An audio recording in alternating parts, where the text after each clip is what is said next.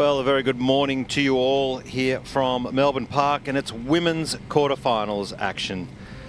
Two incredible players over the years through to the quarterfinals, where it is Aryna Sabalenka, the 28th seed in picture there, who's been on such a run to get through to the quarterfinals, and it's a wonderful story after giving birth a few years ago and really having a successful comeback onto the tour, taking on the giant killer Madison Keys. Madison Keys in superb form, coming off a win last week in Adelaide, and also a difficult draw through to this year's quarterfinals. My name's Josh Eagle, and it's a very warm welcome to Chanda Rubin. Chanda, good morning. Good morning, and I'm excited for this one. I feel like I've said this a few times now, but it's another incredible matchup between two very experienced players. This quarterfinal match playing for another spot in a major semifinal. Both players have been in this position before, but you mentioned Aryna Sabalenka and the comeback that she has made the last couple of years after coming back from maternity leave. She has been one of the impressive stories. I mean, she seemed to get right back where she left off, a perpetual top 5 player for a number of years, and she's looking to get back to that position now, and why not with what we've seen in her tennis. I couldn't agree more. It's been an incredible return after giving birth to Sky, their young daughter, and of course married to Gael Monfils. So it's an opportunity today for what we would probably consider veterans coming to the latter stages of their career, but in such good form and yet to win a Grand Slam, either player. I think there's no reason why one of these two players today can't continue with the form that they've been in. They've had tough draws, both of them. As we know, Madison Keys having to beat Rybakina in the last round, Danielle Collins, so there's some good wins there. And for Svitolina, coming off a win over Kudermetova and Jasmine Paolini, which was a great win. 6-love in the third. She played brilliant in that third set. So I'm just really liking the form that both of these players are bringing to today's match here, which is on Rod Laver Arena.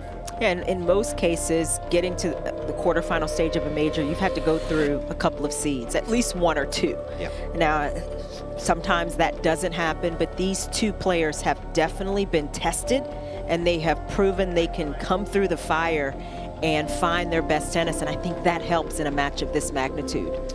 All right, players just about set. Madison Keys up against Aryna Sabalenka. A pure sizzle from Svitolina. World class end from a world class player.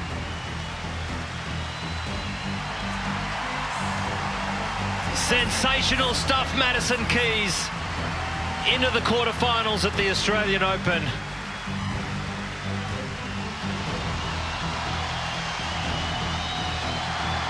Navarro, stellar Grand Slam form continues.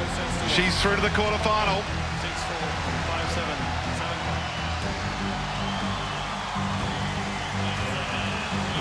5-7. Gets there in the end. Iga Swiatek into the quarterfinals here at the Australian Open. Women's singles quarterfinals action. Please welcome to Rod Laver Arena from Ukraine, Aryna Sabalenka.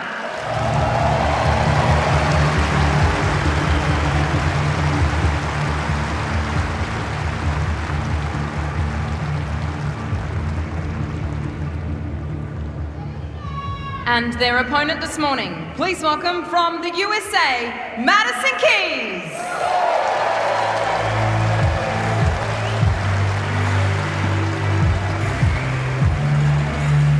So first match of the day here on Rod Laver Arena, getting down to the business end of the tournament where every match has so much meaning and significance for opportunity, rankings, points and prize money. And two players who are in great form.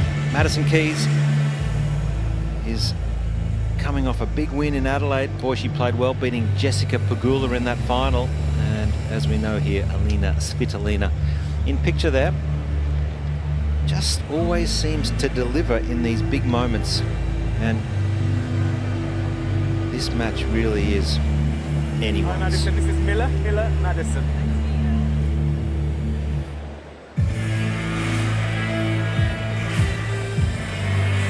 Hi, Elena. This is Miller, Elena.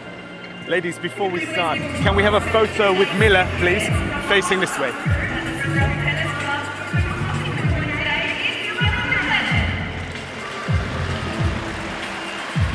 So, turn around. The same form as your last matches.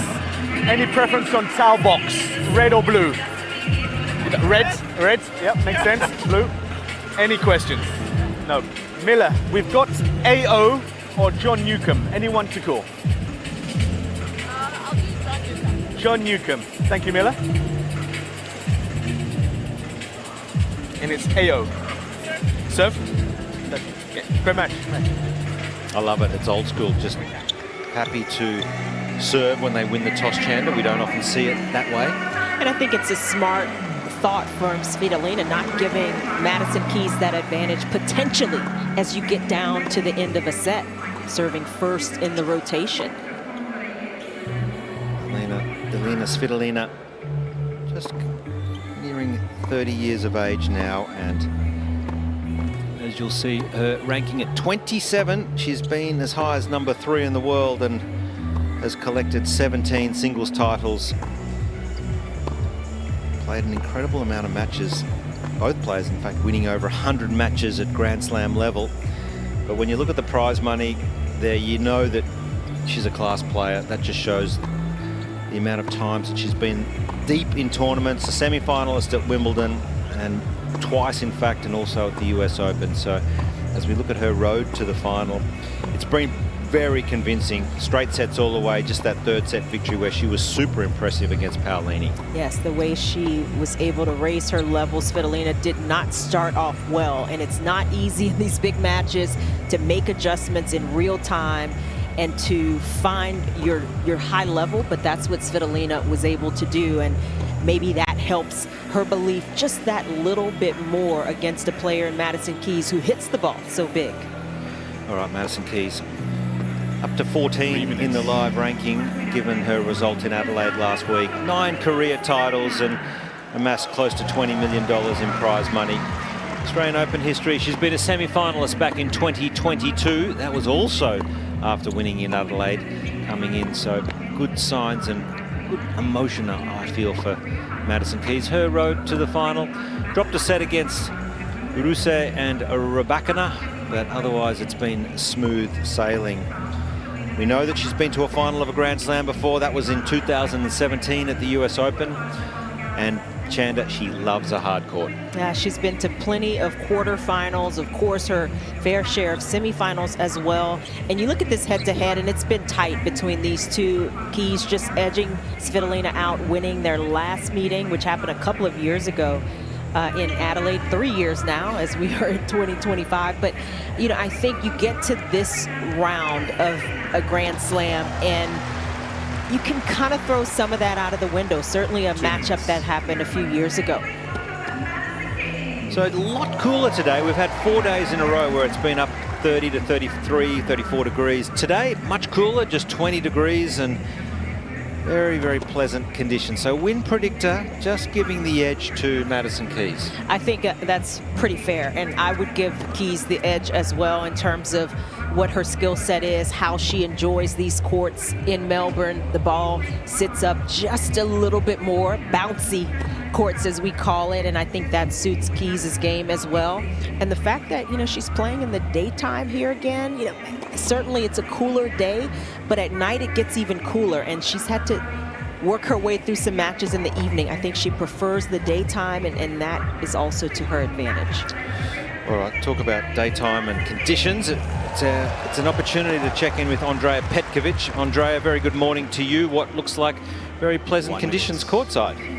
Yeah, hi, good morning. It is not too cool, not too warm. It's really perfect. I was worried earlier when I walked the grounds. It was very breezy, very windy outside, but it seems to have calmed down right now, and there is no significant breeze in the air right now. You should always look on the side where Keys is standing right now, where the Melbourne sign is. That's where usually the wind gets in, but right now everything calm. So unfortunately for the players, no excuses to be had for today. Hey, one thing that's great is your voice. So you're back. Welcome back. I found my voice in the deep deepest dungeon of the basement. Yeah, well, it's great to hear you back, Petko, and should be a cracker today. Two players in such sparkling form through to the quarterfinals, and they're playing in perfect conditions, so good opportunity to get off to a great start. That's Gael Monfils on the left, Andy Bettles, who's Alina's coach, on the right. He's worked with Alina for some years now. Yeah, lots of experience, a lot of trust in each other, Svitolina and Bettles, and getting back together, that has been a positive rematch. That's right. In the first part of her career, that they had such success, and then she did trial different coaches post giving birth, and great to see her back with Andy, so it's a good combo.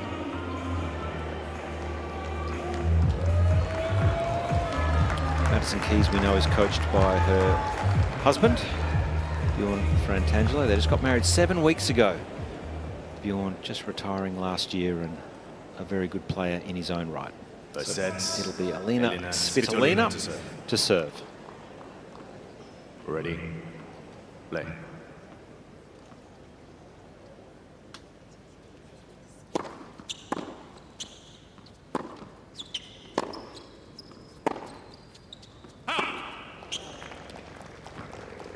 Love it. Svitolina is a player that can get a lot of balls back. She's one of the better movers on tour. But since she has come back from maternity leave, she's looked to be more aggressive. She's tried to step in and sometimes take the ball a little earlier when she has those opportunities. And I also think, Josh, in a match like this where you know you have to produce a certain level of tennis against Keys, you know you have to take your opportunities, it actually makes it easier to make decisions out there and not hesitate.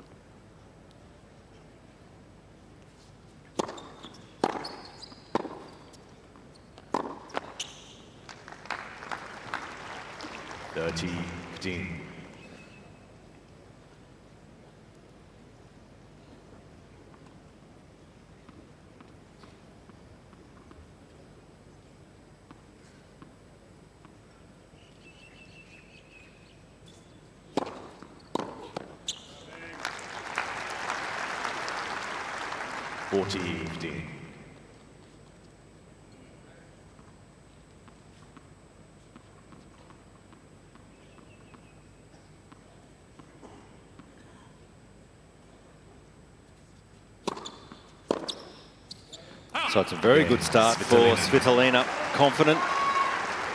1-love. First game. And it's a difficult end to serve from. That's where, when you throw the ball up, toss up at this time of the day, the sun's generally bright in the eye. So that's a good start.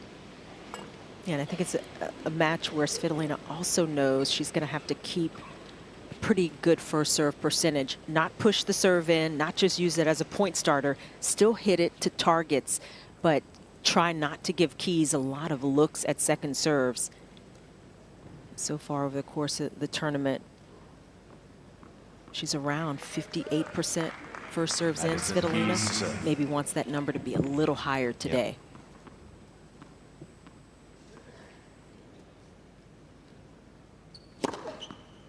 Well, this has just been such a weapon, hasn't it? All Australian summer, Chanda. The first serve, it's been brilliant. She's been hitting her spots, her target.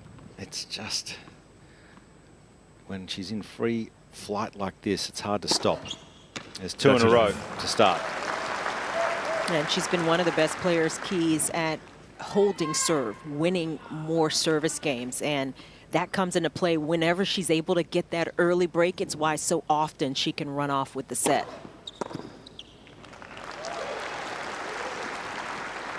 Love.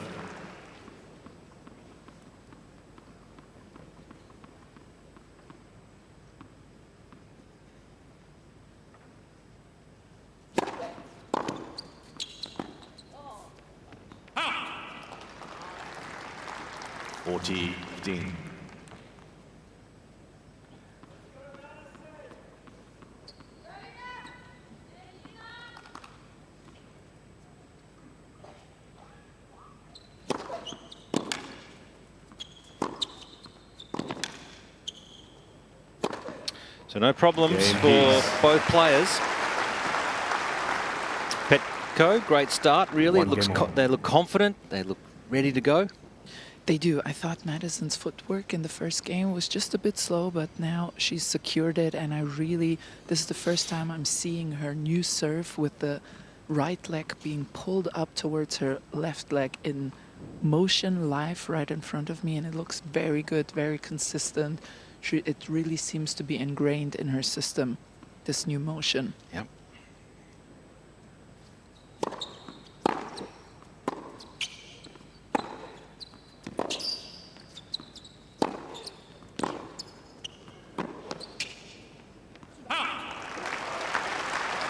Talk a lot about Svitolina's movement and Continue. her being such a dynamic player, anticipating out there in court.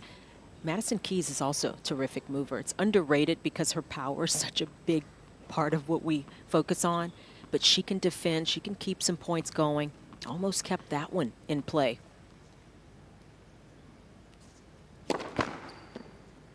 Led for service.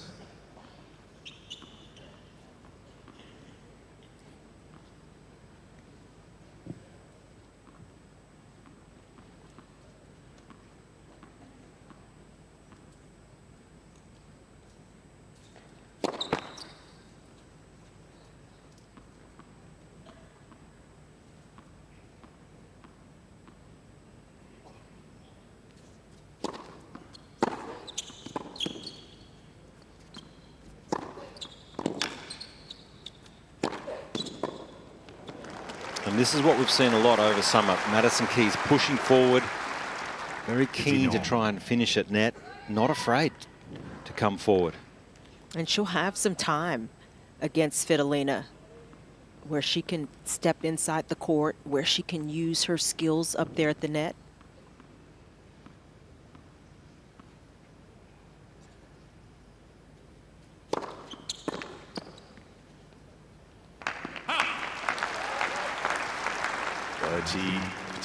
I find it remarkable for Svitolina. First part of her career, she was a completely different. Her game style was completely different. A lot more passive, relying on her athletic ability. And now she's just so much more aggressive.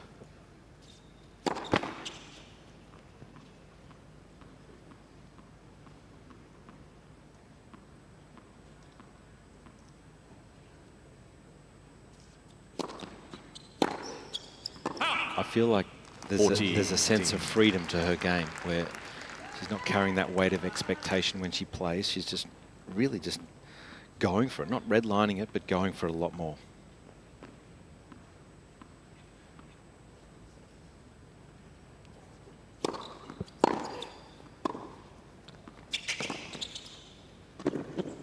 It's clever. Svitolina. 3 comfortable service games to start this women's quarterfinals. 2-1, Svitolina.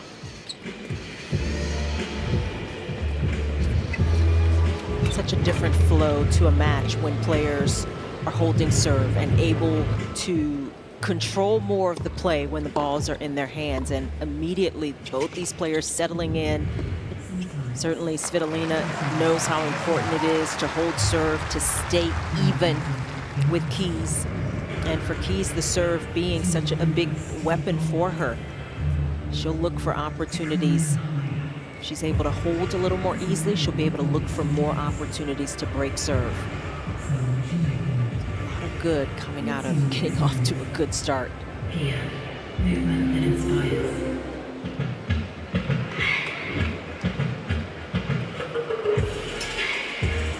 Svitolina winning Strasbourg 2023. Keys doing it in 2024. So they can play on all surfaces. There's no doubt about it.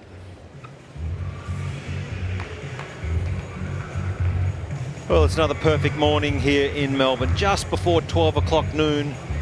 And we have women's quarterfinals. Madison Keys taking on Aryna Svitolina. 2-1 first set.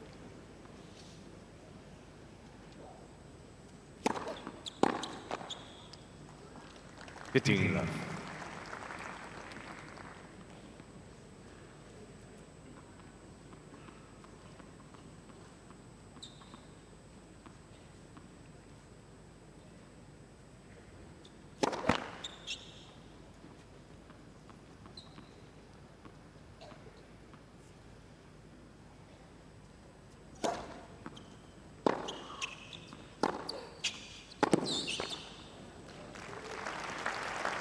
getting to this quarterfinal stage, Keys has had to play different styles of opponents. Their last couple of opponents, more big hitters.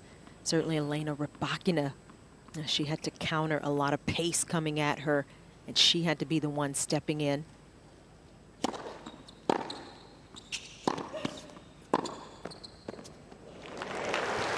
Now, this matchup will be a little bit different, but Keys will still need to remind herself to take her opportunities, be aggressive when she can. And Svitolina, she's trying to get it out of the Keys strike zone, move the ball if at all possible.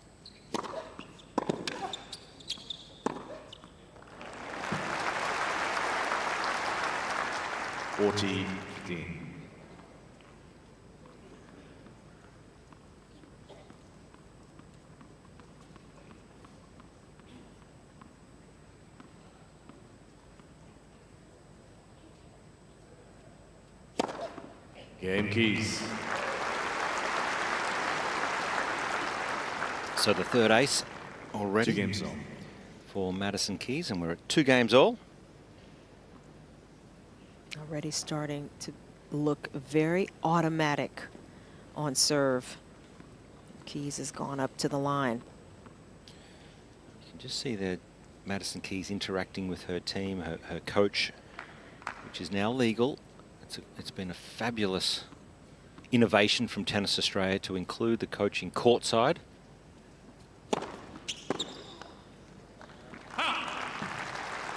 Where players can go over and communicate with their coaches. We need to be able to hear it, though. We will. When is that coming? Well, I'm hoping sooner rather than later.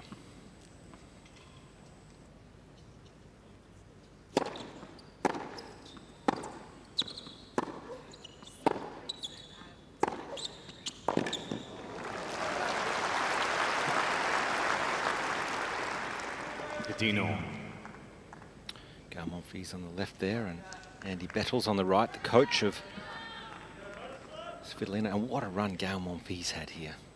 All summer he won the lead-in event in Auckland at 38 years of age.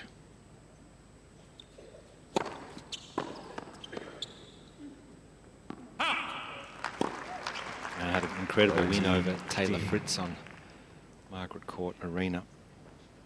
It's been a bit of inspiration for Aryna Svitolina, watching her husband work and win matches the way he has. Had to retire in his last match against Ben Shelton. But what a tournament for Monfils.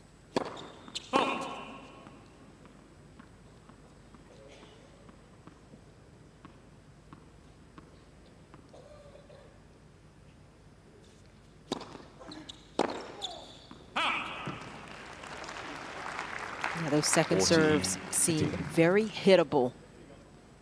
Keys can get that going.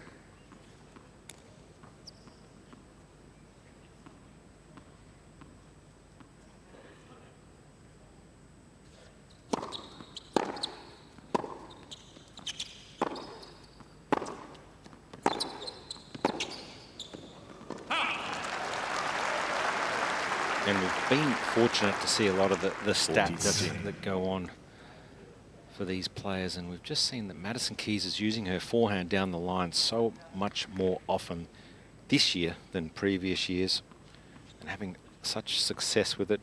I feel she's been a little predictable going cross-court a lot of the time, but this year she's taking it down the line.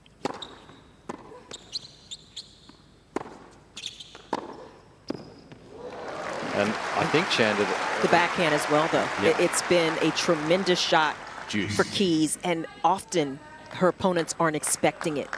Taking on that challenge of opening up the court, changing direction with it.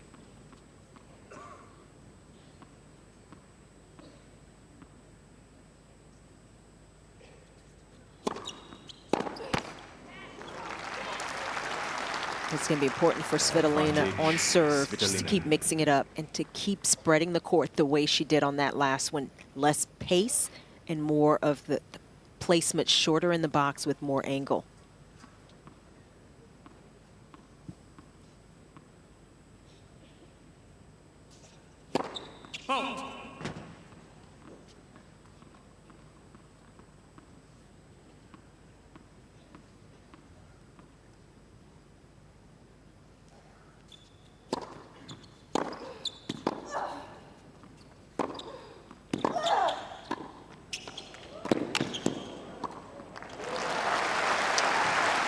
That would have looked good courtside, Petko. Yeah, I was just going to say it's very obvious from courtside that Svitolina needs to be careful with hitting too neutral of the shot. The moment Keys can set up for her ground strokes, they fly through the court so much more and they slide once they landed. Difficult to control on the other side. So Svitolina needs to find a good balance between hitting but being safe.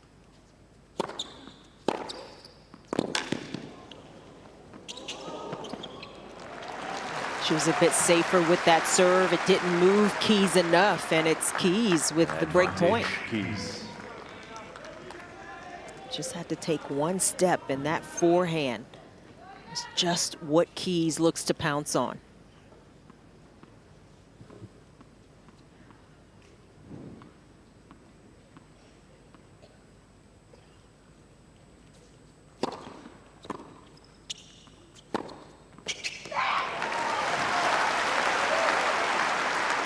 We've seen it a little bit, haven't we? The chip return from Madison Keys in her last few matches. I felt she probably had time to actually hit this one. Maybe a little too defensive.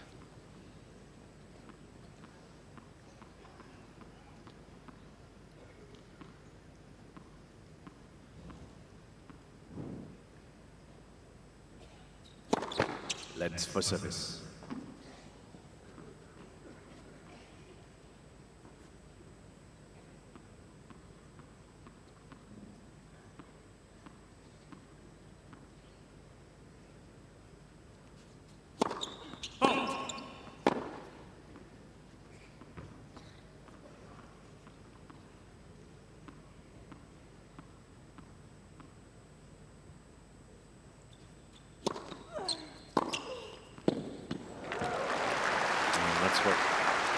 Petko's alluding to the ball, if it's a neutral ball and it's not with better location, this is what Keys can do to you very quickly.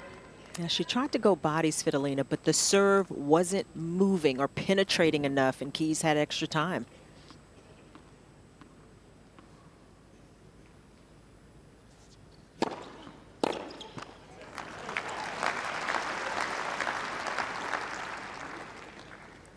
Juice.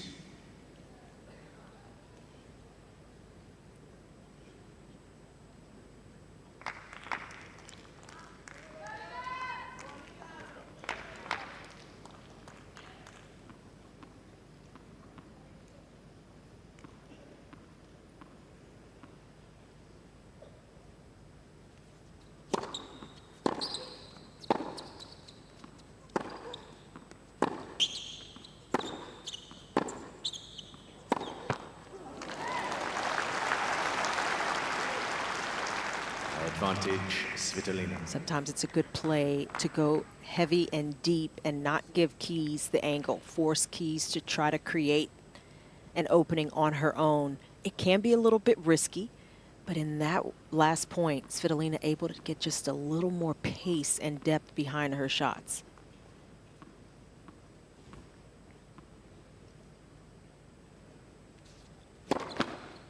Halt.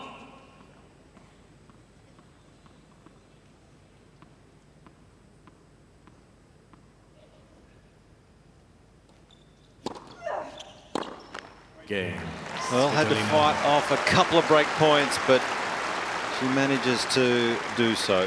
Aryna Svitolina, 3-2 first set.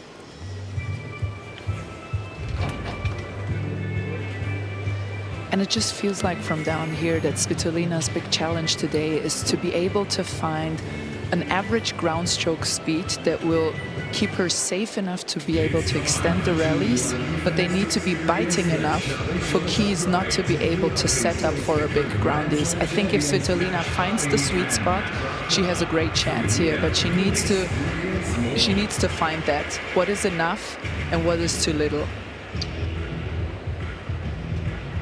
All right, as we zoom around the grounds and around this incredible city here, you can see just a few clouds, but they're not expecting any rain today.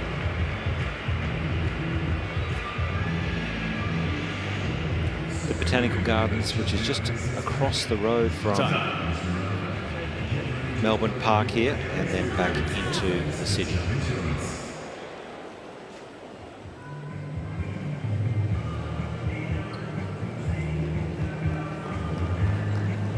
been a good start for both players. Day 11 here at the Australian Open quarterfinals.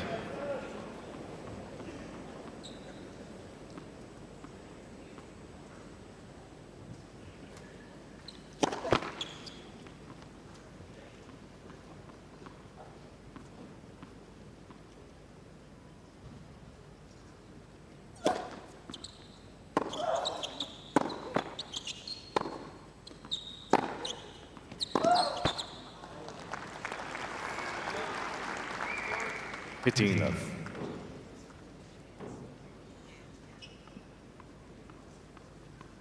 And here's a look at the average topspin forehand speeds for both players so far. Keys 138 kilometers per hour to just 106 for Svitolina.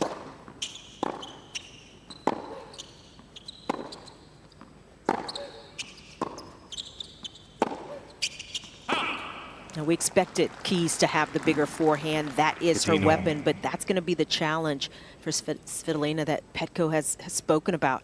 How does Svitolina stay as even as possible, as neutral as possible in these rallies by going for maybe a little bit more pace, but not having it create the mistake or the error?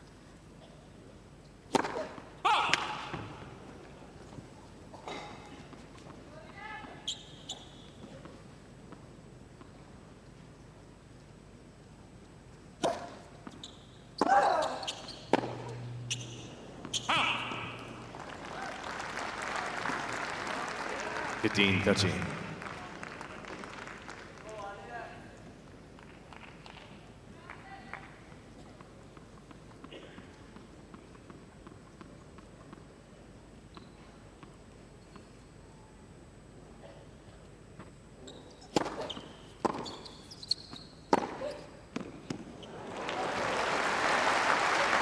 It's so good, isn't it, this forehand when 30 all. Madison Keys creates enough space. She's got good footwork. Just drives that racket head to the target where she's trying to hit it. It's so hard to defend against.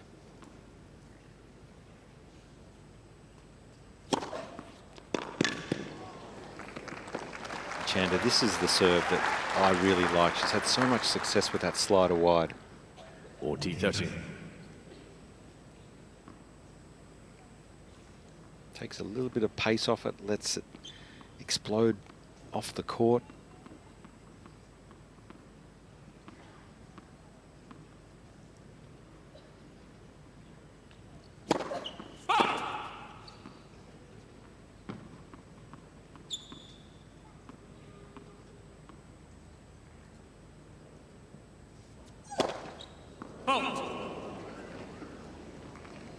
She tried to go for that extra bit of kick, Keys did. And, you know, she's a player that likes to mix it up and tries to use a little variation in her toss to confuse her opponents.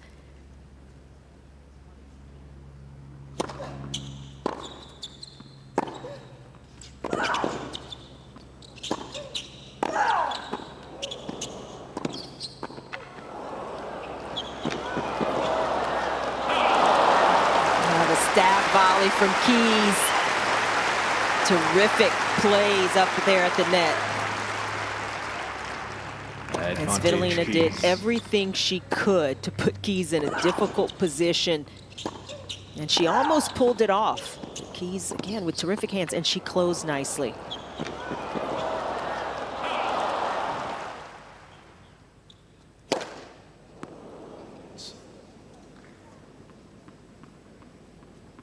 The sun is in a really bad position right now for Madison Keys.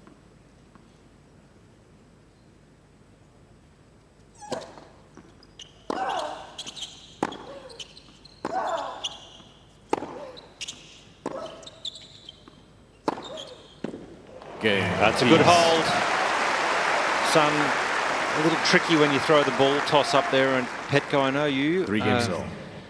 Courtside without an umbrella. You're freestyling today.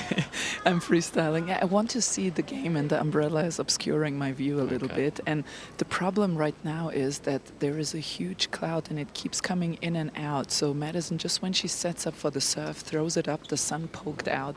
And that's why she had these two frames, and the way she rotates her upper body is exactly towards the sun on that side.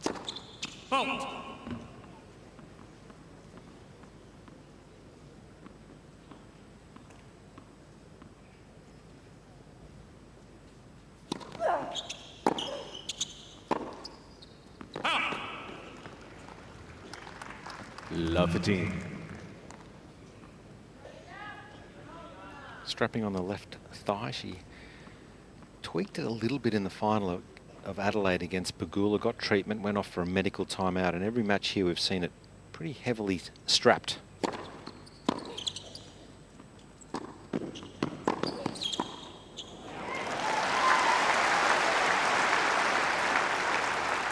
Svitolina also nice up there at the net.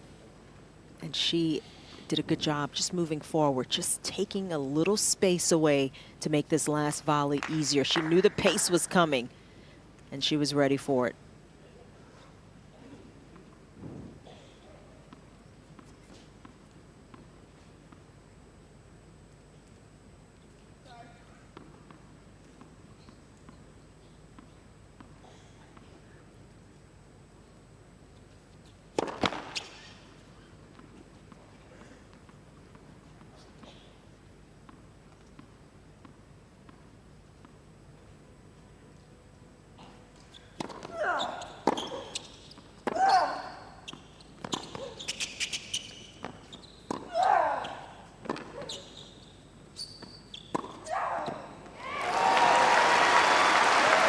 She doesn't have as much power as Svitolina, but the placement was impeccable. 15. Working with her feet and her legs to get behind each shot so that she could give it the proper direction.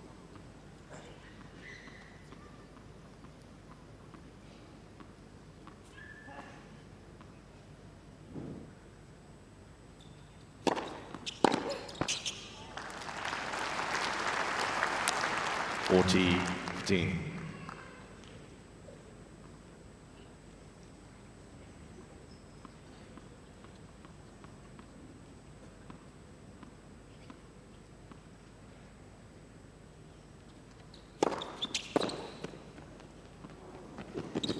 Oh, it's classy stuff from Svitolina. Another comfortable service hold. And we're on serve, 4-3 first set. Leads by 4 games to 3.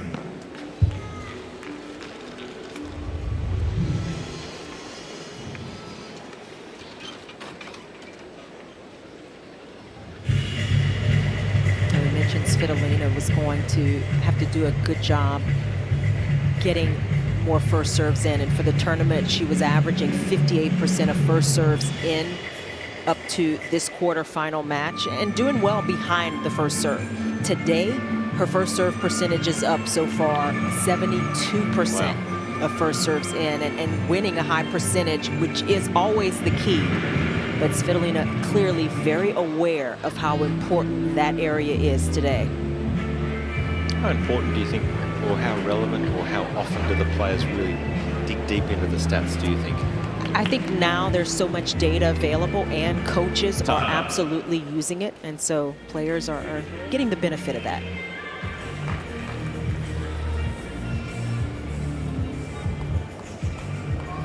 It's been a wonderful start to this women's quarterfinals. So far on serve, it'll be Madison Keys serving. It's 4-3 with new balls.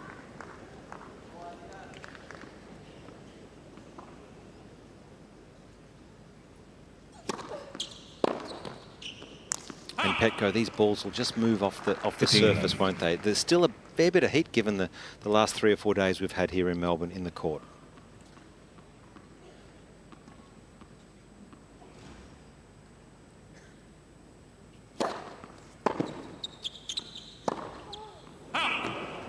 Yeah, this was a great example. This courts this year really take up any kind of rotation you give them. So when Madison hits a ball, it really slides through and nicely and goes quick and skids. And Svitolina's rotation on the forehand just goes up a bit.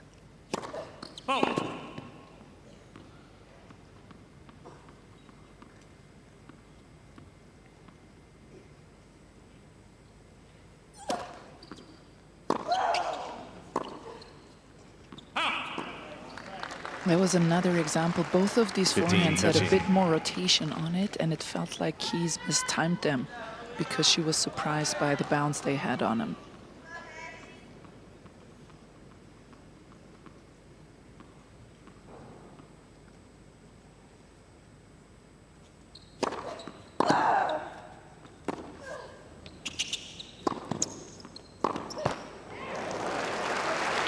Svitolina being very opportunistic. 15, She's 14. having to make quick decisions out there, and so far they have been the right decisions.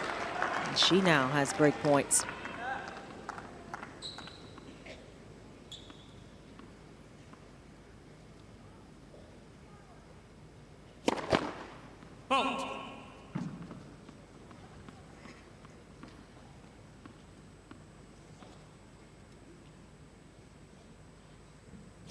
Let's second service.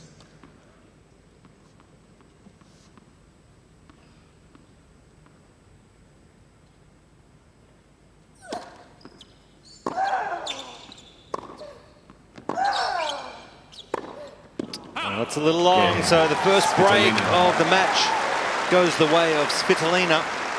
5-3, and now a chance to serve for the opening set. Svitolina leads by 5 games to 3. Yeah, that was good footwork, good movement and intensity from Svitolina to try to earn and then capitalize on those opportunities.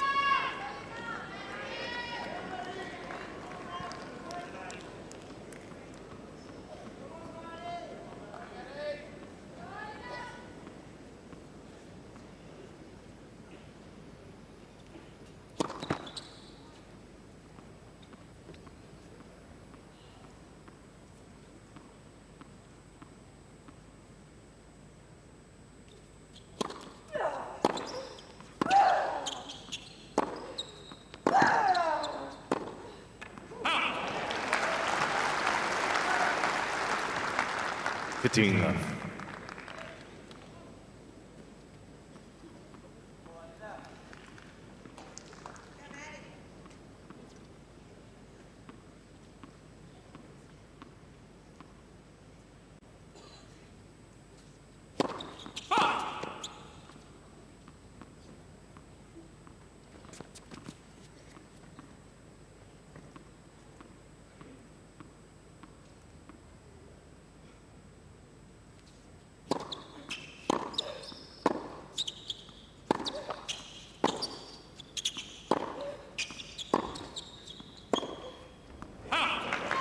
See the experience of Svitolina coming through here. Got the break, and it was hard earned, and yet there's no letdown here. First 2 points of this service game, you can feel and sense the intensity and the intent behind each of her shots.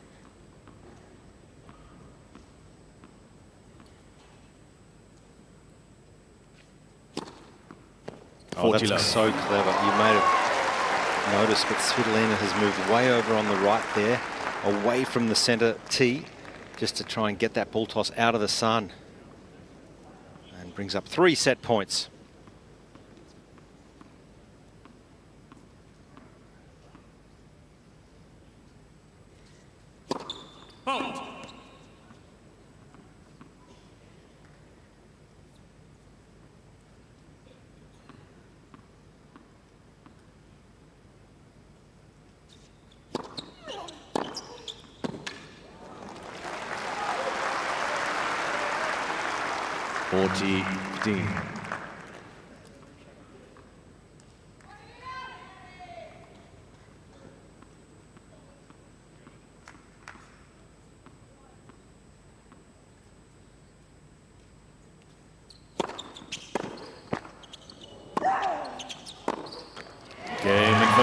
What a great set of tennis from Aryna Svitolina.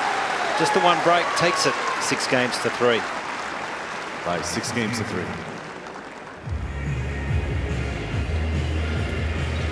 Well, Chandler, that was just so impressive, so solid, didn't put a foot wrong, and just used her experience in these big matches. Had to save a couple of set points, break points early in the set, but really overall a very disciplined set. It was, and it's fun when you see the numbers kind of tell the story. We talked about the first serve percentage of Svitolina. That's high at 68, and winning 78% behind the first serve. Doing a good job behind the second. The biggest stat, though, was the unforced errors. And for Svitolina, 4 unforced errors. And for Maddie Keys, already 15 in this match so far. And that's a number she is going to have to adjust. But it's been Svitolina with the intent, with the clear understanding of what she's trying to do, acting on the ball. She doesn't hit as big as Keys, but she's been directing her shots beautifully and playing, as you mentioned, Josh, very disciplined tennis out there so far. And Chanda, I wonder, did you feel like Madison Keys just lost her patience a bit in the last 2 games, where it felt like she wasn't quite as patient in creating an opportunity to pull the trigger, but kind of just going down the line too early? I agree, and that cost her at the end. You've got to be so particular about your shot selection against Svitolina.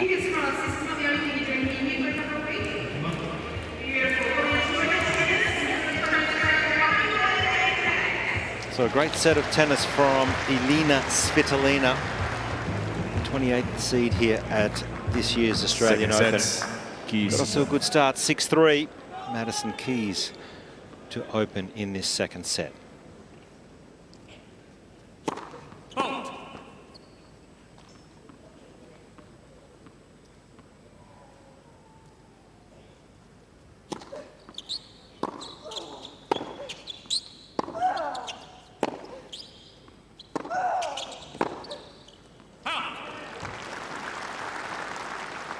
Love 15.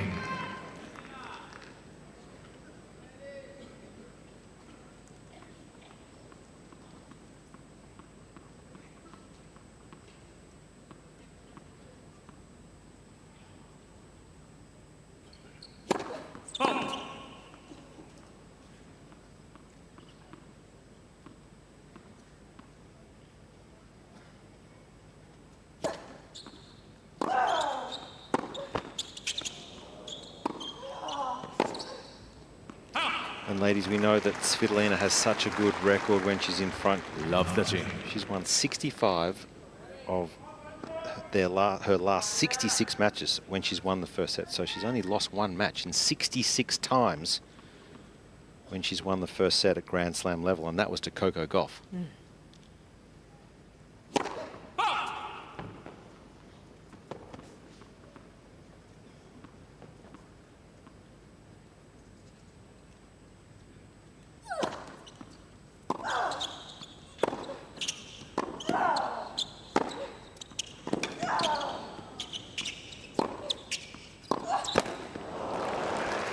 Yeah, it's interesting when you break down why that is the case for certain players. And I think for Svitolina, it's that she doesn't beat herself.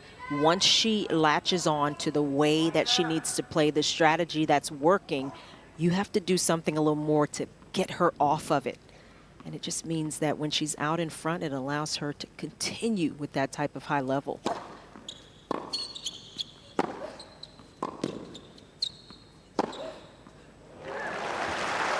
I think Madison Keys has pretty good numbers as well when she wins the first set, and for maybe similar but slightly different reasons, but because Keys has such weapons at her disposal, that she always has that opportunity to solidify a lead.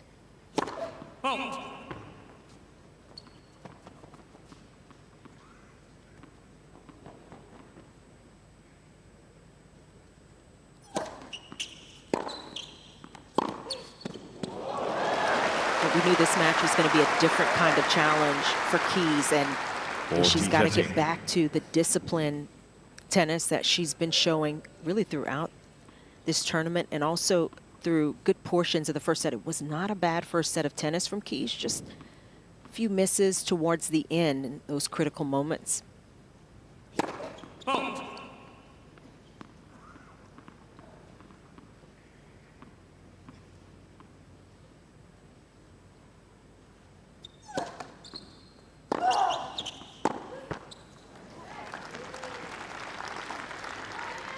Juice. Keys just stretching out her leg slightly, the one that is taped. Stretching out that hamstring area, perhaps.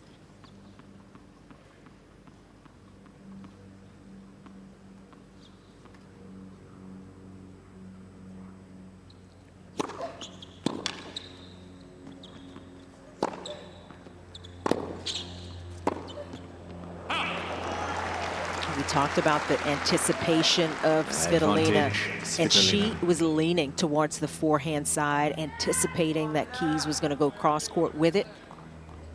Svitolina now, another break point.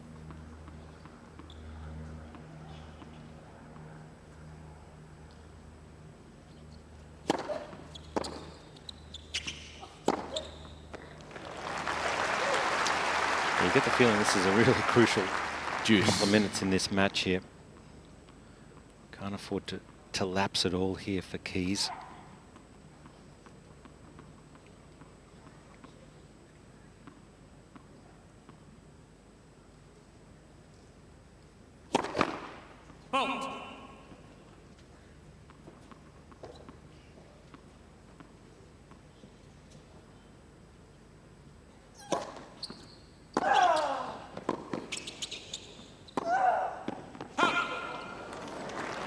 Advantage, Keys.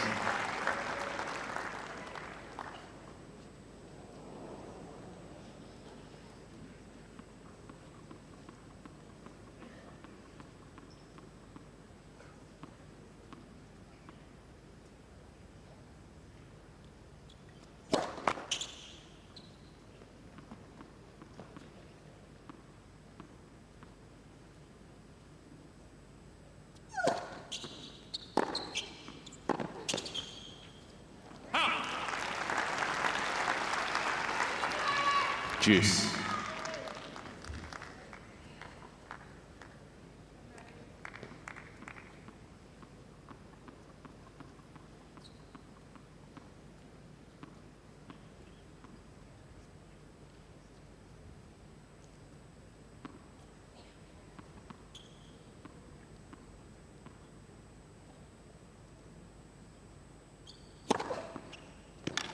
Advantage, Keys.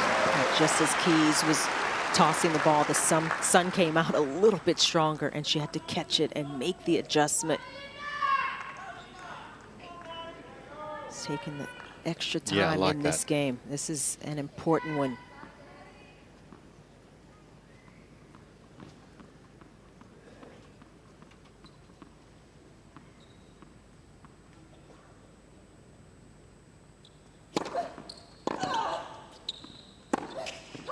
Yeah, well done, Madison Keys. Had to save a break point.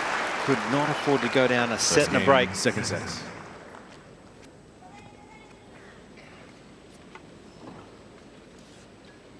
Does have the tendencies, Madison Keys, to go in and out of matches, either brilliant or sometimes subpar. But that middle ground is what she's done better, I think, this summer. And really fought back in her previous match against Rybakina when she looked down and out in that third set. She sort of got it all together, and that's what it looked like just then happened for Madison Keys. It's those adjustments that are crucial when you do have a little bit of a dip or you're just trying to elevate, and Keys is doing a better job in those areas. These are two women who have made the most Grand Slam quarterfinals among players in this draw. Yeah, a lot of experience on this court at the moment.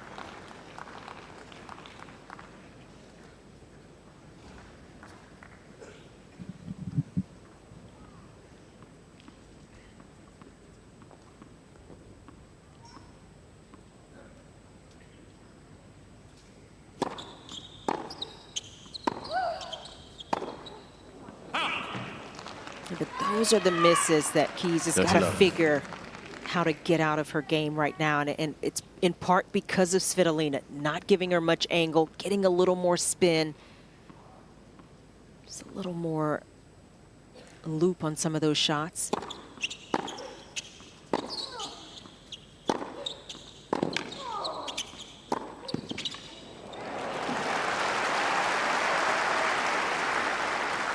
30-15.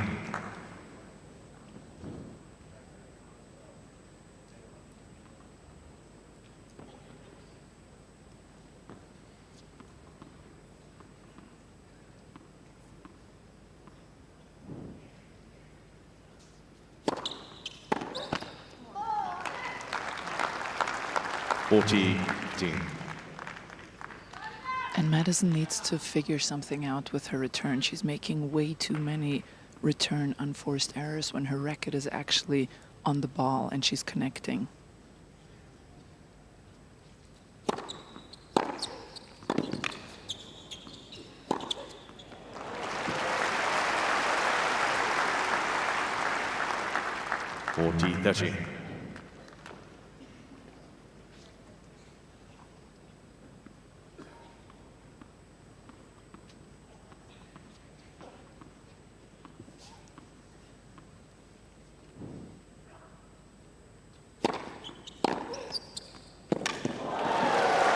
Those are returns Keys has been looking for.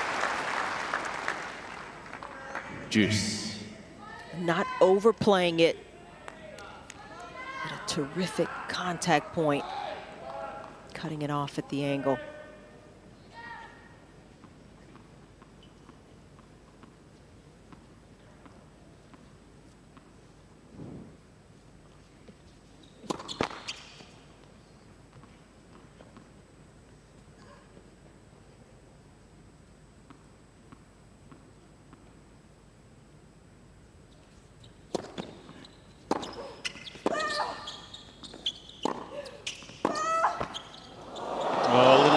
You need it at this stage of the tournament. Advantage, Svitolina.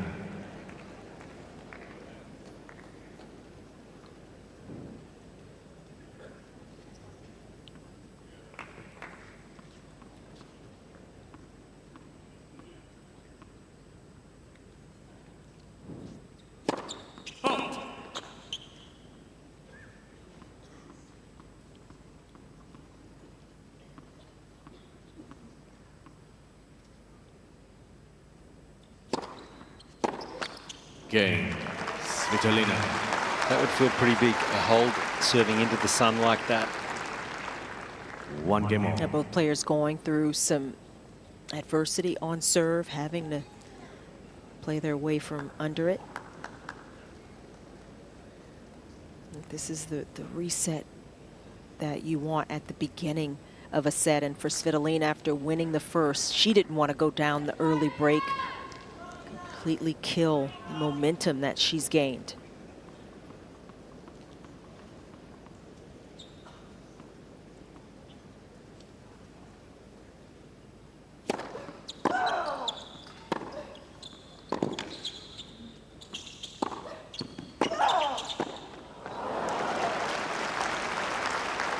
She did well to handle that higher ball, Keys, because it looks like you can just explode the ball and generate all this pace, but some of those shots with more spin, it's harder to generate pace and not be out of control. So she did well on the approach, just couldn't get in position for the volley.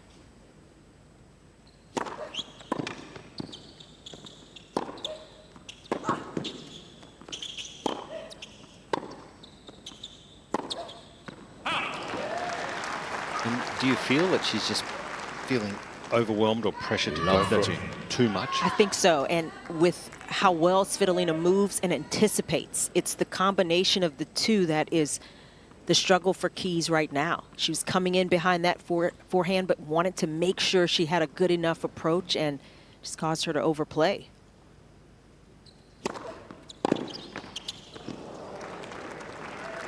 Could have easily crept over.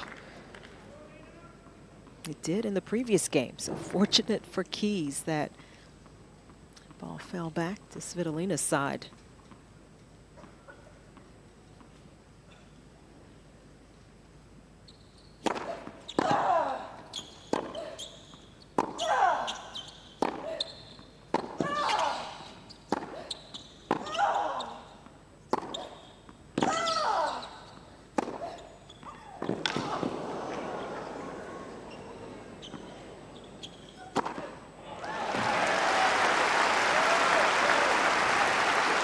a more patient point from Keys at just the right time. 30-all. Yeah, you said it perfectly, Chanda. You can tell from courtside when she's just waiting for the right one rather than just going down the line too early sometimes.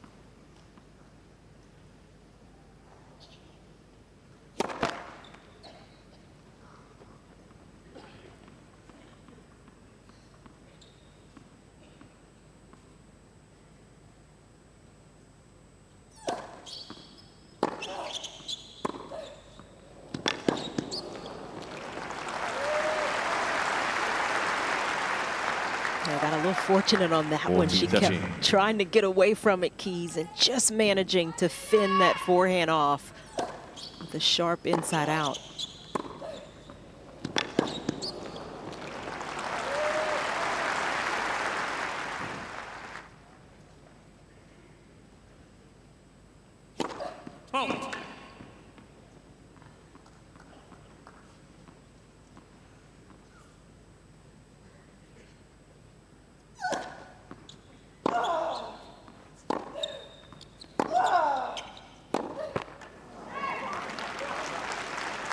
It's a constant pressure that Keys is under right now. Svitolina is barely missing balls. Unless Keys forces her, the ball is coming back. Keys is having to constantly make decisions and figure out how to try to get ahead in these rallies.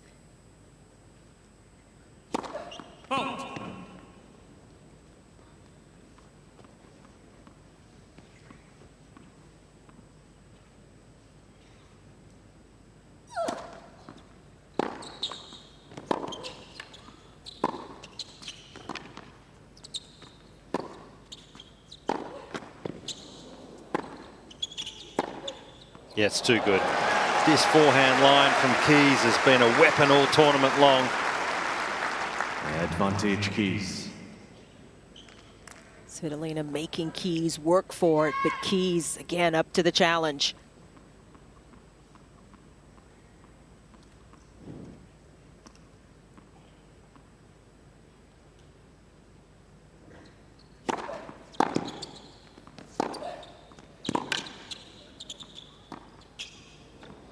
Game. That's something a little different from Keys. Classy. Madison Keys holding serve. Leads 2-1 second set. First set, Svitolina. Keys leads, but 2 games to 1.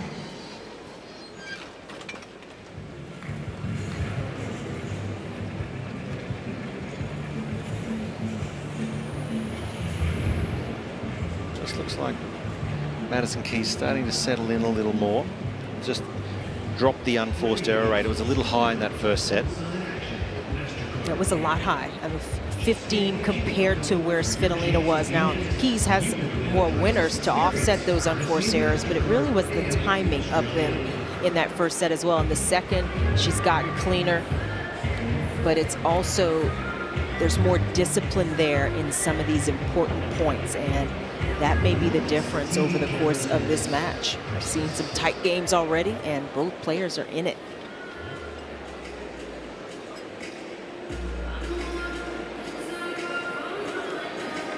Time.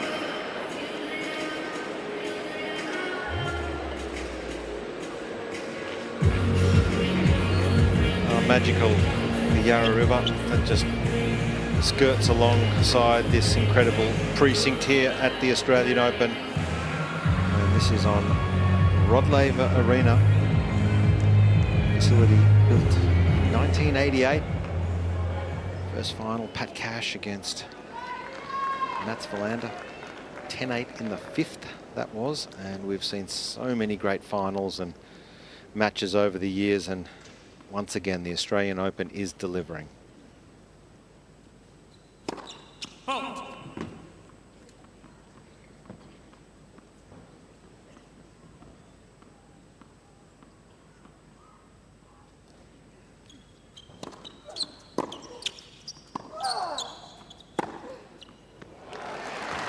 But those are good moves from Keys. It's the big shots, the forehand, but the looking at moving forward, and it means that she doesn't have to overplay on the approach. The approach is as much to get in position. She can give herself a bit more margin like she did.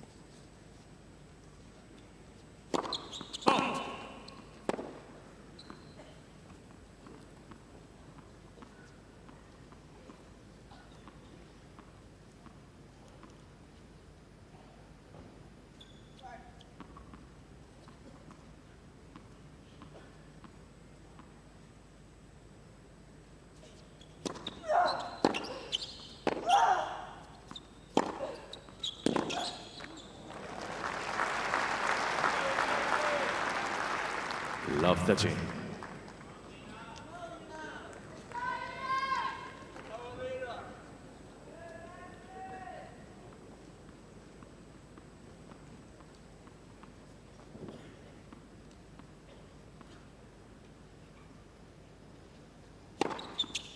Fifteen 13.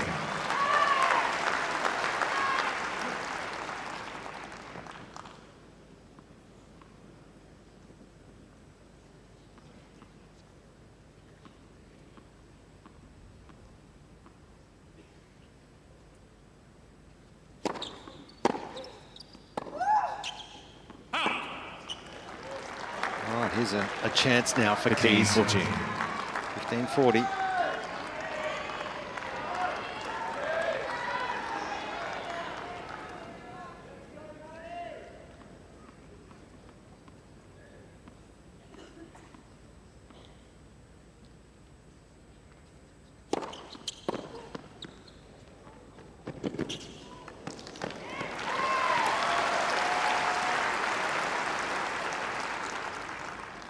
$30-14.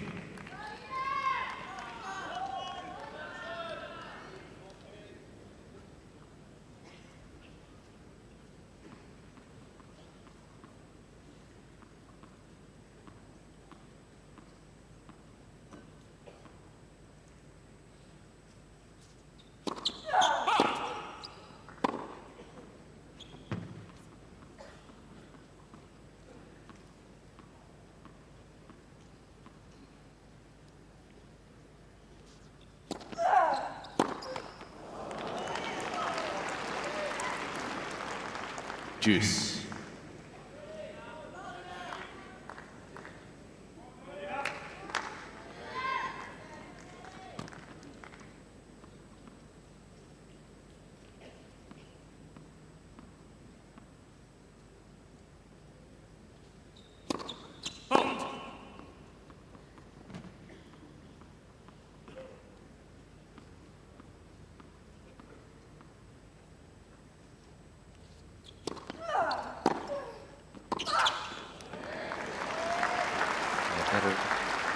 Depth on that return. Should be annoyed Advantage Keys Keys. after missing 2 breakpoint opportunities. Earns herself breakpoint number 3.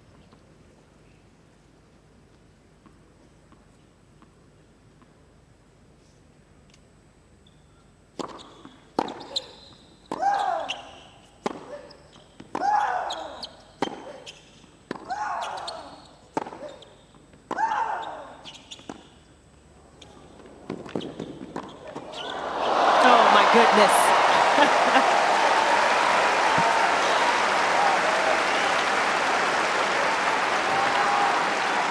This was an incredible rally. And each Juice. one pushing the other that much more, and the hands at the end from Svitolina. Yeah, not renowned for her volleys or net plate, so to speak, given how strong she is from the baseline, but that would have felt pretty good. And just apologising to Madison Keys.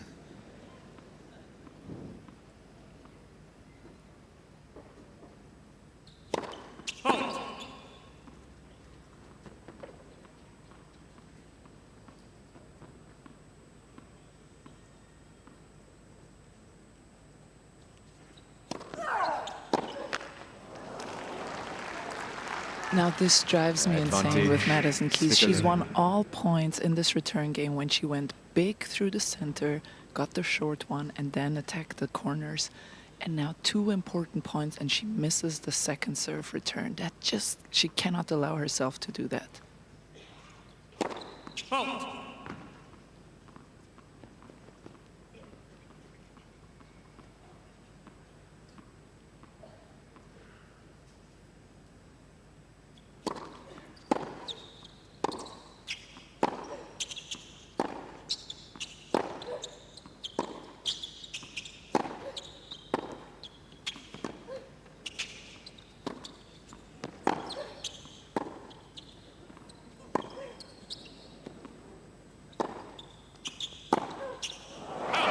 Again, Svitolina. Just ran out of patience there, Madison Keys in the end. Another good hold from Svitolina. Just keeps ticking all the right boxes in this match. 2-2. That's been a terrific start, though, to this second set. And, you know, both players are putting some of their best stuff out there in terms of how they're thinking and trying to put together these points, making this match a little more physical. So both taking a few extra moments.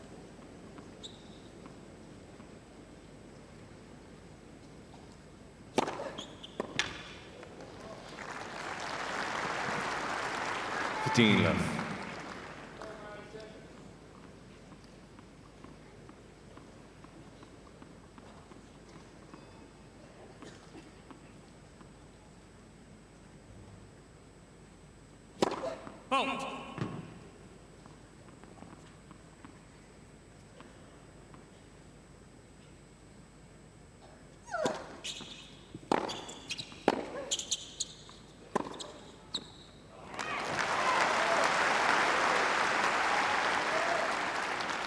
And it's a marvel to keep watching the footwork, the little steps that Svitolina is taking. She's constantly moving so that she's always on balance, or on balance as often as possible. Allows her to hit shots like that one.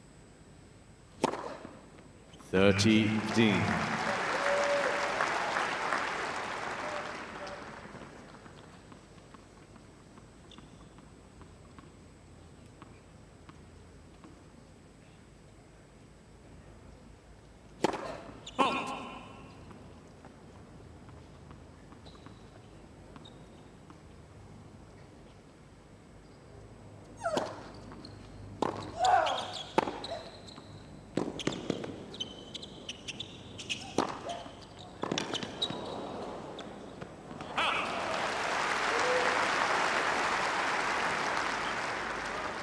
$40-15.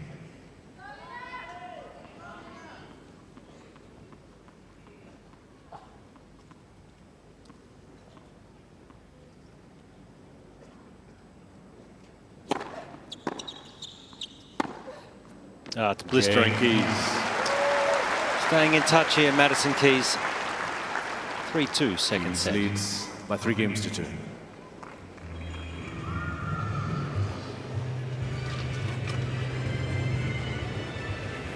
Warming up there courtside, Petko, or is it still a little cool?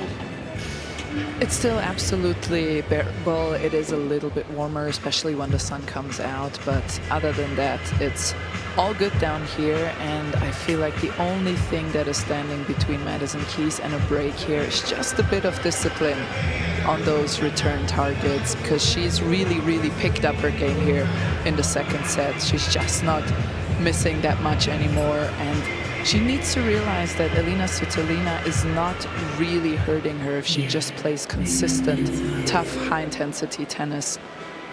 And then she will get a chance, I think. But this has become a great contest, really fun to watch. I'm sorry you are up there and not down here. Sorry, guys. It's very comfortable here in the air conditioning.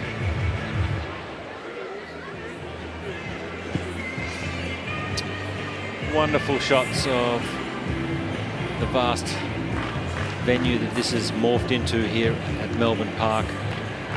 So much to see and do around the grounds. It's just a fabulous event to visit. Rod Laver Arena. It's women's quarterfinals day. Aryna Svitolina has taken the first set and is on serve in the second.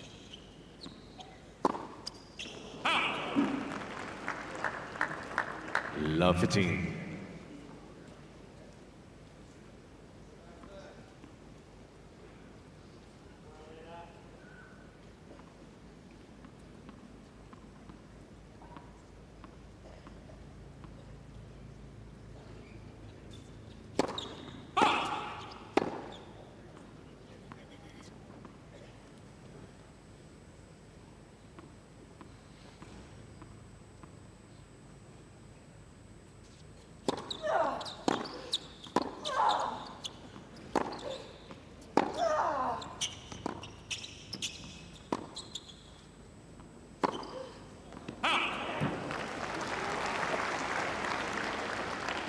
15 all.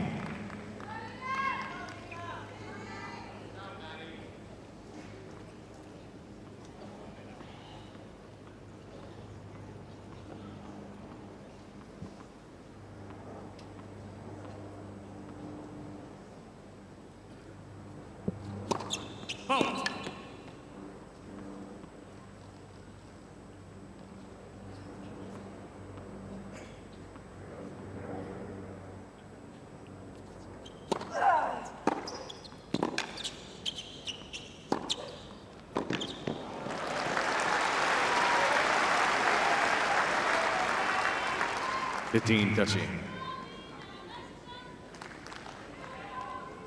This is a perfect time for Keys to step up and step in after holding tight game so far in this second set, but a slight opening for the American. Oh.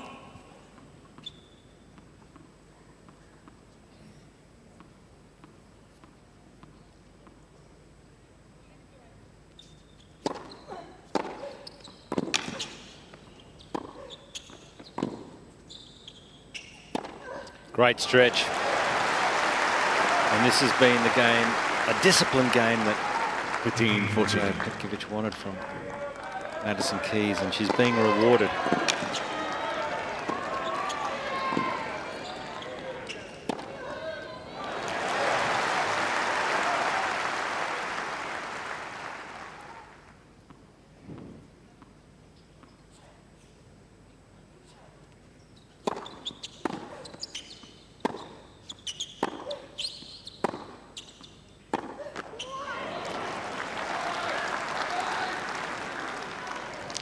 Not over yet.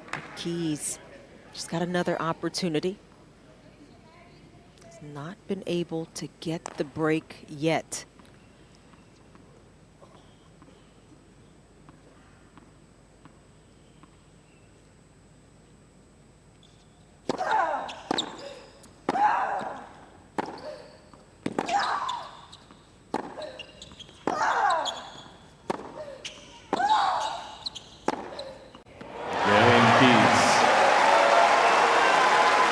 Well, it's brilliant from Madison Keys to secure the break. Fabulous ball striking. Keys leads For by the 4 first games time to in 2. this match, moves ahead in the set. 4-2. On her 7th opportunity, Keys finally breaking through and doing so with the shot that is her biggest. Certainly behind the serve, the forehand has done the most damage. Still giving herself big lanes to hit through, and that has been the key here in this second set. That has been the keys here. I see what you did there. 15 love. You need to get the umbrella out. It's a little warm out there for you.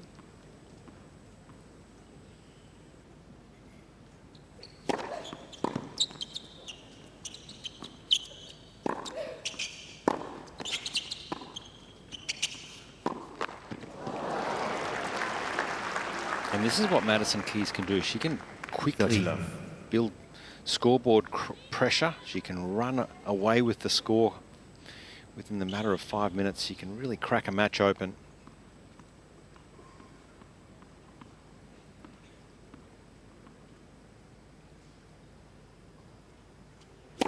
Oh.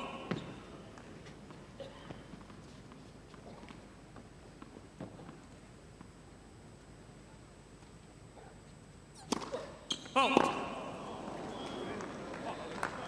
30-15. I've seen Svitolina stretch just before that last serve. Done it a couple of times back there. She's had some back issues at times in her career. Remember last year she had to retire in the 4th round because of it. Oh.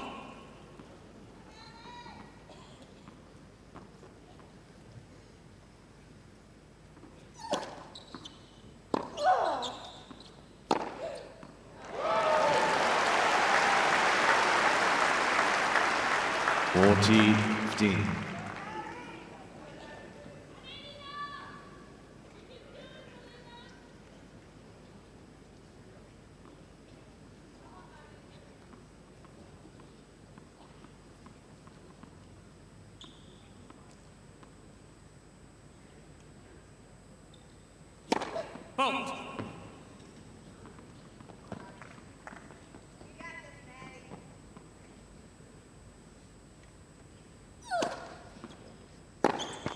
Game. Keys. Madison Keys looking good now in the second set. It's a handy lead, 5-2. Keys leads by 5 games to 2.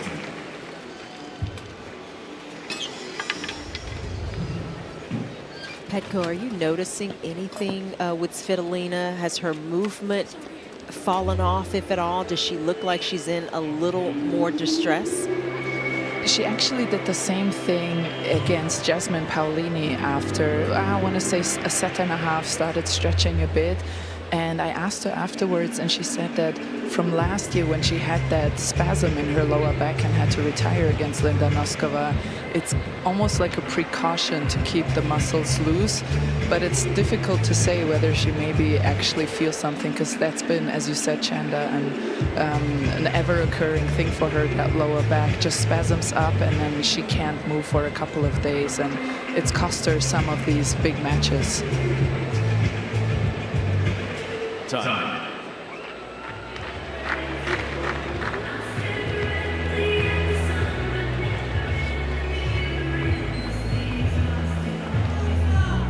So just a little bit of a shift in the last 5 minutes here. It was very much Aryna Svitolina in control, but just as dropped serve, and Madison Keys has upped the ante here, just one game away from leveling this at a set all. Fault.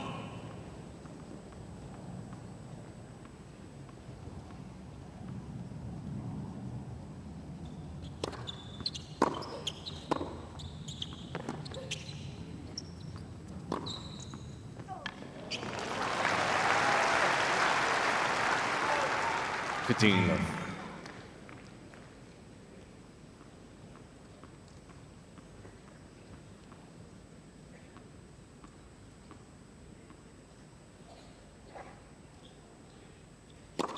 Fault.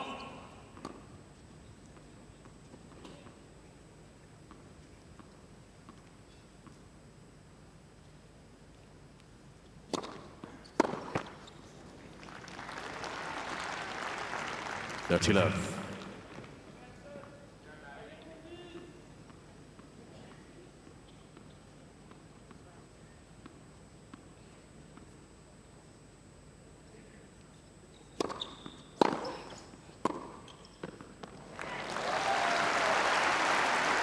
This would be helpful for Svitolina. 40 love. Simple hold. Down to the business end. She tries to hang in this set. Fault.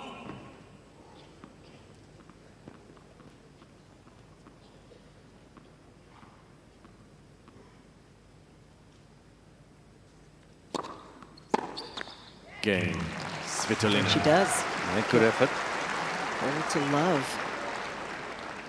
Keys leads by 5 games to 3. Has gotten one break against Keys, of course, in that first set.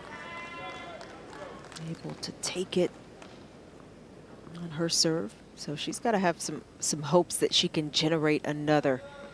But this is the opportunity that Keys has been working towards with the second set now on her racket.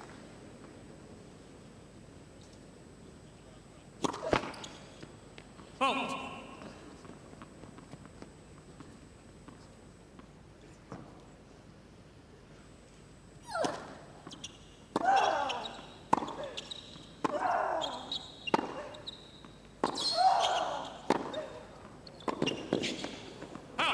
And that's been a big shot for Keys behind the serve is the forehand, and her speeds have gone up from the first set to the second on her topspin forehands and her first serve. 4 kilometers per hour on the forehand. Which may not sound like a 11 lot, but on the serve. It's a lot. Significant. Yeah.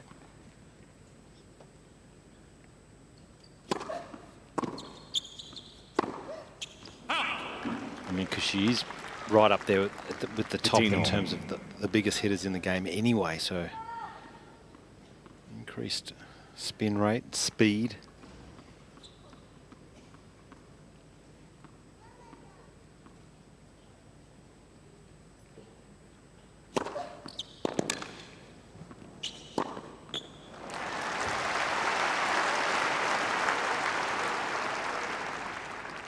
30-15.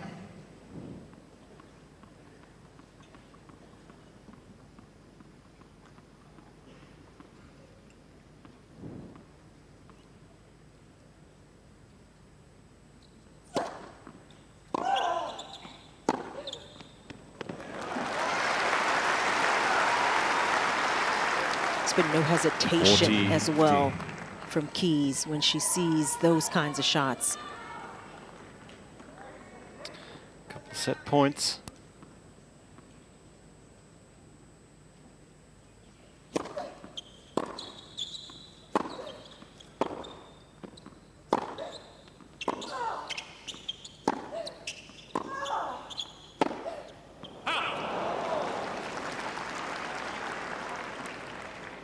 (40-30).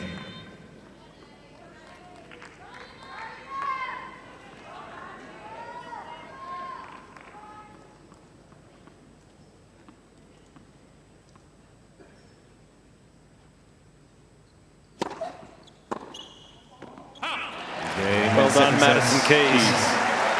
Had to fight hard by 6 games in this quarterfinals, going the distance. It's 1-all.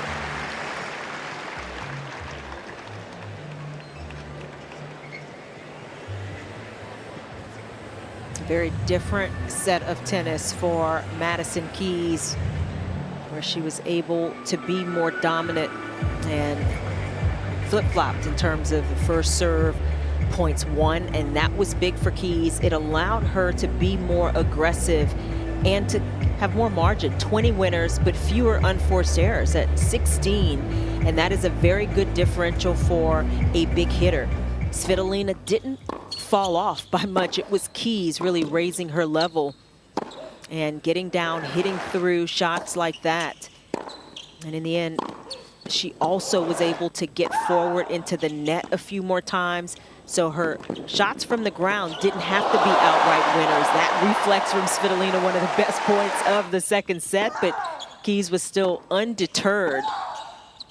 And this is the type of big brand tennis that she has been playing at her best here at the AO.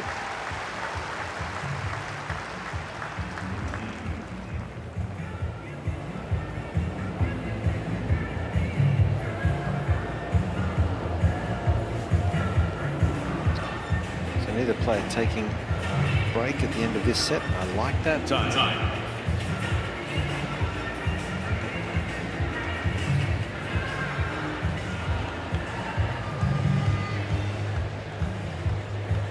So it's a sprint now, sprint to the finish line at a 7-all for both of these players trying to move on into the semi-finals here at the Australian Open. Final sets. Relatively quick Svitolina. match so far. 6-3 for Svitolina, 6-3 Keys, just an hour and 18 minutes, so speed of play has been good.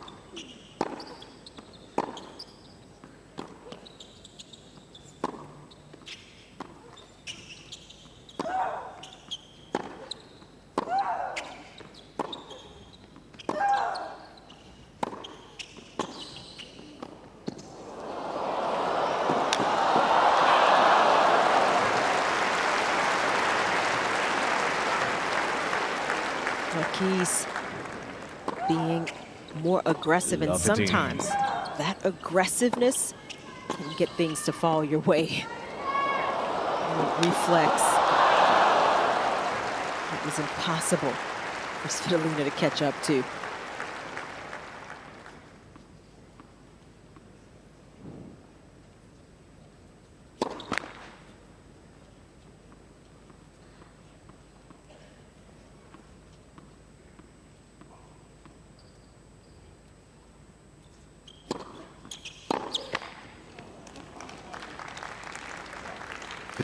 Chandra, I just feel Svitolina really needs a strong opening service game. Just needs to stem the flow of the shots coming from Madison Keys here. This is where Keys can be very dangerous.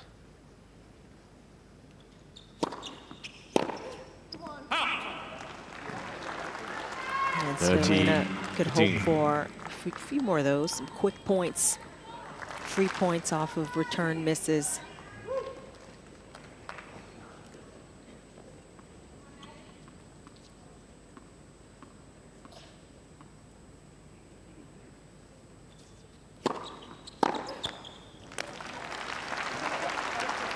40-15.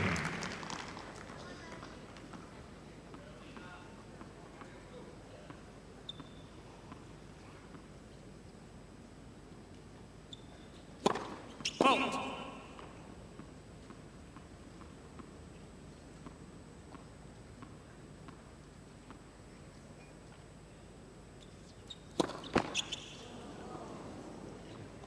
40-30.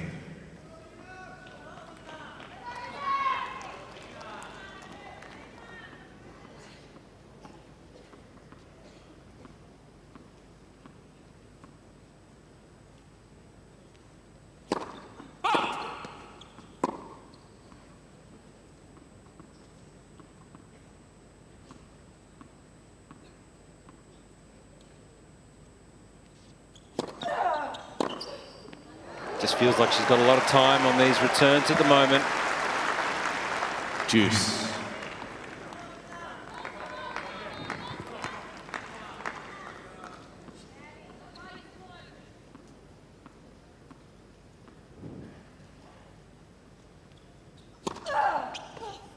Advantage, Svitolina.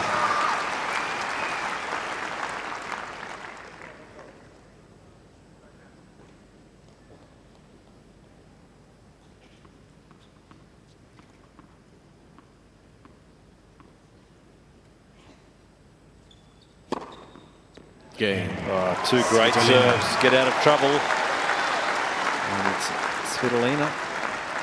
1-love, final set. This is the time to push back, and Svitolina doing a tremendous job there, coming up with a couple of her best serves when she needed it most. Trying to start this set as she has done throughout the match. Start on serve. That's her best chance. Keeping a little tension in the match in terms of the scoreline and potentially getting more break opportunities. But these two have both done a good job holding serve. Fault.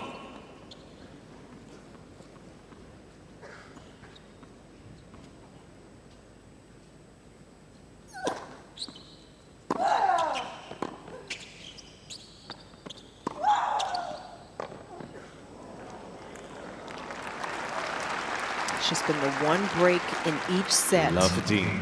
Kind of get the feeling that whoever can get the first break, that's the player that's going to have the advantage. That's what we've seen so far.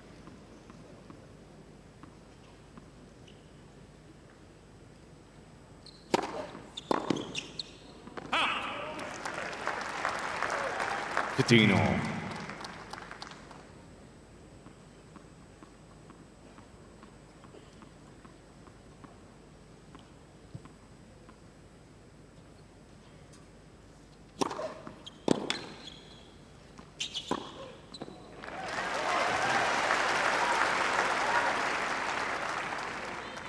$30-15.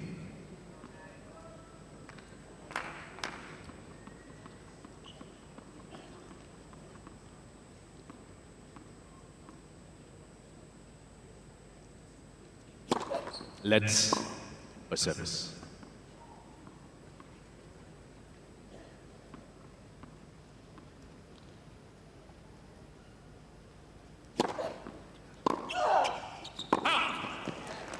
Just long. 40-15.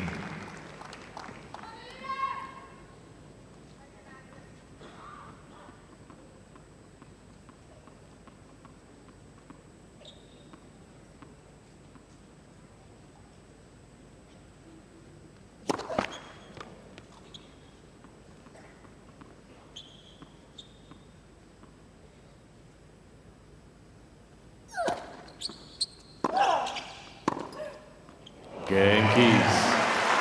So good opening service hold for Madison in this third set. Both players with positive 3-set Grand Slam records. Svitolina 27 wins and 12 losses once it goes to 3 sets, and Keys it's 28 wins and 19. So Svitolina with the better 3-set record.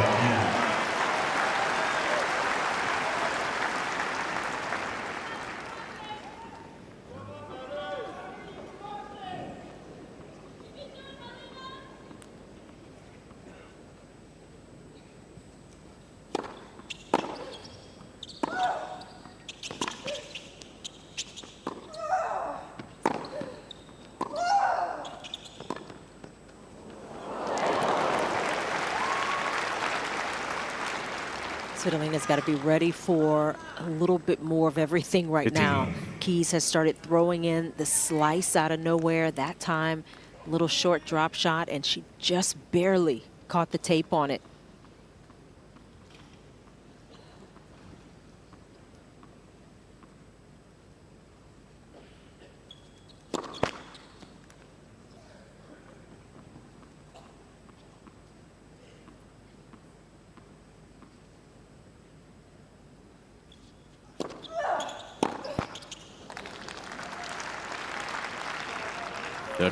She missed it, but it was the right idea from Keys. Just needed a little more height, but that would have put Svitolina under tremendous pressure.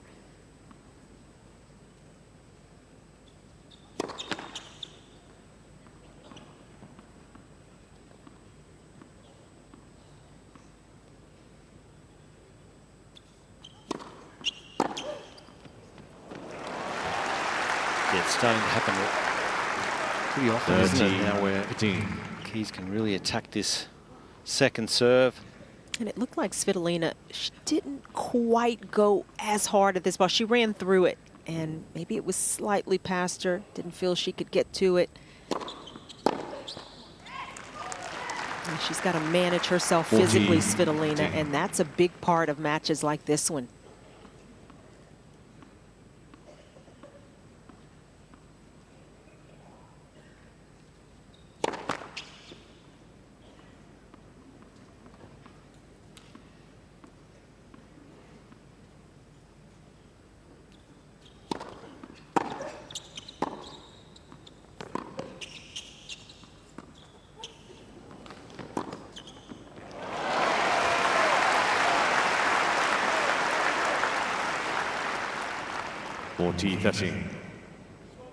This match has been moving at a nice clip, just coming upon the hour-and-a-half mark.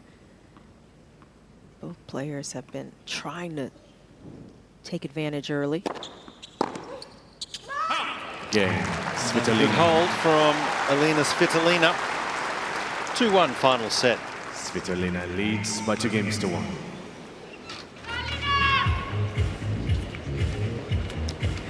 About the players out there managing themselves, managing their bodies. You know, Petko, you've got a big match later. I gotta ask you, are you managing yourself down there? How's the temperature? How's the heat? How are you feeling? The sun is warm, and I've been yelled at from multiple people to put up the umbrella, but I'm dedicated to the game, and I just want to see everything, because this has become such a great contest, and I think 1 or 2 points in the end will make the difference, and I do not want to miss them. And you know, once you're my age, there is nothing to manage anymore. No, you're not there yet. You're in your prime. You're not there yet, yes. Actually, I am in my prime. If you look at Novak Djokovic and how he's played yesterday, I am absolutely in my prime. Peaking. Absolutely. Petko and the legends. She's not making her come back just yet. Not yet. Why not?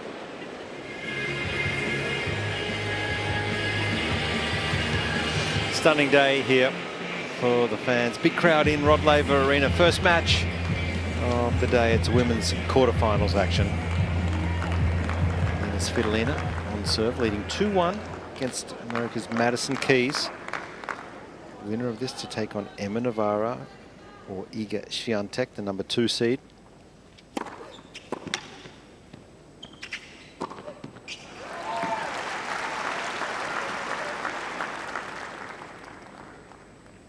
Love.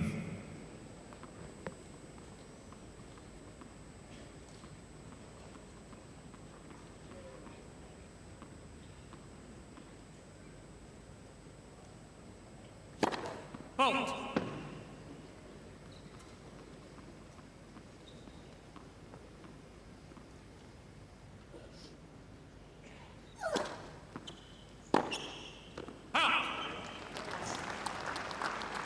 Dirty love.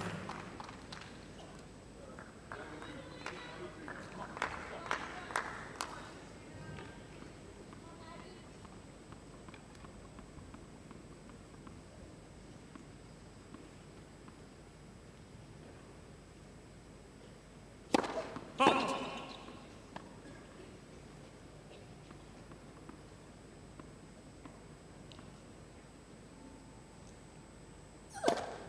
Fault. 30-15.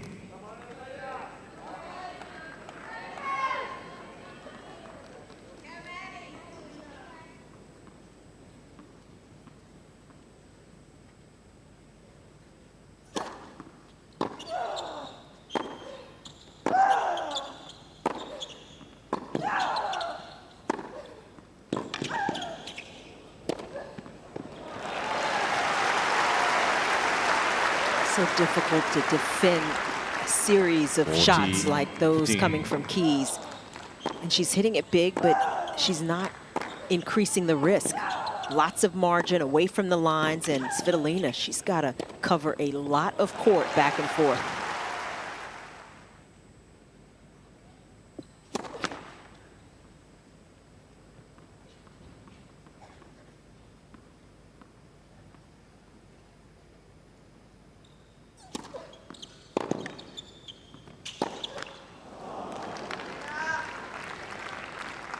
(40-30).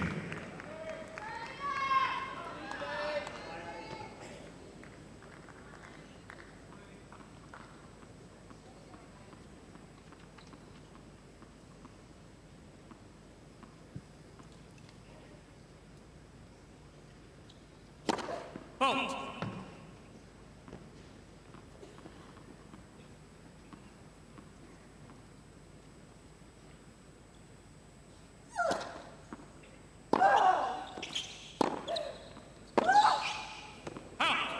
Cain, Keys. So 2-all. 2 games all. Keys has been forcing Svitolina into a few more misses on the edges of the court, and it's because of the quality of the Keys ground strokes.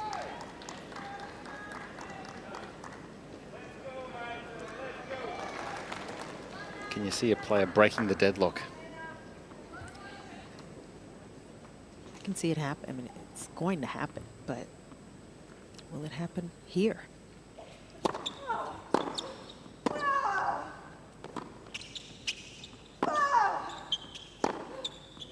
I feel like Keys has been closer, and she's been holding on to the momentum really from throughout the second set. And then, of course, the firepower. You've got to give her the advantage in that department. Making it look easy there.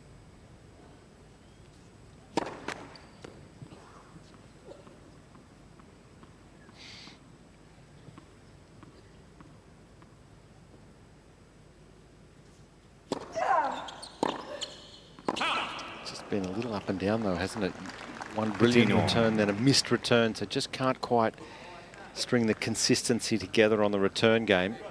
It's so tempting to want to overhit on those returns, yet the serve from Svitolina, not easy to generate all of the pace. So you've got to give yourself a little more safety. Let's for service. You know, most of the time, it's trying to get good depth and just pressure the server, not necessarily hit a winner, so you don't want to miss those returns.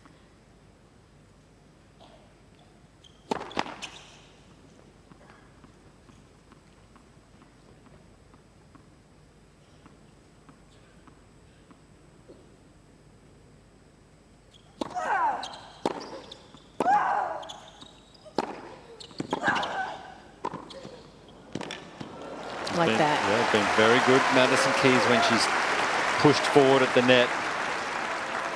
15, it's 13. been an intent by Keys, those kinds of plays. She hit the return and she was looking to move forward. And that just helps you play 2 or 3 shots ahead and can help cut down on the misses.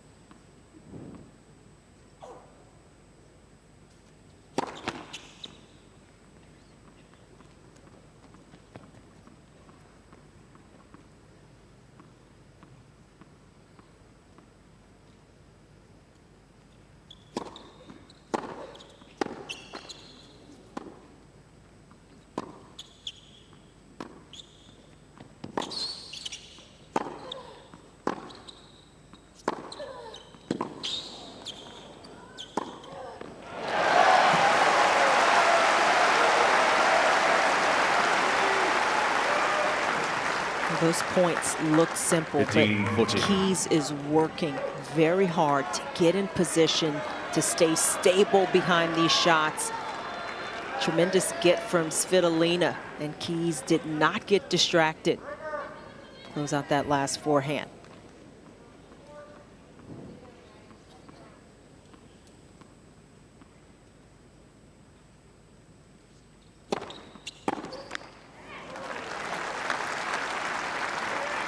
$30-14.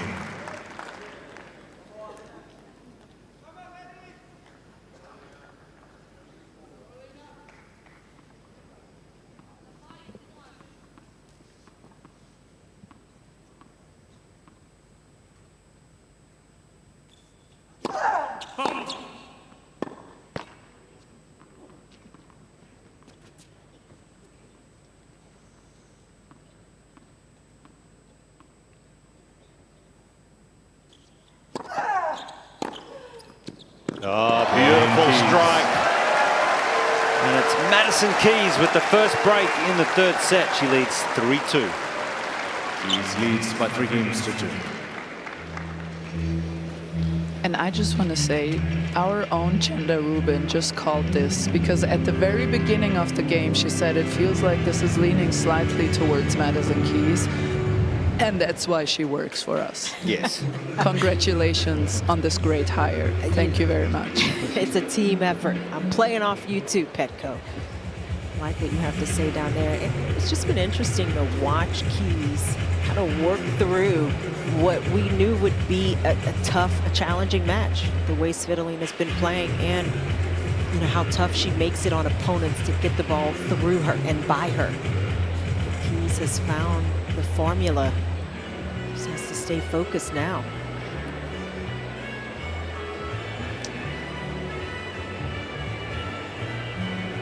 Time.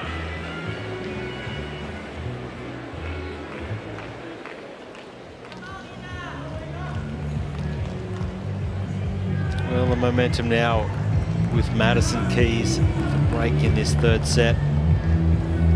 Sort of felt about the middle part of that second set. It's been favouring Madison Keys.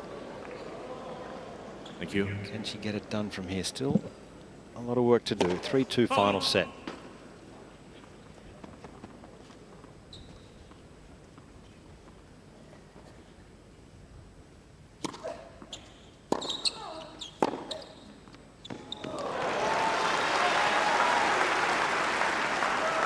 Love.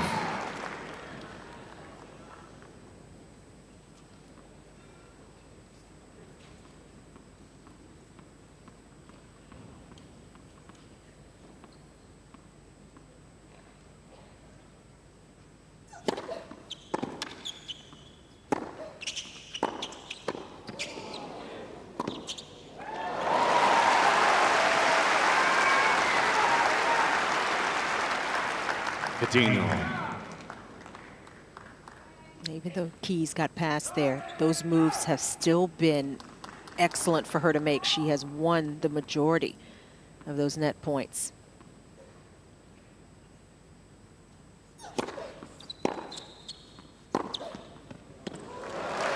She's 22 of 25 points won at the net, Keys, and she kept coming. That's been important.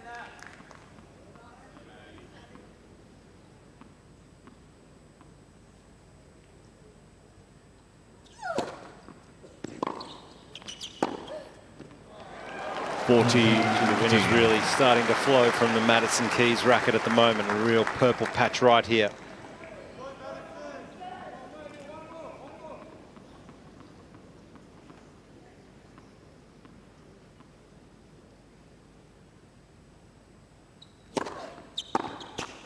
Game Keys. Just a couple of games away now. 4-2 Madison. Keys leads by 4 games to 2.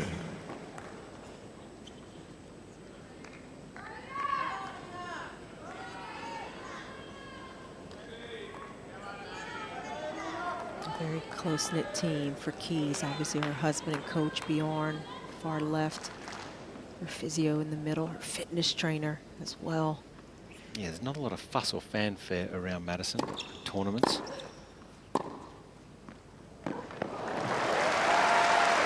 They've been getting down and doing the work, and that has shown in her tennis, her ability to go the distance.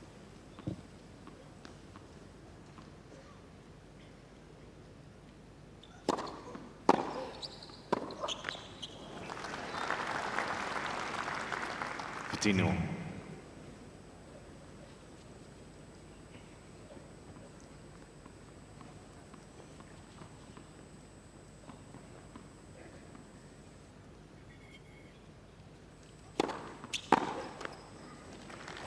It's probably the only part of her game today that she would not be as happy with as other parts, is that return on the first serve.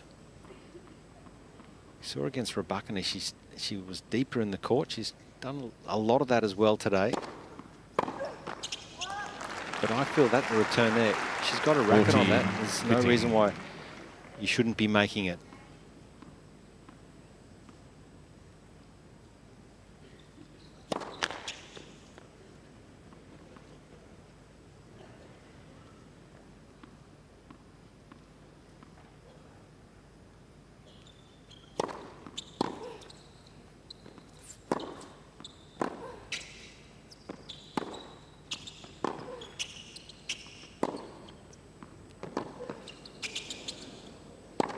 Oh, it's a great point, isn't it, from Svitolina, just hanging around.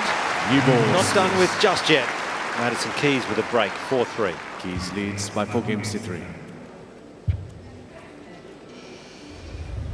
That's interesting when you look at Svitolina and the number of unreturned serves that she has had throughout this tournament coming into this quarterfinal match. And it's been around 30% of her serves unreturned.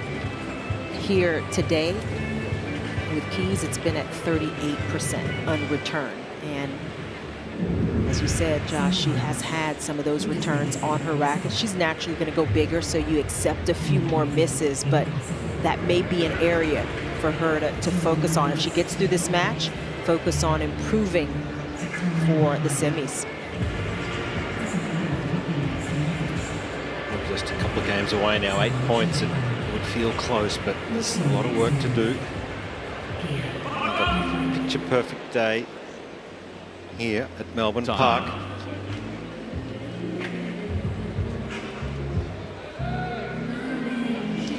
Well, they call it the Happy Slam here at the Australian Open, and there's not a reason in the world to be unhappy if you're here at Melbourne Park. It is incredible.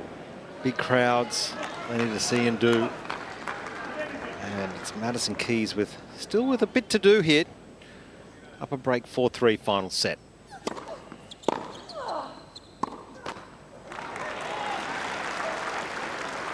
Love the team.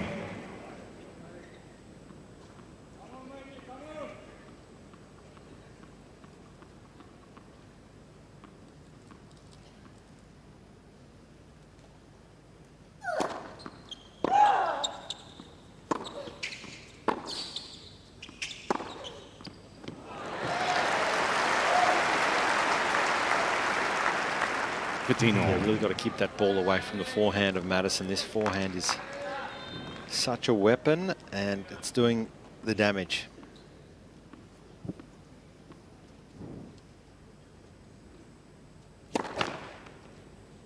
Fault.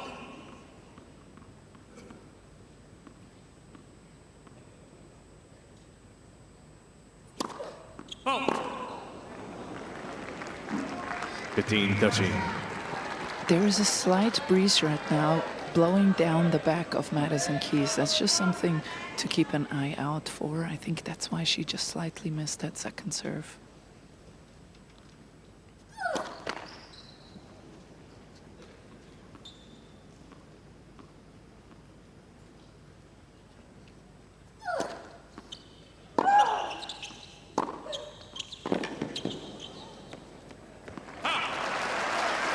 She made a big adjustment on that second serve. Gave her extra space. Served so well, hasn't she? 79% first serves in.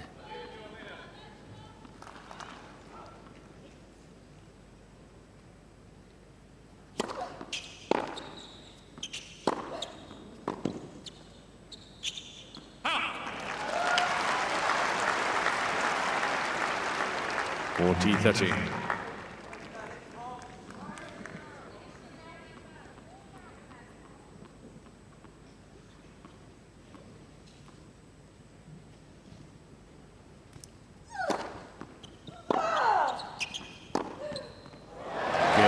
What a game from Madison Keys. Just one game away from moving on into the semi-finals.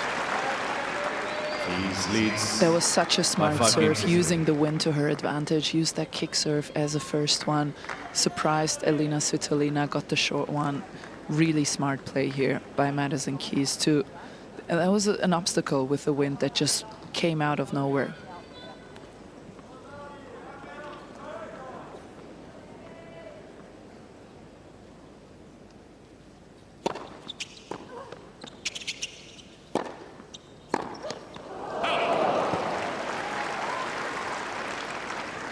Hitting love.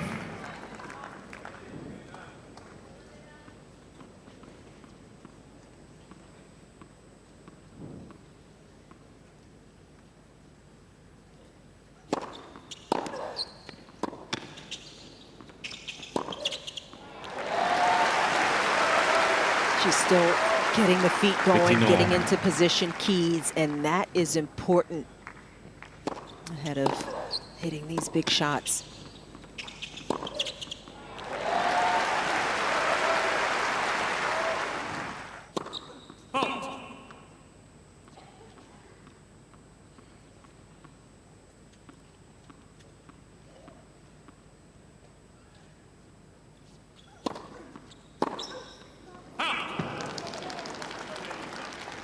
Dirty 15.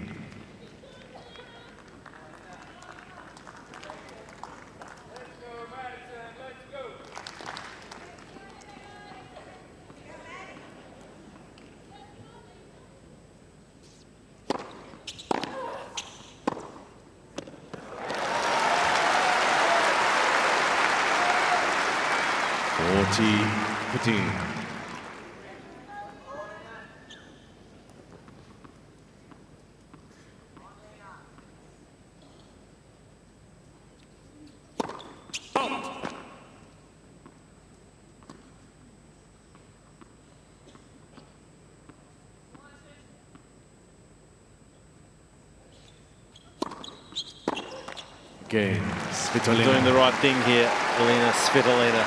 It's going to ask the question of Madison Keys. Can she serve it out? It's 5-4, final set.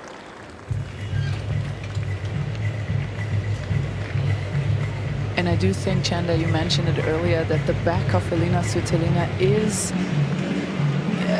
is just bothering her a little bit. I feel like she's not quite as able to hang in those rallies as she was in the first set, and it just feels like the back is a little bit of an issue for her.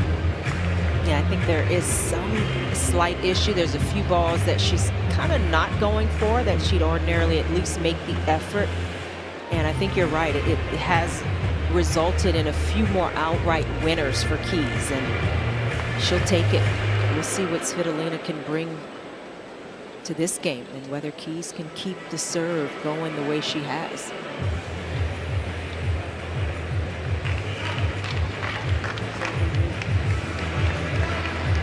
Time.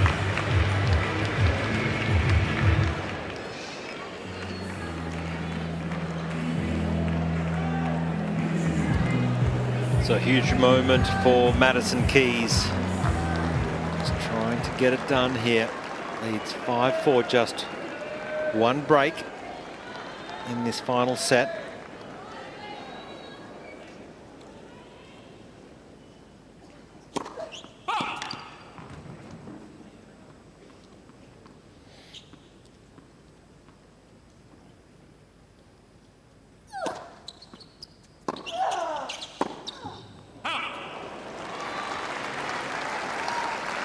Love the team.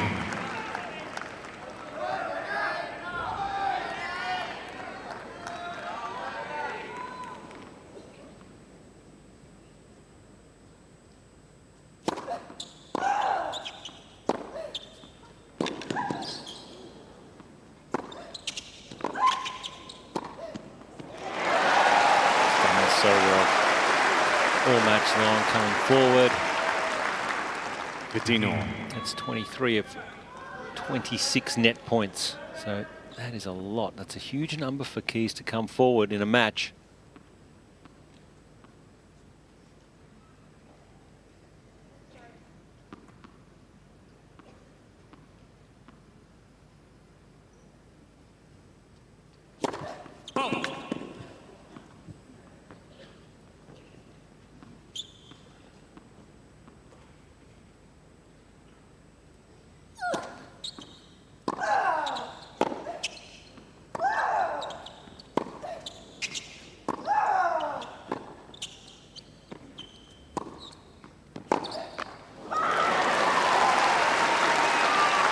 Needs some first serves here, Madison. 15-13. 1 or 2 free points.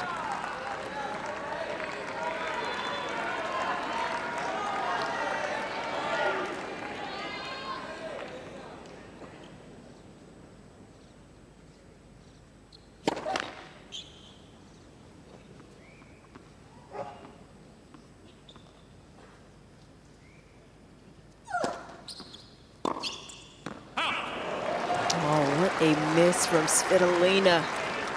30 all. That would feel so big if you're Madison Keys, wouldn't it? Huge relief to see that ball sail wide off of a second serve.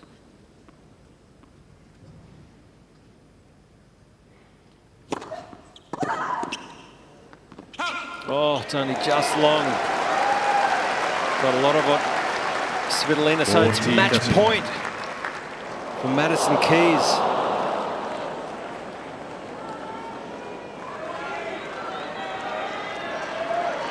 Thank you.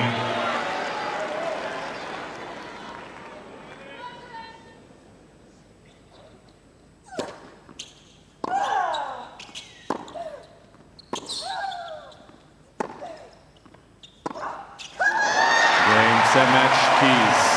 And Madison Keys into the semi-finals of the Australian Open. And the run continues here down under. 3-set winner.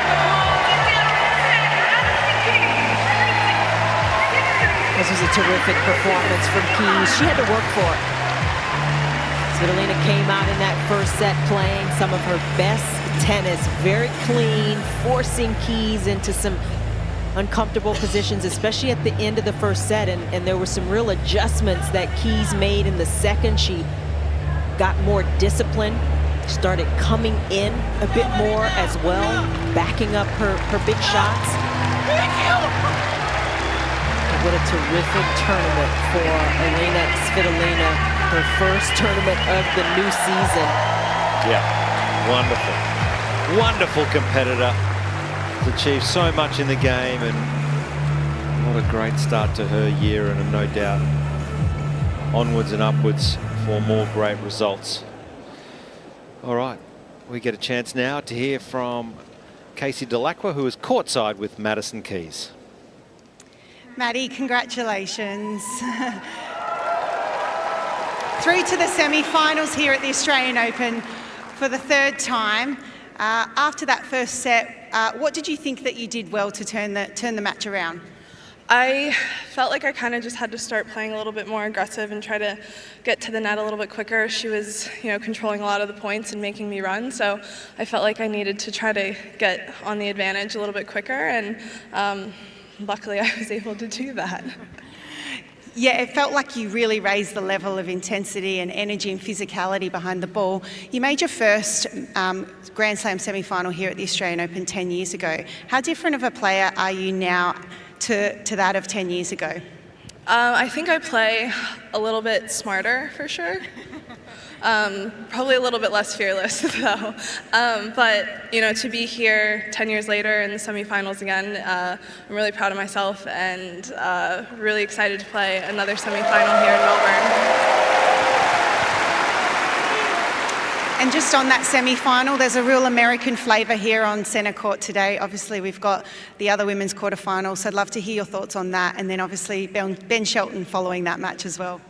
I'm really excited to go and get to watch Emma and Ben later today. I think Emma and Iga is going to be a really competitive match. Emma's been playing just marathon matches that I've been living and dying over. And I'm kind of hoping for my own nerves that it's not a live or die marathon match again. And then excited to watch Ben play another match. It's really a great group of Americans, and I love being able to kind of travel around. And it's always nice to have, friends that are also traveling this crazy circus. Yeah, it certainly is to be able to really push each other along. And one thing that I know about you is you have a real sense of perspective in life. And one thing you have founded is your charity, Kindness Wins. Just tell us a little bit about your charity and the work and I'm sure the work that you do there. Yeah, I felt like tennis has just brought so much opportunity to my life, and I felt like I wanted to be able to give that to as many people as possible. Tennis isn't the most accessible sport, so I wanted to try to get equipment and new courts and just give as many kids the opportunity to play tennis as possible. I think it opens a lot of doors, and I think it's builds a lot of really great characteristics, and I think the more kids playing tennis, the better. So that's kind of my goal. That's a beautiful message. Madison Keys through to the semi-finals here at the Australian Open.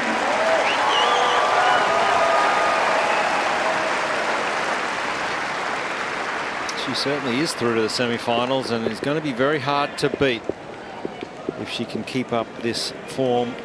A real roll on here. Started in Adelaide, and it's almost like she's forgotten how to lose. Final four. All right.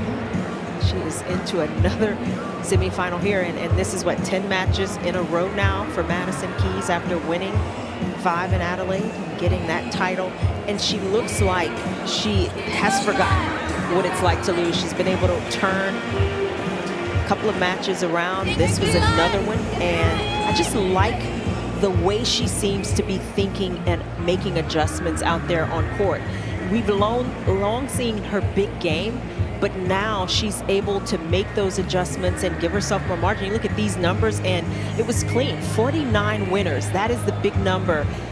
More than twice as many as Svitolina. 41 unforced errors. Anytime you have a positive differential as a big hitter, that is a pretty good day at the office. It allowed her to get the extra break of serve Keys, and after losing that first set, to completely turn this match around. All right, let's take a look at the draw here, and it is up the top there, the two-time defending champ, Aryna Sabalenka, in great form, and of course, Paula Badosa back. She's back into the top 10. She's been as high as number 2 in the world, and then Madison Keys, who will take on the winner of Emma Navarro and Iga Swiatek. That's coming up a little bit later.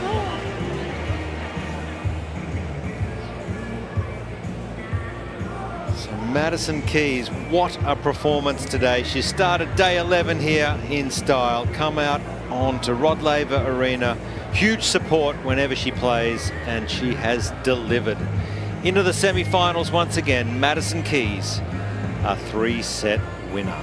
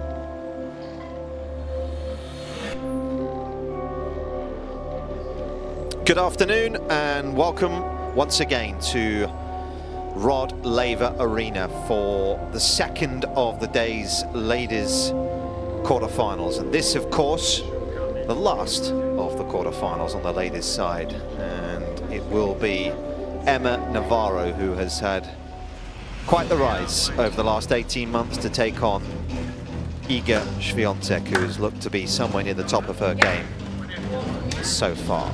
Nick Lester alongside Daniela Hantukova in the commentary box. Danny, how are you? I'm great. We are looking forward to seeing what Emma Navarro can produce. She has had to work overtime through the first 4 rounds, winning all matches in the deciding set. Now it's another step up here this afternoon. A pure sizzle from Svitolina.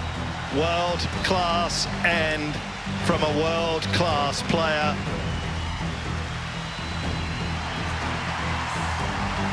Sensational stuff, Madison Keys. Into the quarterfinals at the Australian Open.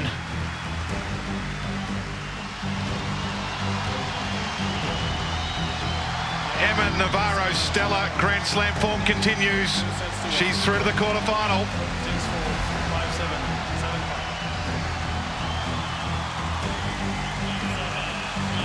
Gets there in the end. Iga Swiatek into the quarterfinals. Women's singles quarterfinals action. Please welcome to Rod Laver Arena from the USA, Emma Navarro.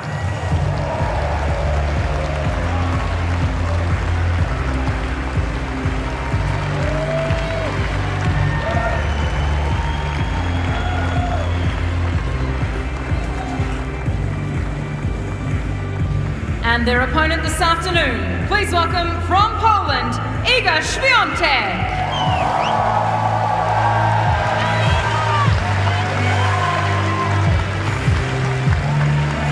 Yeah, two players who have had very different paths so far here in Melbourne. This lady's been ruthless, as she so often is.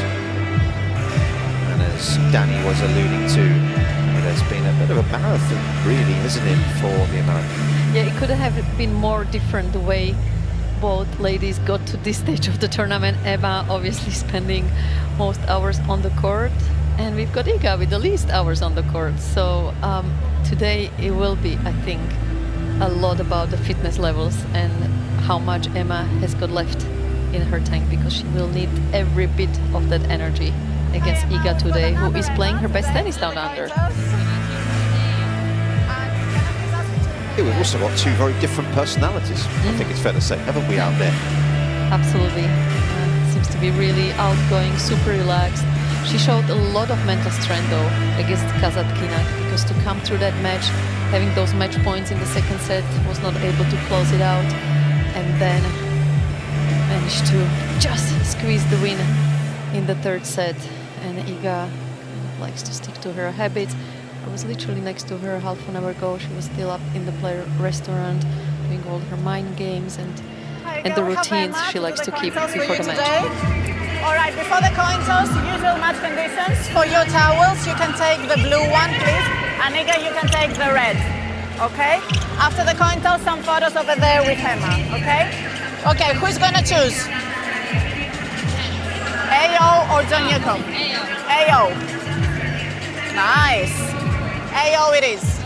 Serve. Okay, just some photos over that side, please. Emma, turn around. Big smile. Thank you.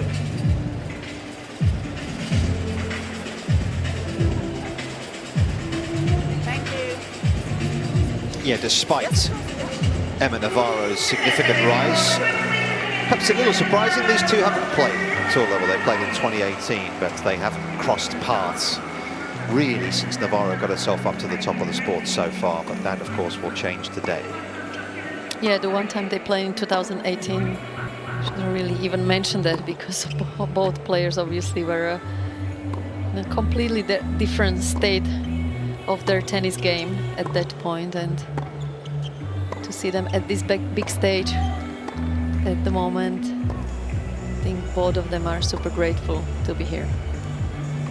Just the one title on Emma Navarro's CV so far. You've got to think that's going to grow, though, because she won it in Hobart last season. Just the volume of match wins that she has had over the last couple of years really is fantastic. By her own admission, it has perhaps come as a little bit of a surprise, but do you earn a reputation when you go through a tournament like this and you win so many matches in 3 sets? Does that build a reputation, Danny? Oh, it's huge, Nick. It's called that locker room respect. Every time players step against Emma, they know they will have to fight from the first point until the last. It's one of the biggest strengths. We always focus about, you know, the talent and timing and technique on the ball, but that's something that goes a long way, having that fighting and never giving up attitude. Yeah, talking of reputations, this lady's built one herself, hasn't she, for being utterly ruthless in terms of her wins, and that has been the case this week. 23 career titles. Of course, we know the dominance she's had at Roland Garros. 3 times in a row she's been able to win there. Here hasn't had quite the success that she has at the other majors outside of the grass. Of course, that's been a challenge, but it's just, again, being able to show how dominant she can be and how quickly she's able to start matches as well, Danny, by those results. Yeah, absolutely. And I think this is where it gets really tricky for Emma as far as their matchup goes, that just seeing the results there from Iga so far in this tournament, she likes to get on top of things early in the matches, where Emma seems to be getting better and better the longer the match is. So it is going to be so crucial the way Emma is going to be able to start the match and keep up with Iga, especially the first 4 or 5 games. I feel that's where Iga is one of the most dominant players we ever had in the history of women's tennis, really. Absolutely. It's much cooler than it was yesterday, about a 10-degree temperature drop. It's cloudy as well, and the perfect person to tell us about it is Nicole Pratt, who's courtside. Afternoon to you, Nicole. Afternoon, and as you mentioned, cooler conditions, a lot cooler than we've had previously in the tournament. There is a slight breeze. It's running from the city side towards the Yarra River, so the end that Iga is up at the moment, she'll have the breeze coming into her back. We saw a few problems last night in a quarterfinal match in terms of the breeze being a factor. So I think first couple of service games will be interesting. They'll be making sure they get the ball toss. 1 minute. Right, but looking forward to this one.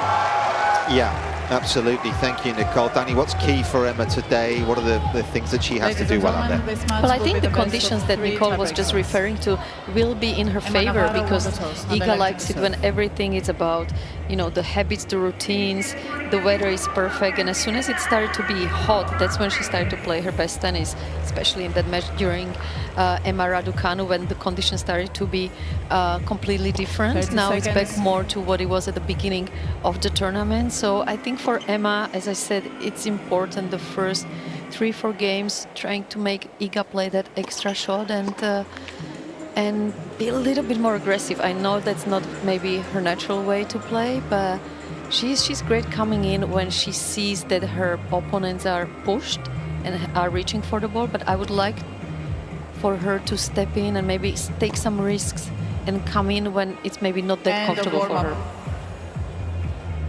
Interesting when you look at Navarro's career, because this is only her 2nd Australian Open main draw, and this is only her 8th major. So she really has had a huge spike, as we know, in her career over the last couple of seasons. The win predictor is loaded heavily in favour of Iga Swiatek. Is that a little unfair or not? Yeah, that is, especially at this stage of the tournament. I feel like they should never drop under 20% for anyone, really, because, you know, a second week of a Grand Slam, you are playing good tennis. And yes, Emma did spend a lot of hours on the court, but sometimes it helps because you're so comfortable with all the different kind of conditions. And yeah, so yeah, that's a little bit harsh.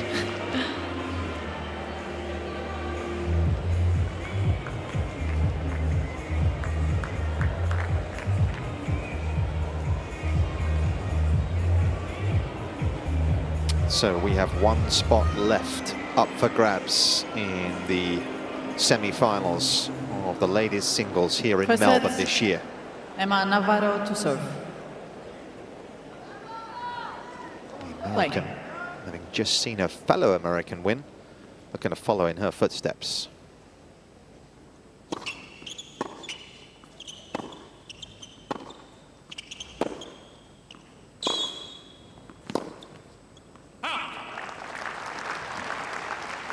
Love 15. Just seeing Iga with those warm-up shots she does at the net during the coin toss. I mean, that, I don't know about you, Nick, but that already makes me tired on its own. The intensity she brings from the warm-up exercises to the first point of the match. Was there anyone in your day that was Love that 13. intense, that brought that when you felt it as an opponent? Who was comparable, if anyone? And there was no one doing as much of it as Iga does. I would say Maria, Serena, they started to do a lot of swing shots, kind of more to intimidate than do it for their own warm-up.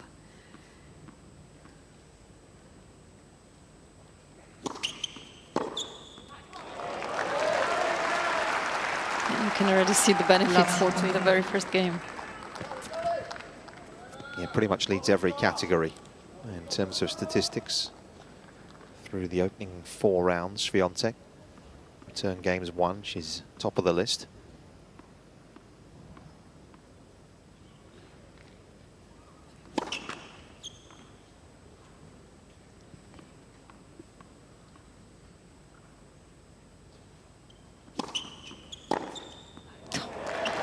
Game, Swiatek. First game. Seems to be hitting the ball pretty well, Nicole. That wasn't a bad start. Phenomenal start from Iga. She is centering the ball. It's clean contact. And as we mentioned before, her movement, her intensity from the very first point was outstanding. You asked the question, is there anyone else in the past that has been playing at the intensity that Iga is playing? Well, I'm going to show my age. There's a player that comes to my mind, she's left-handed, is Monica Seles. She did not allow opponents to breathe, and you felt like she was just on you the whole time. Very much like we see from Iga today. Yeah, that's such a great player to pick, Nicole. Steffi Graf as well, Kim Clijsters. The intensity they had during the match, but those warm-up shots and the jumps before they even step on the court, I think that's just a copy-paste from Rafa Nadal, really. Yeah, Seles, a 4-time champion here in singles, won 3 in a row, of course. 91, 92 and 93.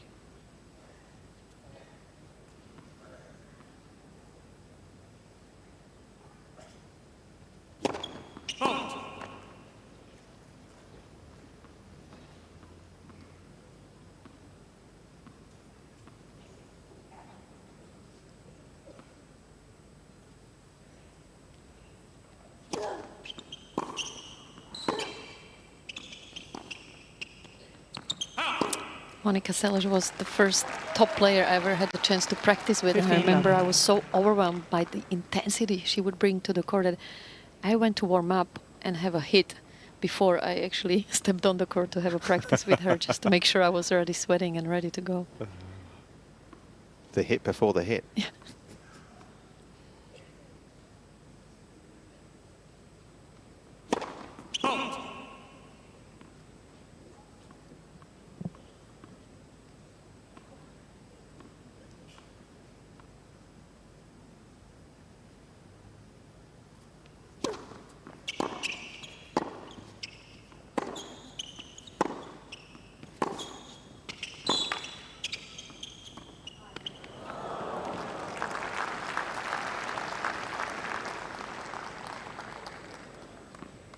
I don't mind that miss. 30 love. She's showing Iga, trying to have some variety.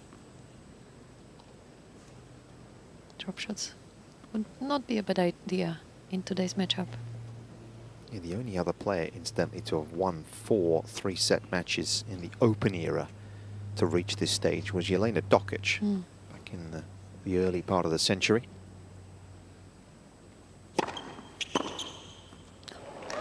That's the first point that she's been able to secure.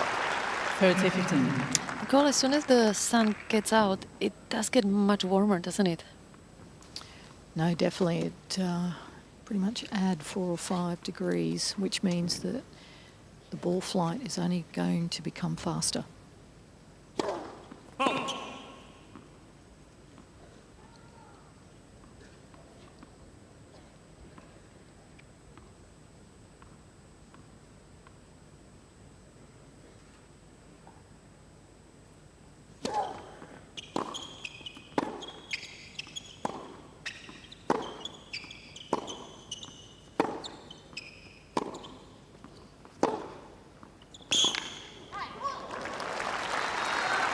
She has improved the backhand cross-court so much, Swiatek, in this tournament. I feel like she's hitting it better than ever, especially that quick cross-court angle.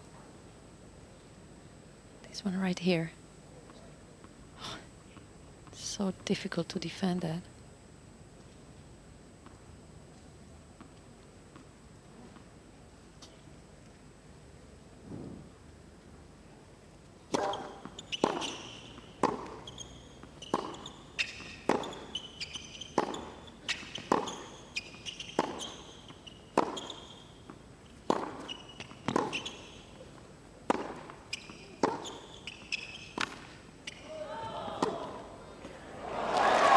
What a start this is.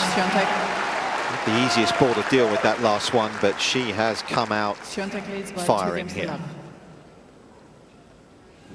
And it's the combination of the heavy spin from the forehand side and the cleanness and flatness on the ball from the backhand. Look how down she gets here to come up with this incredible backhand up the line. Perfection. Mr. Linda Noskova, you'll remember, early on here last year in the third round.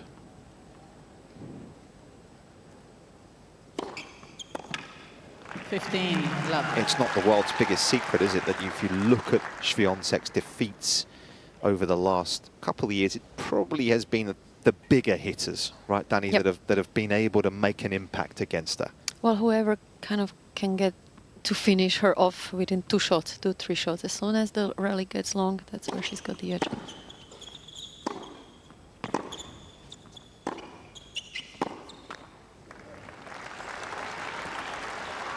That's what Emma has to try to do here. A couple of big serves, big returns, and focus on those first 2 shots in every single rally. Even if she makes some extra unforced errors, I don't mind that, but she does have to be a little bit more aggressive.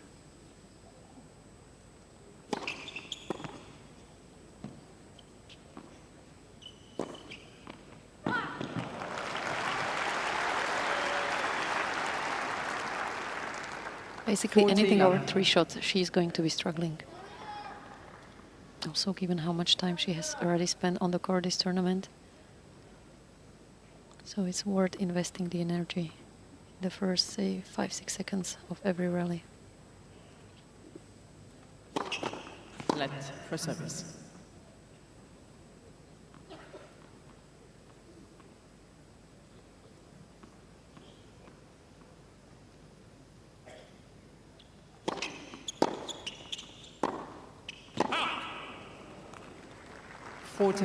Plays here this week off a career high number 8 in the world. There's Emma Navarro. Win for set. Of course, with the white hat on the left there, in the middle, should I say.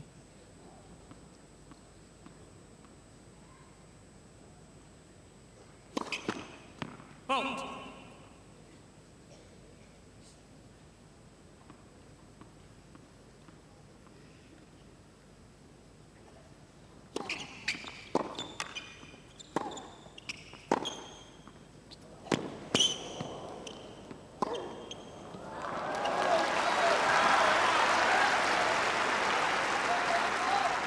Again, it's the forehand short cross-court angle. She's been using that part of the court so well throughout the tournament. And that's where, when you have the ability to hit with a lot of spin, you then have the ability to move the ball, don't you, a little more off the side of the court. So it's obviously one of the added benefits of it.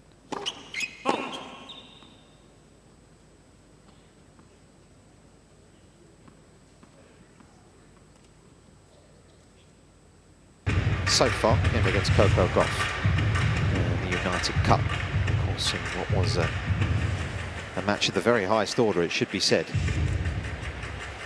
And I think she enjoys being in this position this time of the year, where we don't necessarily talk about her as one of the favorites, although now in the second week, obviously, we are starting to mention her name as much as Sabalenka in the play for winning this title. But as soon as we hit Europe for the clay court season, that's where all the attention and pressure is on her. So it's nice to have that kind of a freedom when she steps on the court here with less expectations. Time.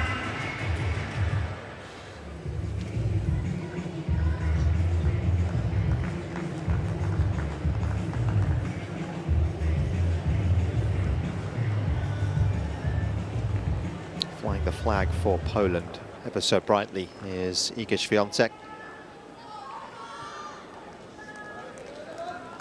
Well over 100 weeks spent at the top of the world rankings, of course trying to get back there here this week.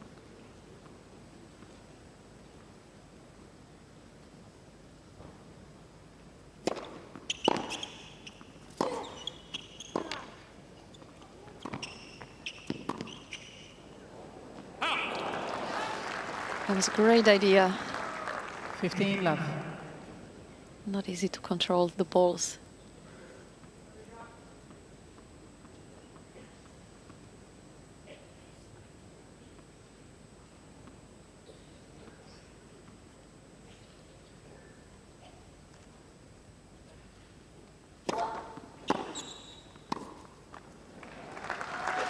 So that shot just there off the return from Navarro, I just feel from a baseline perspective, I'd like to see her go through the middle a little more. Iga's the type of player that really enjoys moving on to the ball. So if Emma can go a few down the centre, deep, push Iga off the baseline, then open up, I think she has a better chance of winning more points.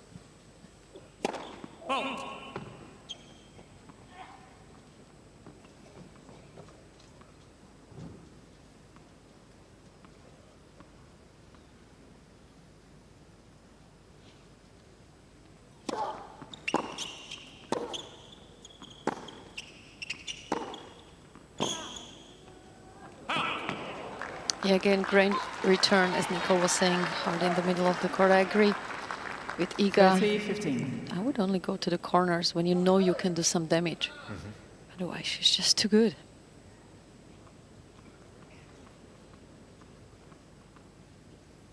Such an incredible athlete, isn't she? The pole. So many of the players at the top of the sport are these days.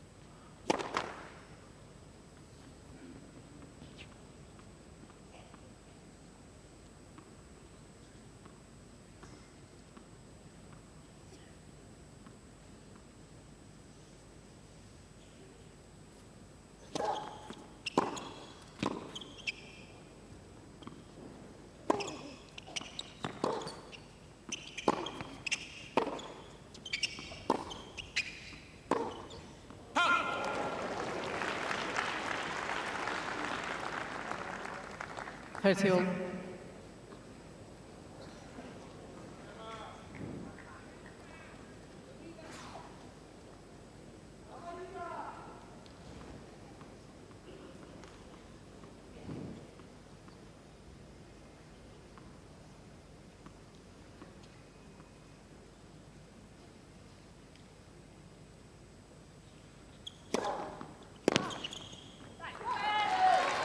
And a fantastic angle there from Iga's first serve. Keeping the pace off.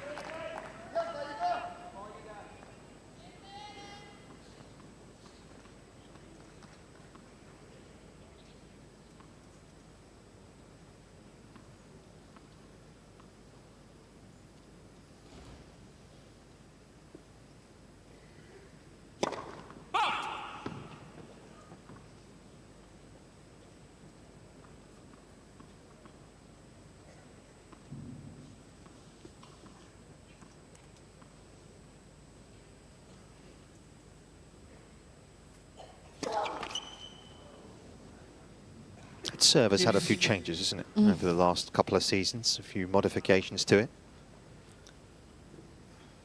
Yeah, it's not the most fluent movement, but she is so good at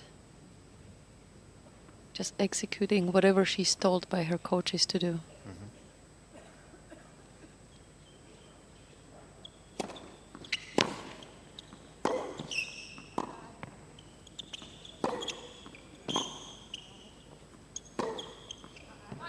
Yeah, and so good at getting a grip of the +1 shot, isn't she, off it as well? Which was a great example there. Yeah, she gets so down on her first shot when her opponents attacked her second serve.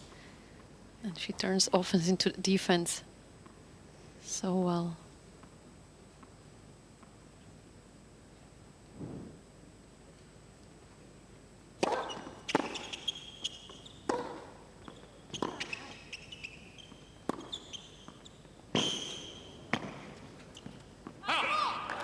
Cain, Swiatek.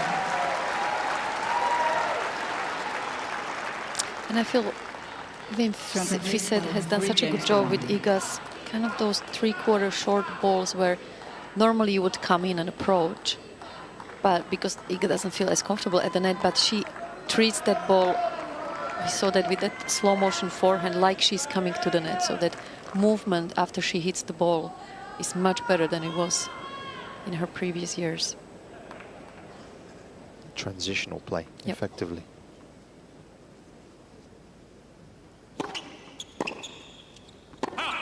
So even if she 15 doesn't love. come to the net, she creates a lot of pressure just by moving it maybe 1-2 steps. Sure.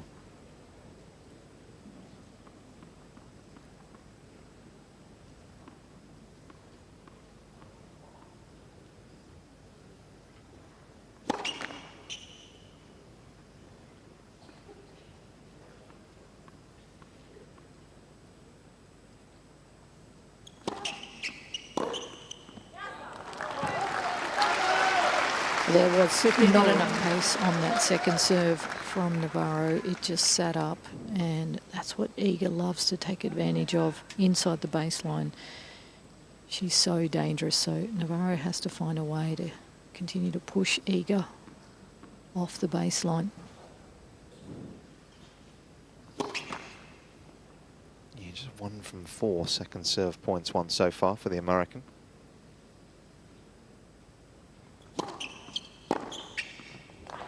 Yeah, I was just going to suggest to maybe hit more body serves, but not when Iga comes up with a return like that.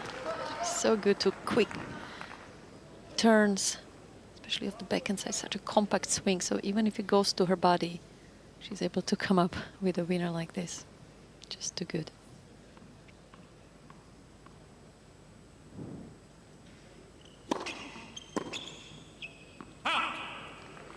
Fertil.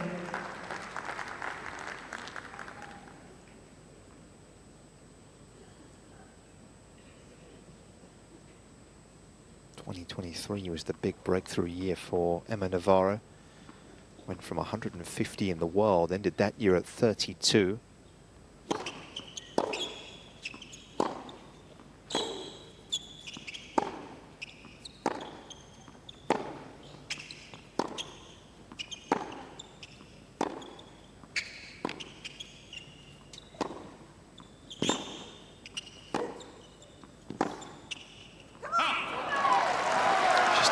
Herself in compromised positions, isn't she? There's no time on the ball that the American has at the moment.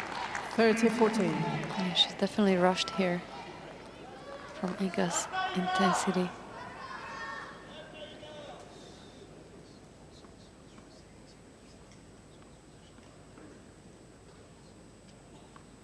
Another chance for the pole to break.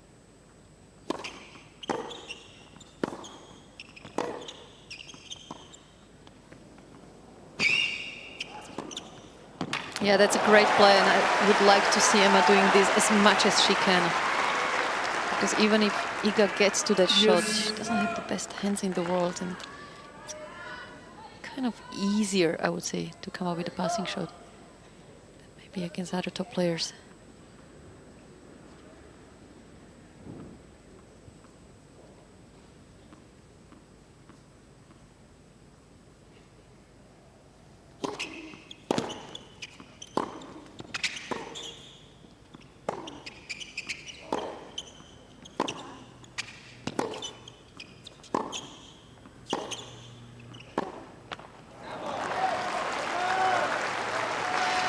Well, the movement from Iga we speak about a lot, but her awareness to understand when she has to go into a defensive position, she comes off baseline to give herself time to get the good rip on the ball, finds the deep shot, and then she is moving right back to the baseline and then being aggressive. doing a great job.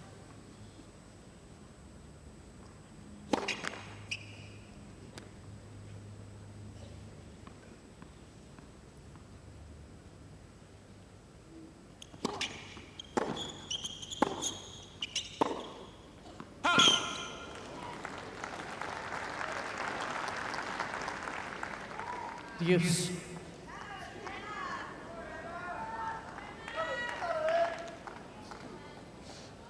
Father, of course, was an Olympic rower. Was Iga's.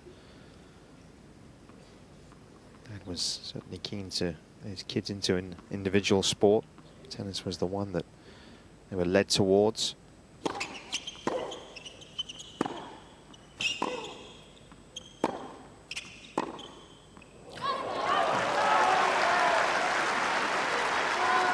The Olympics was a sport, an event that was obviously she grew up watching. That's why that defeat in the Olympics last year cut so deep, didn't it, for Iga?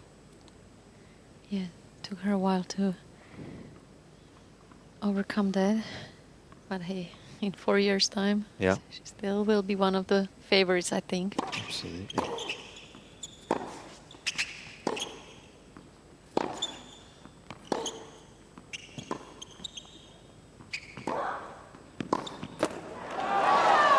And she is certainly a favourite to win this match, even more so given the start she's made. Emma Navarro under constant pressure here. It's 4-1.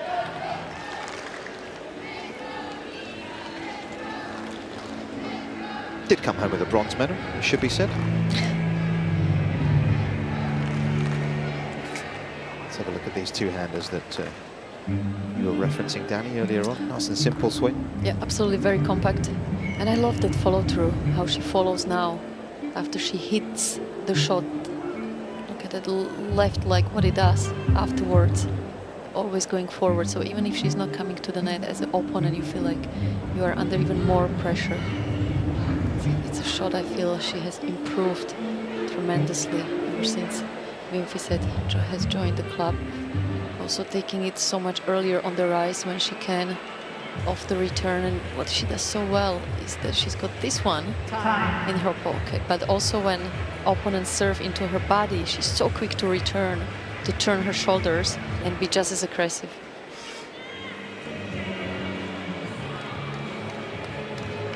Yet to go beyond the semi-finals of the Australian Open. Iga Swiatek has reached that stage once. It was a defeat to Danielle Collins, actually. Talking of big hitters, another example of someone that was able to just make her uncomfortable.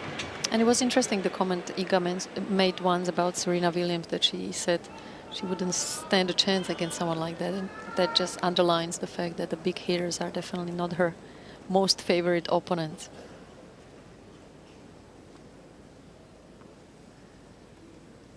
Serving here with a double break.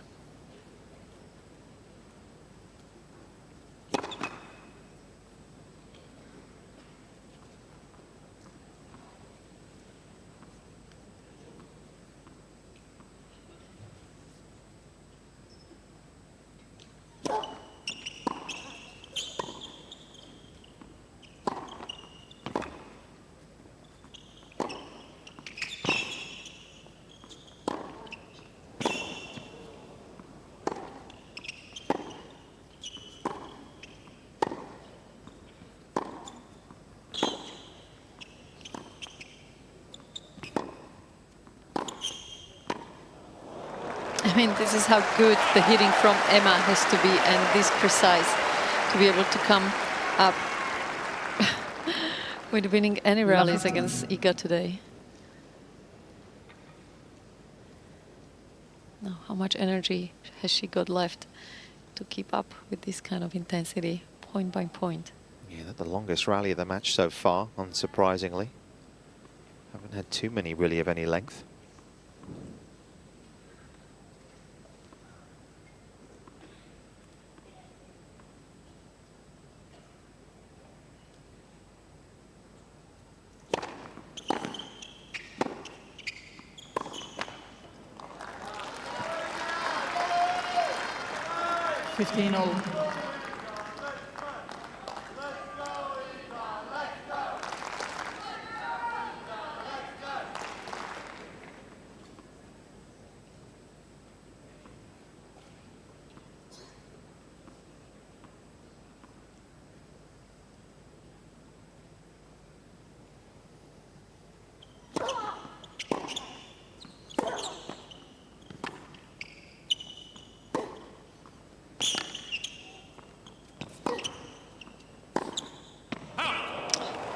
That's a good miss, though. You can tell in this game she's trying to be a little bit more aggressive in the rallies, Emma. Beautiful slice, and she was looking to step in and take the ball on the rise. Just a little bit too close to the line.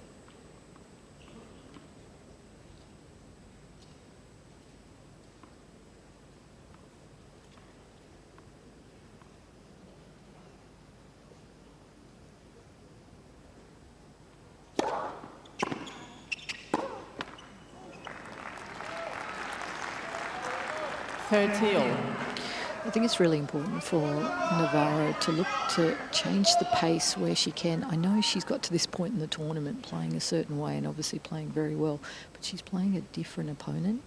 Whenever she's been able to mix in that slice, especially a little bit shorter, it's changed the complexion of the points. Mm.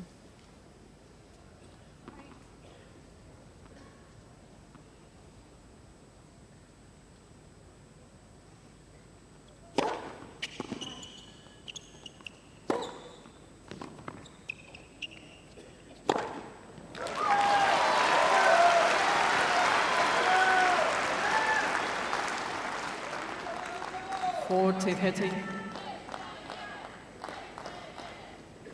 talk about the improved accuracy of the serve. Of course, what that allows then is for a more than likely a slightly weaker return, doesn't it? And that then gives her more time in which to try and get on the front foot. Yep. And that makes her even more potent.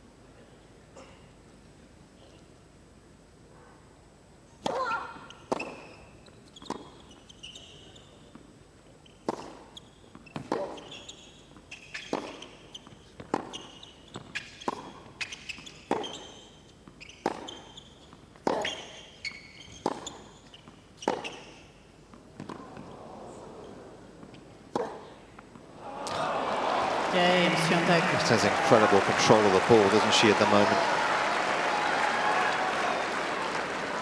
Once again, able to find a way to win those longer rallies.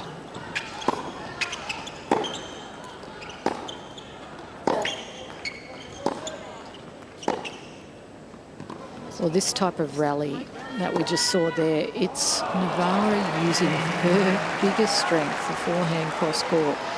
And Iga is having no problem whatsoever, able to change direction, forehand line when she needs to. So Navarro needs to come up with some different solutions. Led for service.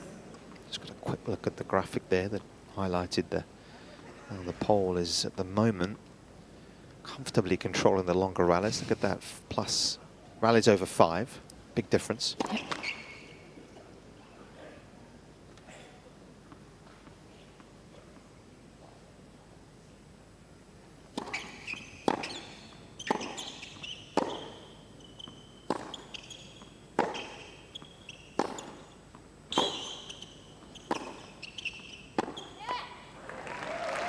Well, that one service game that Emma held was when she was a little bit more aggressive with her first 2 shots, and it should be constantly on her mind.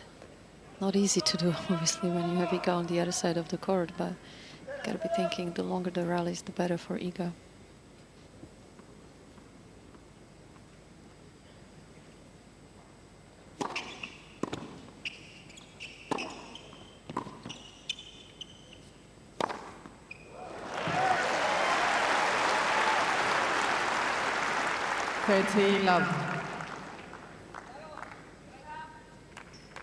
Serve and volley against Iga? What do we think? You better place your serve well. You better hit the spot well on Yep. the serve, Yep. you would imagine.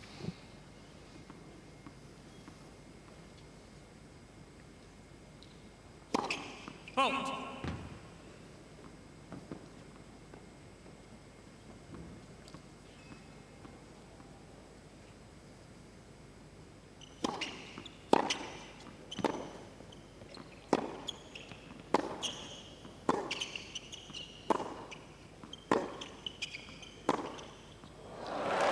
That's a wonderful strike. 40-love. I would like to see Emma do this in most of her rallies, just as Nicole was saying, there was one way she got to this stage of the tournament, but now it's time to just let go, free yourself up a little bit more, and just, even with the risk of doing extra unforced errors, just go for it. 40-15.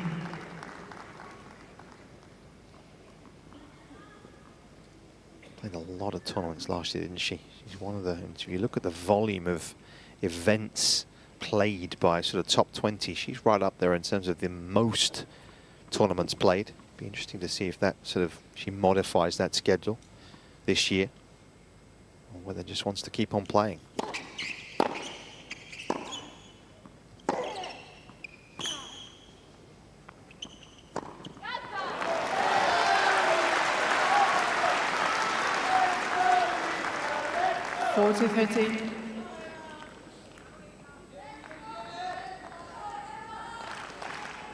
Backhand line has been so dangerous, hasn't it?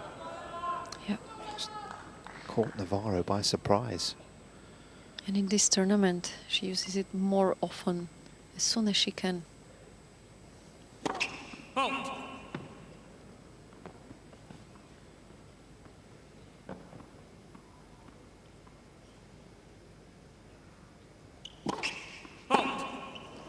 And this is where Iga is so dangerous. She's 5-1 up.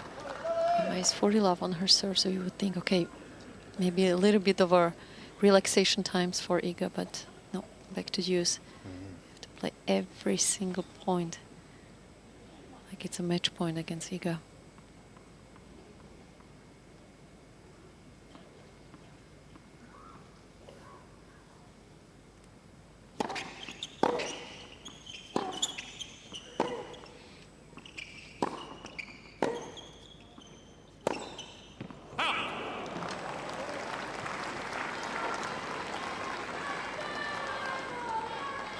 From the get-go, this has been an uncomfortable matchup so far for Emma Navarro. She's not alone. No one's really been able to lay a glove so far on this lady, who is once again threatening to win a one-sided set.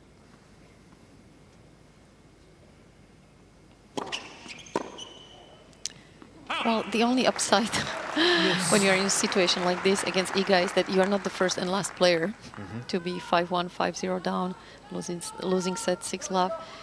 It's kind of a common thing when you're facing Iga.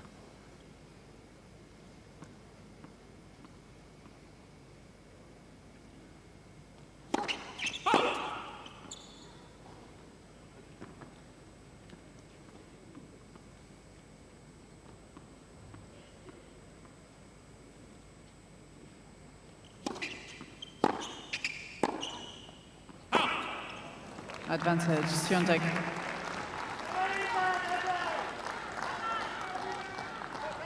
Including the one here, she's now only lost 12 games through 4.5 matches here in Melbourne.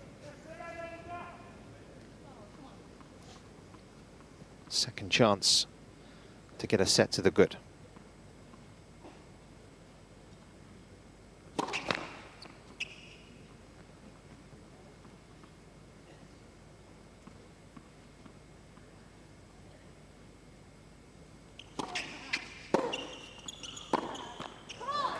And is able to do just that. It's a familiar story developing here on Rod Laver Arena, because Iga Swiatek is well in command. She leads 6-1.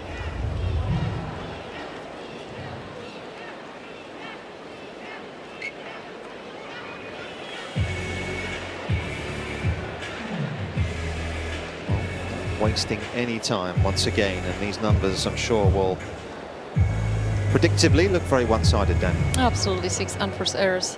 That is going to be a tough day in the office when you're facing Iga on a day like this.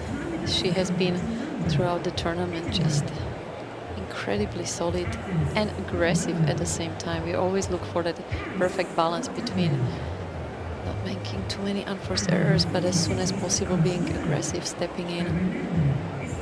I'm just absolutely loving the way she's moving forward, Iga, when she can, even if she doesn't come to the net.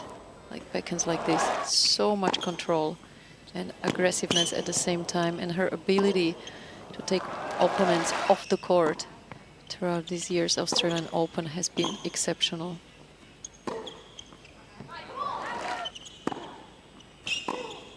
Yeah, a lot of thinking, a lot of work to do for Emma in this upcoming set when Iga is playing this way. Just using different shape on the ball.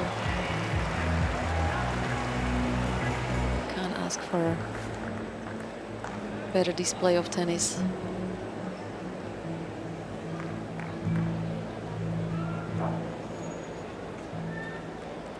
Named after, of course, the great man who won't be here this year. He's going to be staying in his home in Southern California. Second set. There's Rod. Swiatek to serve.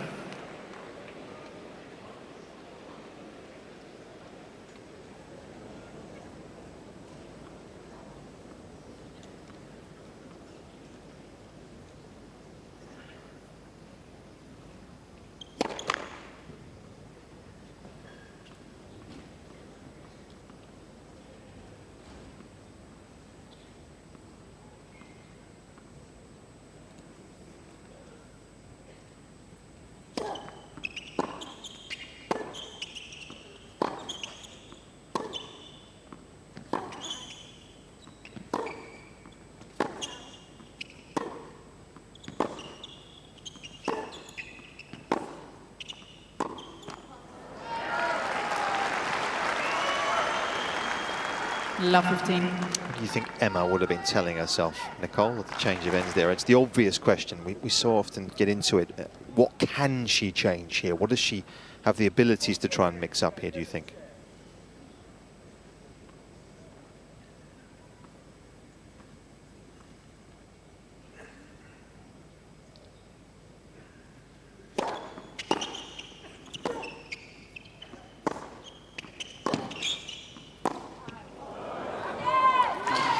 Well, even though she didn't win that point, it was clear that she was looking to be more aggressive off the return, and she really has to try and take risks. If she just plays within herself, Iga has more firepower. She does have the ability to slice. She needs to work that in and maybe bring Iga forward. Iga doesn't like to come forward.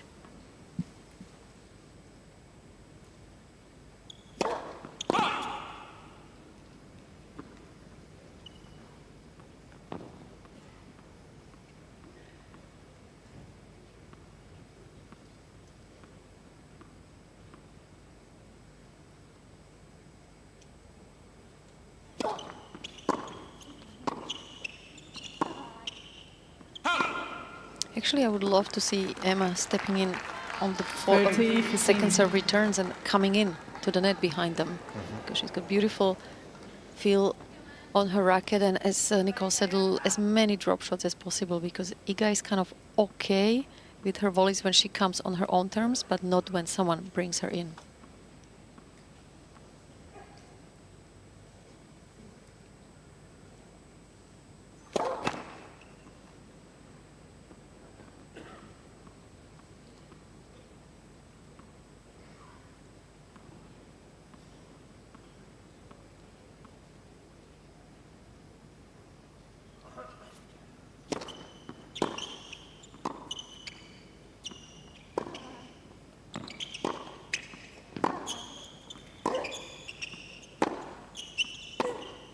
That's the way. Much more aggressive from Emma, starting with the return that had a great depth on it. 30. And just really give everything she's got left in the tank. Being more aggressive than what she's used to.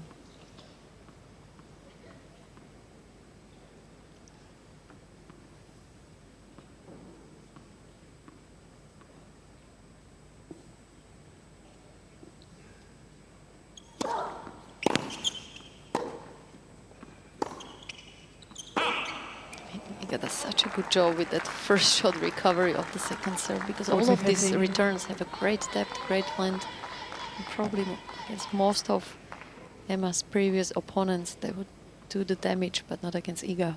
She has loved that wide serve on the deuce, isn't she? Just looking at the graphics we have, won every single point when she's used that serve.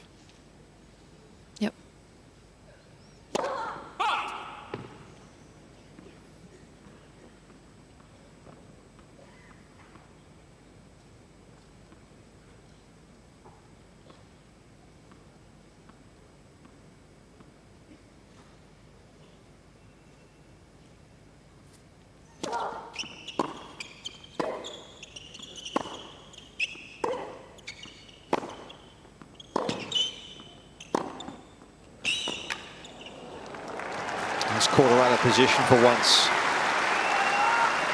I'm going to take control of the rally was the American. Yes.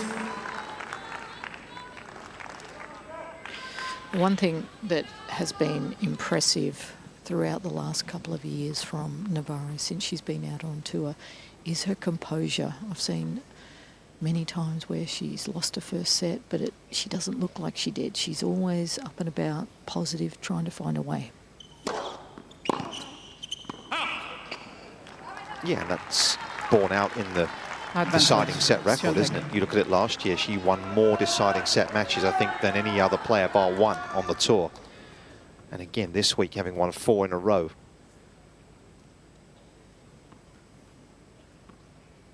It's not by coincidence.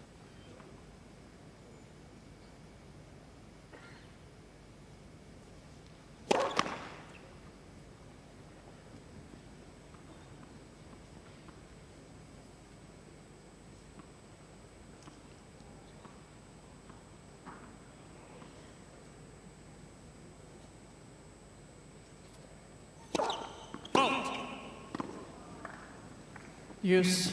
Yeah, and it's one of the biggest strengths you can have as a player, that when you turn on a TV and you look at them, you can't tell what the score is, just because they're always the same mentally.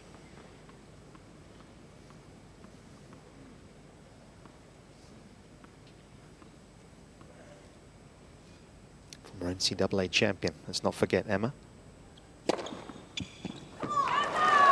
Very good college career. Her sister's actually trying to follow in her footsteps, also plays for Virginia.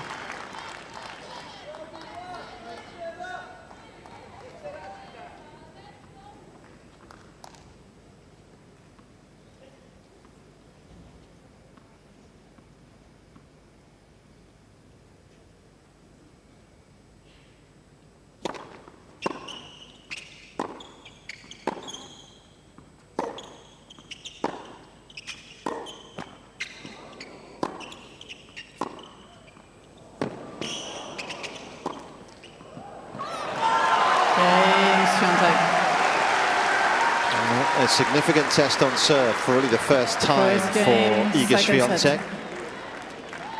One she survives. Well, talking about her positive attitude, it's important she keeps it here, because there was a great game, I thought, from Emma, especially off the backhand side, hitting the ball much harder. It looks like she's trying to change things up.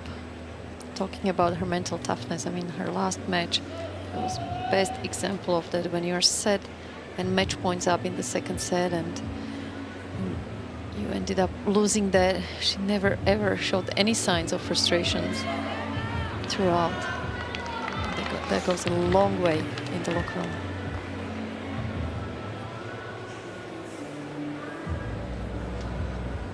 He would certainly be grateful of the day off yesterday, I'm sure.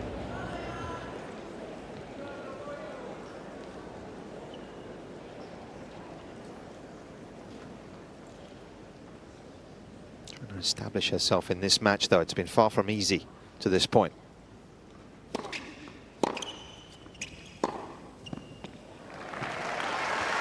Let's count how many points she wins when the rally is shorter than 3 points.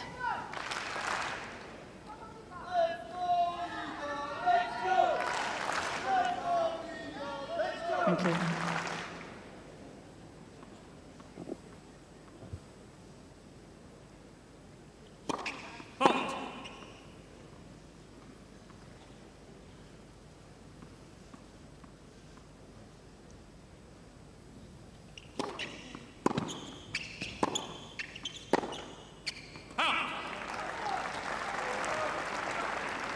Love.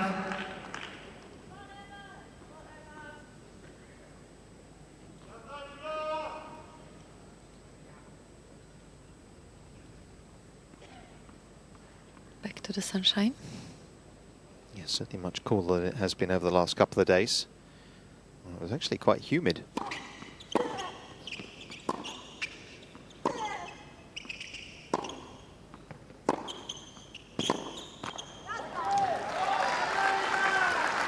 $30-15. Well, this is critical now for Navarro. We saw that other service game where she was up 40 love. Here she had 30 love. It's really, really important that she plays a tough point, doesn't commit any unforced errors, make Iga win the point.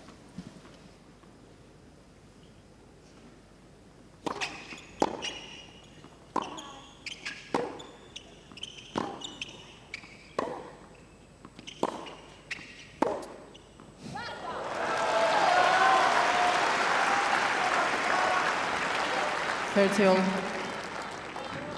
tough there because obviously she's on the stretch, she's trying to go up the line, but if you're slightly off with your accuracy, you are effectively leaving a lot of court exposed, don't you? Yeah, you better hit that up the line shot of the forehand side really with conviction, otherwise you are running after that backhand cross from Iga.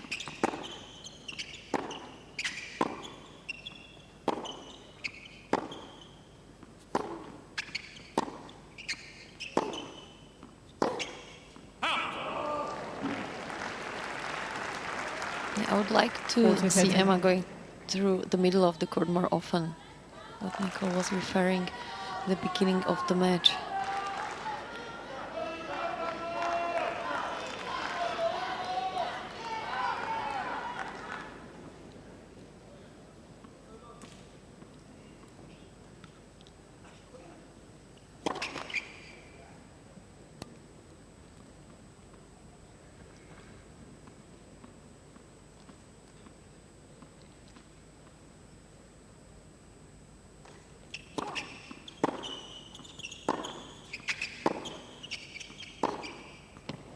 Oh, it's a quality hit. Navarro. Haven't been too many winners from the racket of the American today. And that is a very welcome one.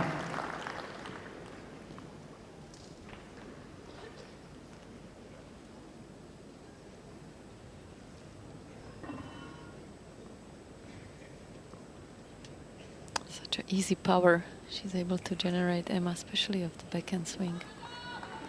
A very simple one. Yeah, give a look at how strong that top hand is, don't you, on the racket in terms of being able to control the racket head around the ball. Been a positive start to the second for Navarro.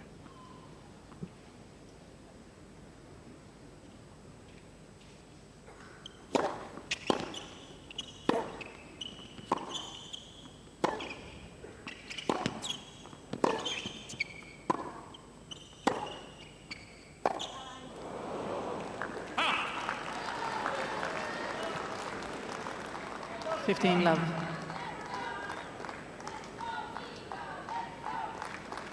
Reminder of the time spent on the court and the huge differential between the two coming into this quarterfinal.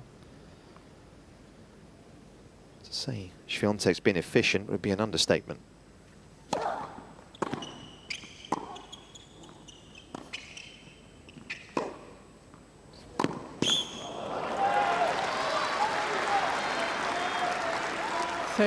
Love. Yeah, comparing the time difference spent on the court, seems like Emma has played 2 tournaments in one compared to Iga.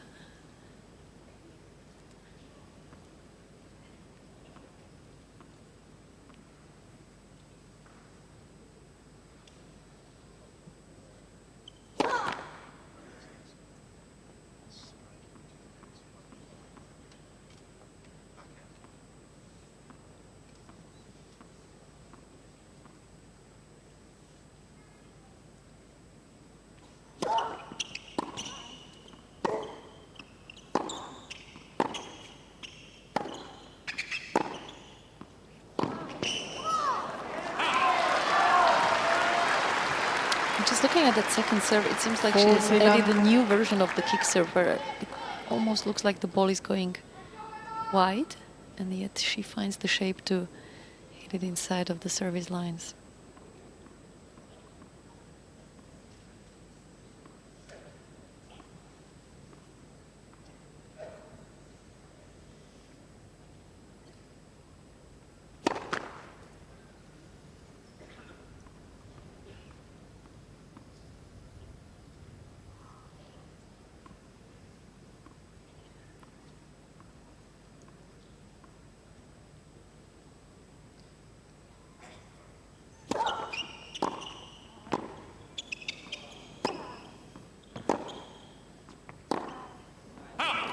Cain, Such an impressive dig out of the corner, able to neutralize what was coming her way.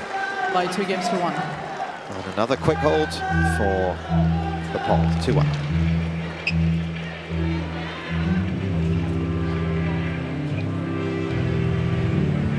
Let's have a look at the backhand placement, Danny, because you've been talking about it. It's been a nice spread today. I mean, look at it, 29% up the line. That's huge.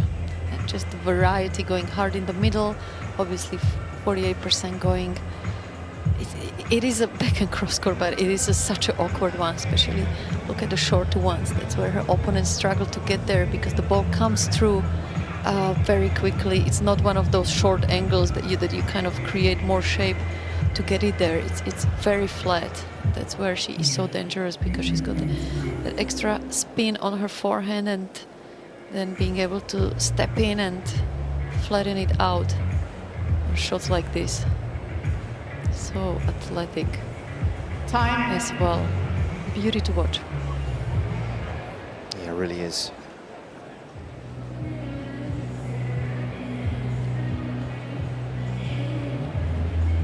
More of the same here, as far as Iga Swiatek's concerned. A couple of wins away from reaching a maiden final in Melbourne. Has, of course, been able to win the US Open a couple of years ago now. Conditions arguably quicker than we have here. So it depends times on the weather in New York, but certainly was a fabulous achievement. We had a win over in the Big Apple.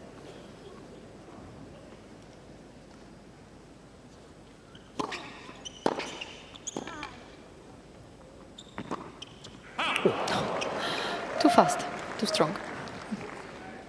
15 love. Yeah, you can see what she thinks of it.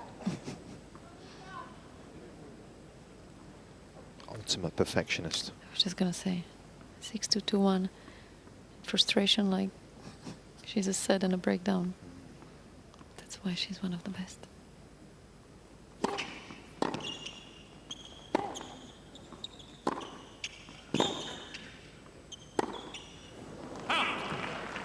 She did such a good job, Iga, to adjust to the conditions over the years. Because obviously here it's very lively when the sun is out, very quick, and it seems like she's playing her best tennis. Although at Roland Garros sometimes can be very heavy, very slow, yep, humid as well, and she finds ways there as well.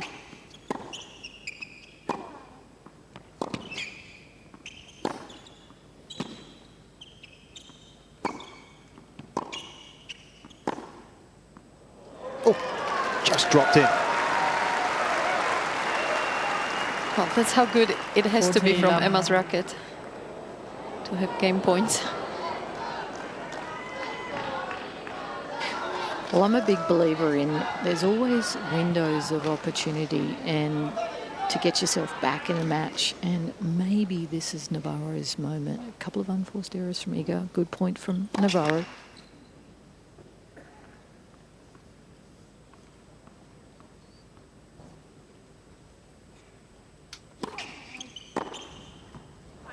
Yeah, and against the top players, you get a very small 14, window 15. of opportunities normally, so you have to grab those chances.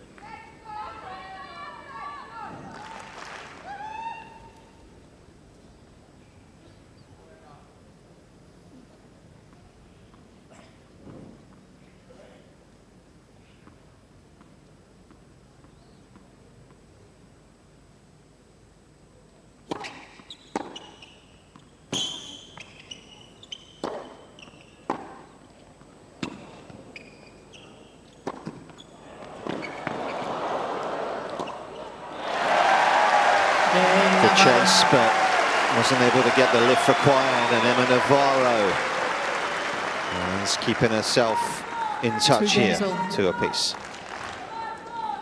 It's always fascinating to see Iga after she hits volley to actually run back to the baseline. One of the very few players to do that, just because she's still not that comfortable around net. If she's able to somehow improve that part of the game, good luck to the rest of the field.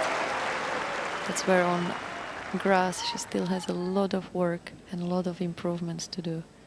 which is exciting, obviously.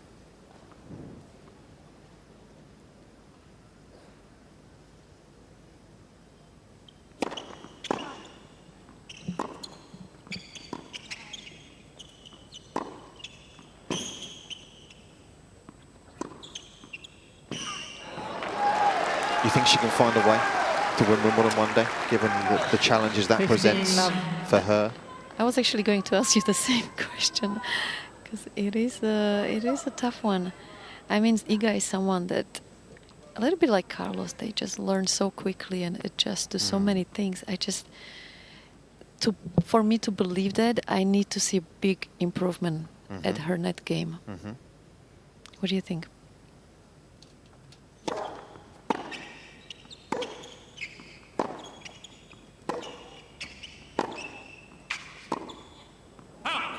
And I guess obviously at the moment, one of the downsides is it comes in off the back of such an important 8-week period for her, doesn't it? The clay is the time of year where she's going to profit. And, you know, when you're making the final of Roland Garros, clearly your time's a little more limited. It's not to say it can't be done, but wouldn't surprise me, as you say, given her mindset, given her ability to problem solve and...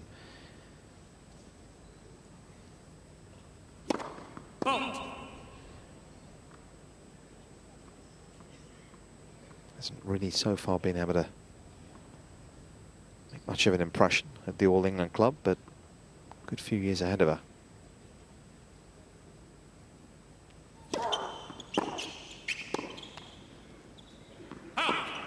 It's almost like, okay, where do you find the time to improve your net game?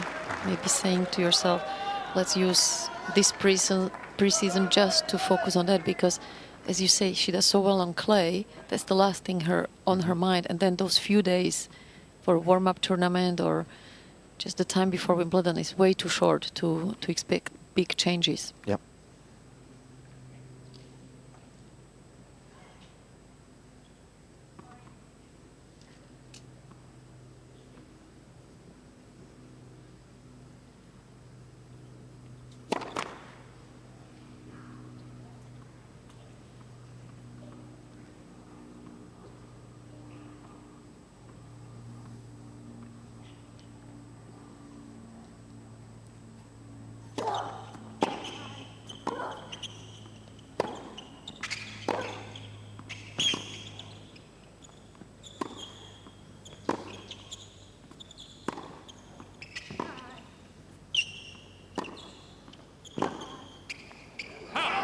There was one forehand at the beginning of the rally that I feel like Emma could have done a little bit more with. And as Nicole was saying, this is a window of opportunity that is starting to get a little bit bigger for Emma. And you have to use those chances when Iga drops a ball a little bit shorter to be ready to step in.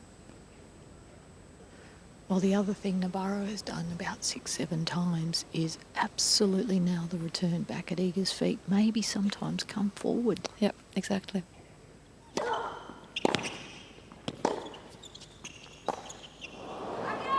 Because she is timing the ball so well on the returns, and the recovery shot of Iga, I mean, as good as she is, she can't really come up with incredible shots. So that's the opportunity to be already at the net.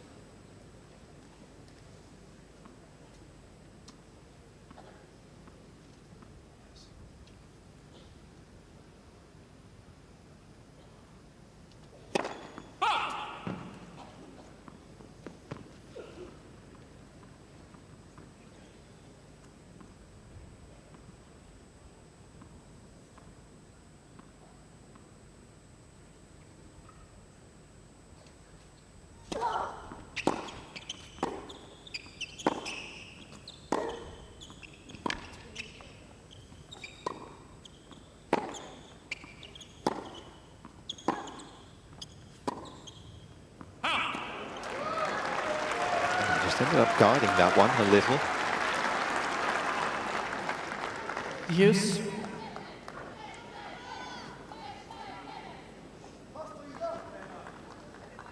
Just looking at the patterns of the second serve for Swiatek so far, it's pretty predictable where she's serving. She doesn't really vary it a whole lot. It's generally tee and ad, juice and both sides, hitting the Navarro backhand. One thing to know where it's going, it's another though to be able to deal with it.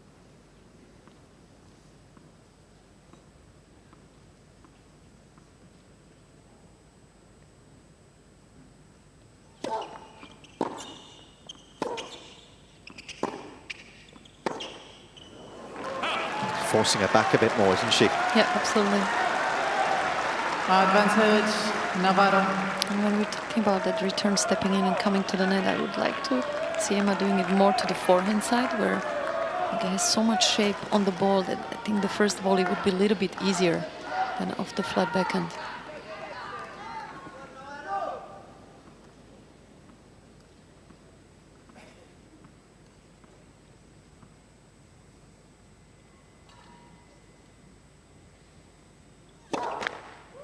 Please.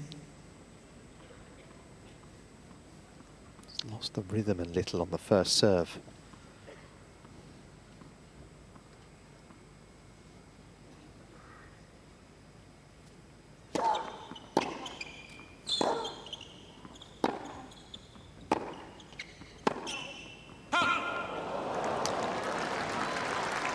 There's a huge opportunity for Emma. Big second serve from Iga. Yes.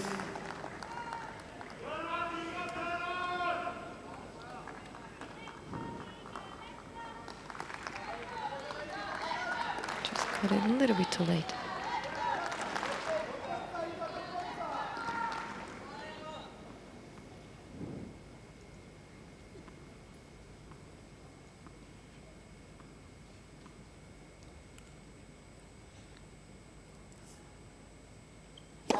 Fault.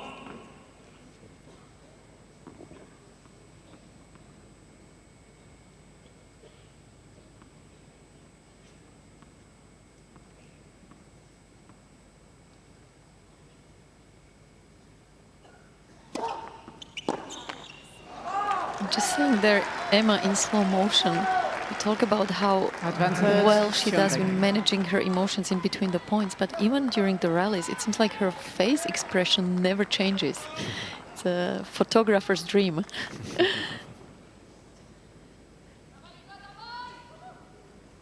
Swiatek looking to dig herself out of a bit of a hole in this game.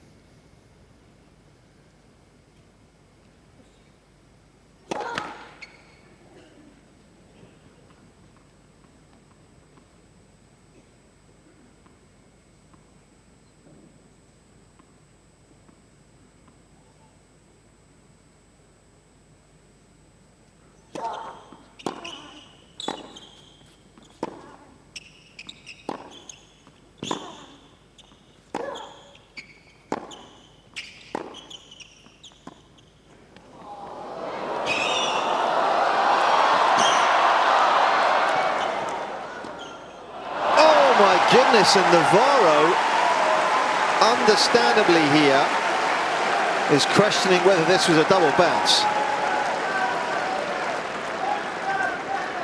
Game. Swiatek. Well, she has the video review. Swiatek leads by 3 games. There's not opting to use it.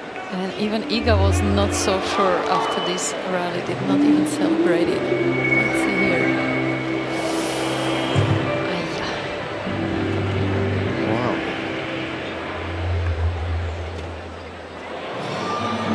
She may well have got there. That needs a couple of extra zooms for us to double check that. Heck of a run, whatever. Did you see that?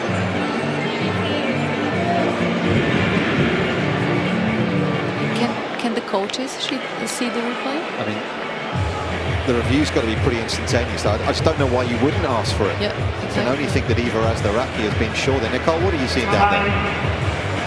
Well, what we saw was Emma Navarro go and ask the question, and I think the reply was that you would have needed to stop immediately, a little bit like playing on the clay courts, where if you don't stop play and check the mark, then you can't go back.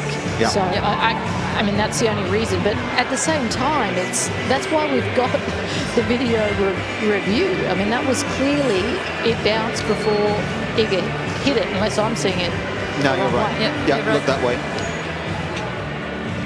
Anyway, Little water under the bridge now, but that would make sense, as Nicole says. Got to stop that point immediately. Be tough as well because you're running and then you're getting the ball over the head. There's a lot going on there, isn't there, Danny?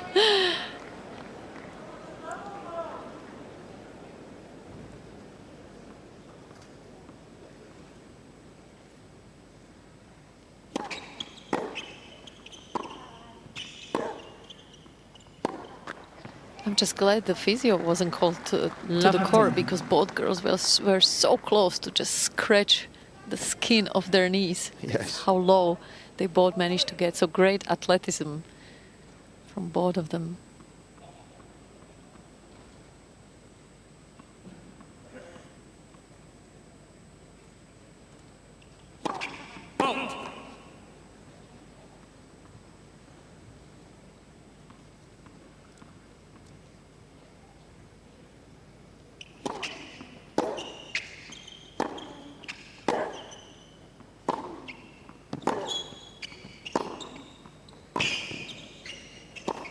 Yes, that's the play I would like to see Emma doing more often, when she goes up the line with the forehand, to be really convinced and try to come to the net. And even that rally with the double bounce, I absolutely loved it, because it was a wonderful drop shot from Emma. So more points like this, better chances she has to kind of try to turn this match around. But she's definitely knocking on the door the last couple of minutes.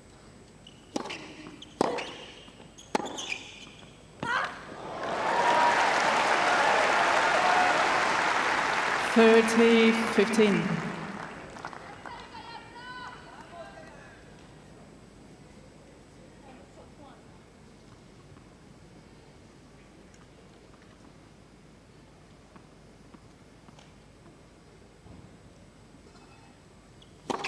Fault.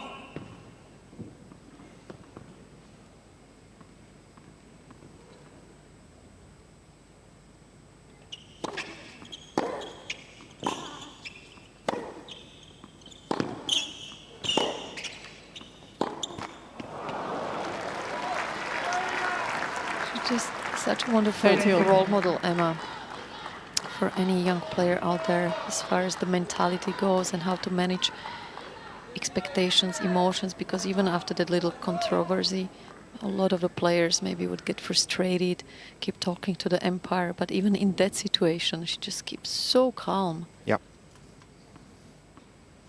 He was able to put that to one side pretty quickly, wasn't she? I would say that's her biggest strength as a tennis player. Yeah, and a good one to have, right? Yeah. Very good one to have.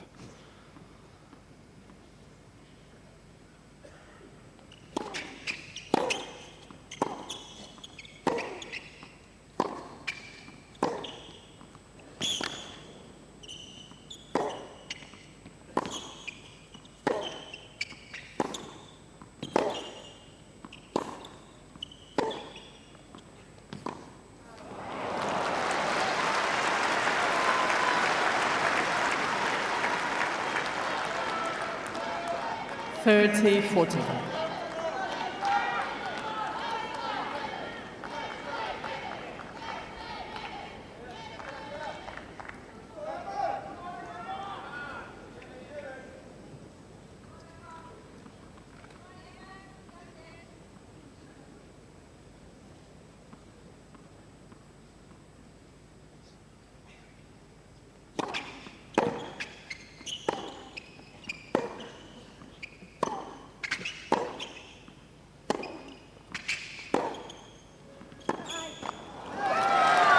The backhand up the line, just causing Navarro some problems. Swiatek leads by 4 games to 2. Swiatek has got herself the first break of the second. Well, it's incredible. Some of those ground strokes, and I have the benefit of seeing it at eye level. It looks like they're flying long off the racket of Iga Swiatek. But, however, they drop in last minute because of the spin, the work that she gets on the ball. Yeah, that was a big change we saw against Emma Raducanu. So often it felt like, okay, this is going long because the conditions are so quick today, and she finds a way how to just drop it on the baseline right before.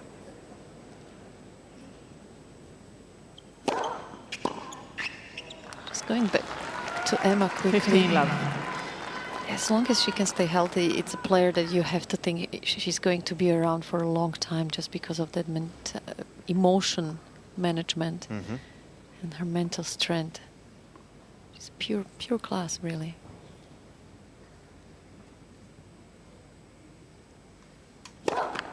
It's really interesting when you look back at her career, because she would be the first to admit that growing up she didn't really see herself when she looked in the mirror as being on these sorts of stages. She didn't see herself as being a world-class athlete when she was young. A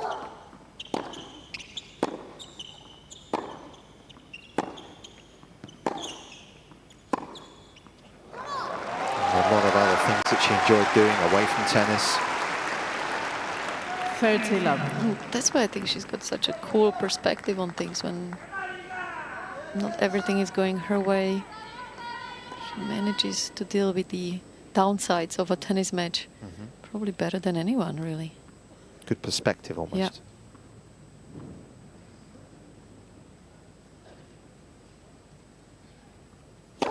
Fault.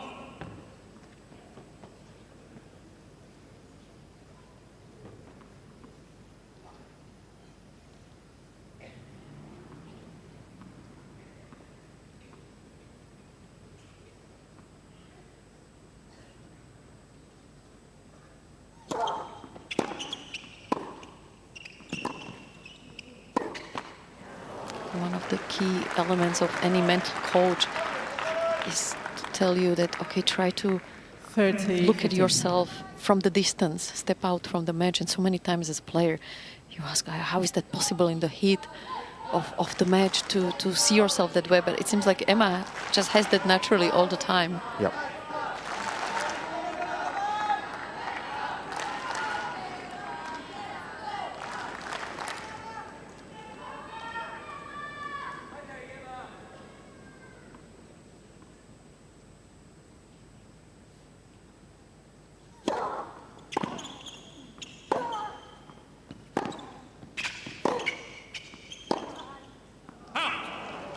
Even right before this point, she just quickly looked at her 40-15. coaching team to get the instruction what she has to do tactically, but there was no emotional involvement. Just goes so graciously about her business.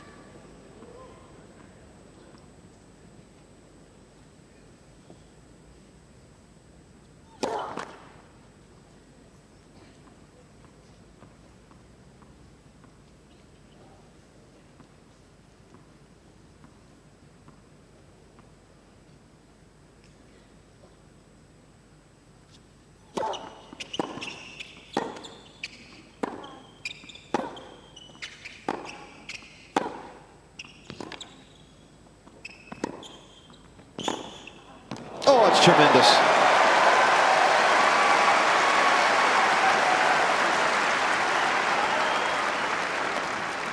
Definitely a rally of the match from Emma's perspective so far. It's so well to stay in that cross-court rally with Iga, which is not an easy thing to do, and then being able to come up with this incredible passing shot.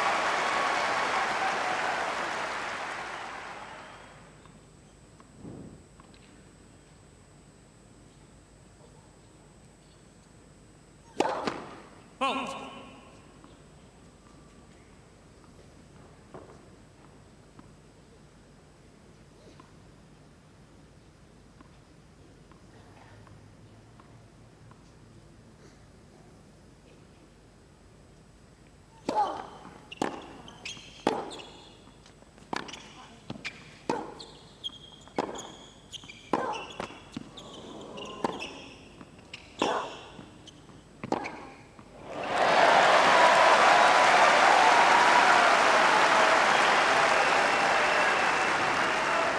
Use. Navarro able to take advantage of the ball dropping slightly short from Swiatek, and that's what she needs. She needs some time to be able to set up points like this and well-executed finish. Swiatek still yet to be broken, remember, here today, and indeed in the last 3 rounds. Wasn't broken against Sramkova, Raducanu, and Eva Lise, as she given a time violation.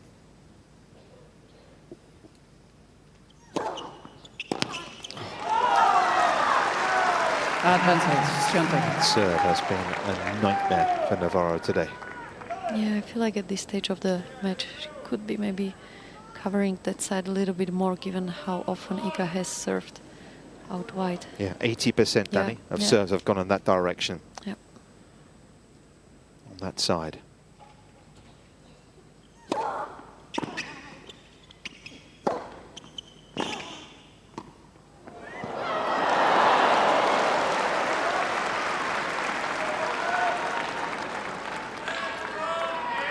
Use. Well, she did try to use the touch shot. Navarro doing the right thing there, though, wasn't she? She made her earn it, made her work for it.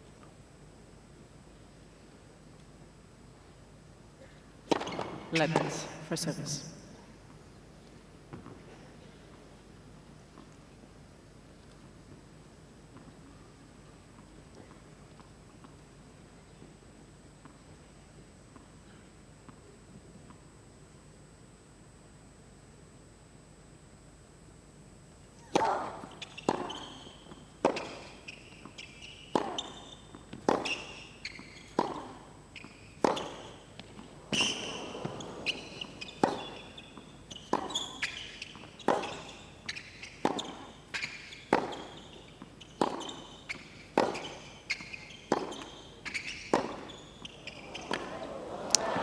This is a perfect example what Nicole was referring to earlier. I don't know about you guys, but at least 3 forehands there looked like they were going to be long or wide, and somehow Iga finds the court. Swiatek.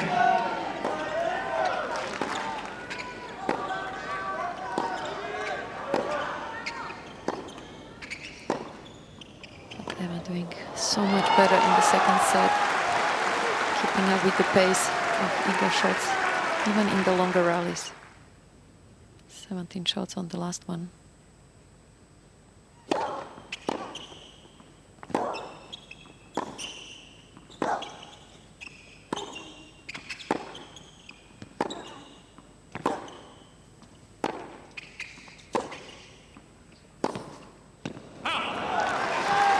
Has been able to extend it to 45 minutes this set. But has Swiatek been able to break free? It would seem to be the case. 5-2 for the poll.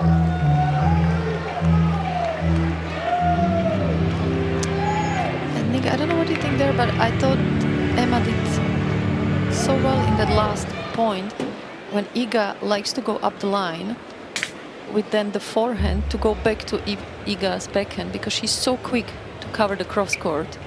I think a lot of her opponents should use that shot more often. When you watch her, as you say, what's just as impressive is actually when you watch Iga, if you only watch Iga and you don't watch the ball, her movement off the ball is so good, isn't it? Her awareness to see the quality of her own shot, then to get up the court, is so clear. And it's something that she was born with, like in the case of Coco or Jennifer Capriati, Martina Hingis, where that anticipation was almost part of their natural tennis. And she's done an incredible job. Madison Keys awaits the winner of this one. We referenced the fact that at times Iga has struggled against some of the bigger hitters, not too many bigger than Madison, Danny. Not really. And not too many, but there's confidence that Keys has as well right now. Absolutely, and we know how dangerous Maddie can be when she's confident and timing the ball as beautifully as she has been throughout the tournament so far. Thank you. Sit behind the players, please. Thank you. Not quite there yet, but they've played twice on a hard. It's 1 apiece.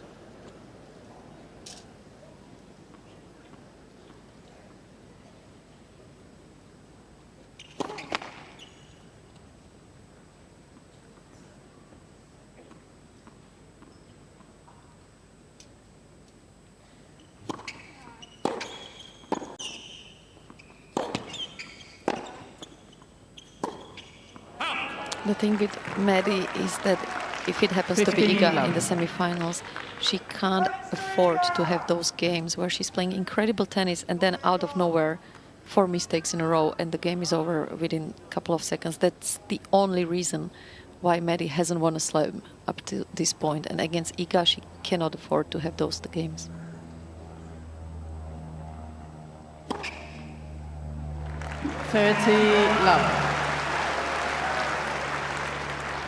Because as far as shot by shot, there is no reason why she shouldn't be going into that semi-final thinking she can win that. Yep.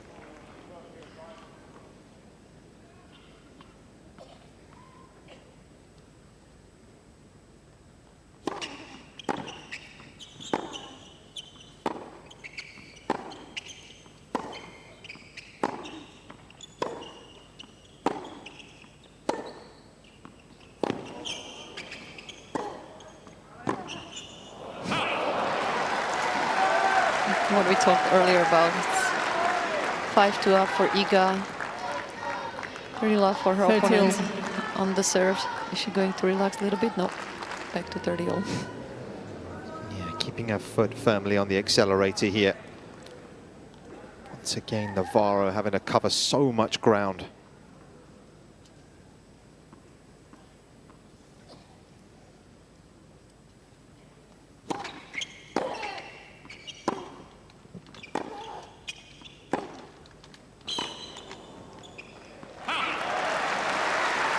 That's a good strike. 40-30.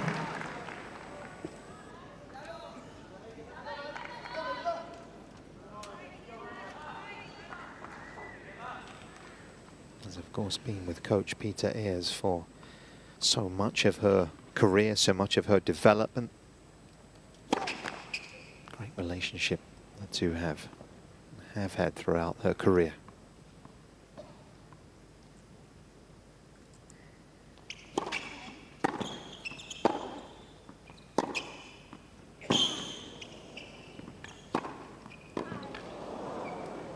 I feel like Emma would be the dream player to work with, because so often these days we see a player not being happy with their games. They always look for the reasons on the outside, switching teams more often than ever, I would say, where again just shows the commitment Emma has and that she knows it's on her racket, everything she does on the court. Left for service.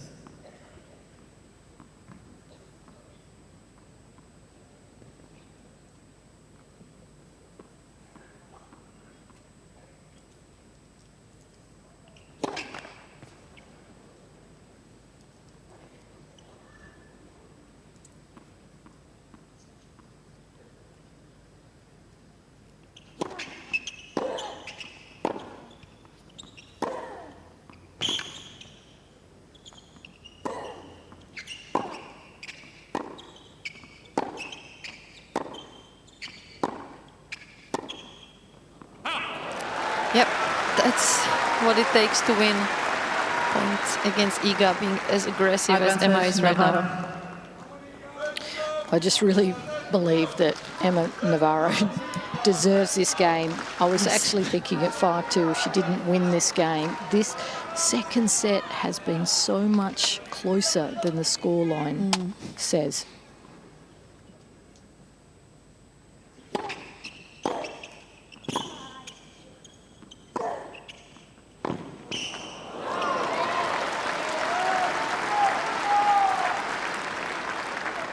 Use.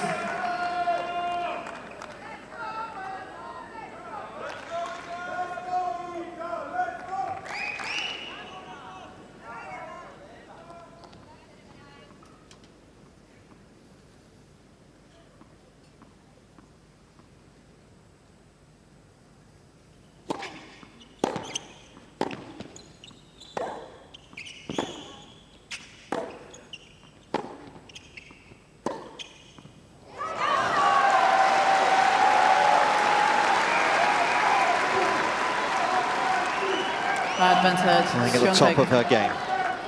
Once more, Iga Swiatek has looked oh so sharp throughout the course of the 10 days here in Melbourne. And a chance to reach the last 4.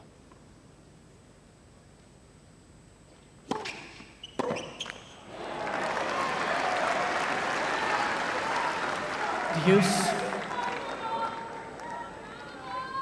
They've been on the court almost hour and a half, so a scoreline of 6-1, 6-2 doesn't really tell the story. It's a bit harsh on Emma.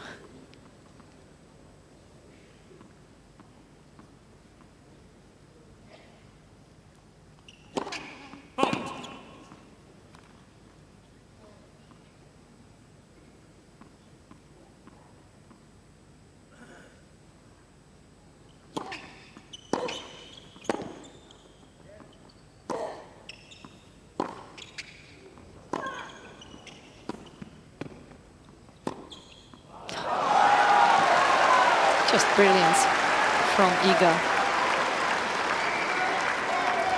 Advantage, Swiatek. The last player to reach the semis, dropping fewer than 15 games incidentally, which should be the case here, was Maria Sharapova. That was back in 2013, so she has, by a scoreline at least, been a cut above.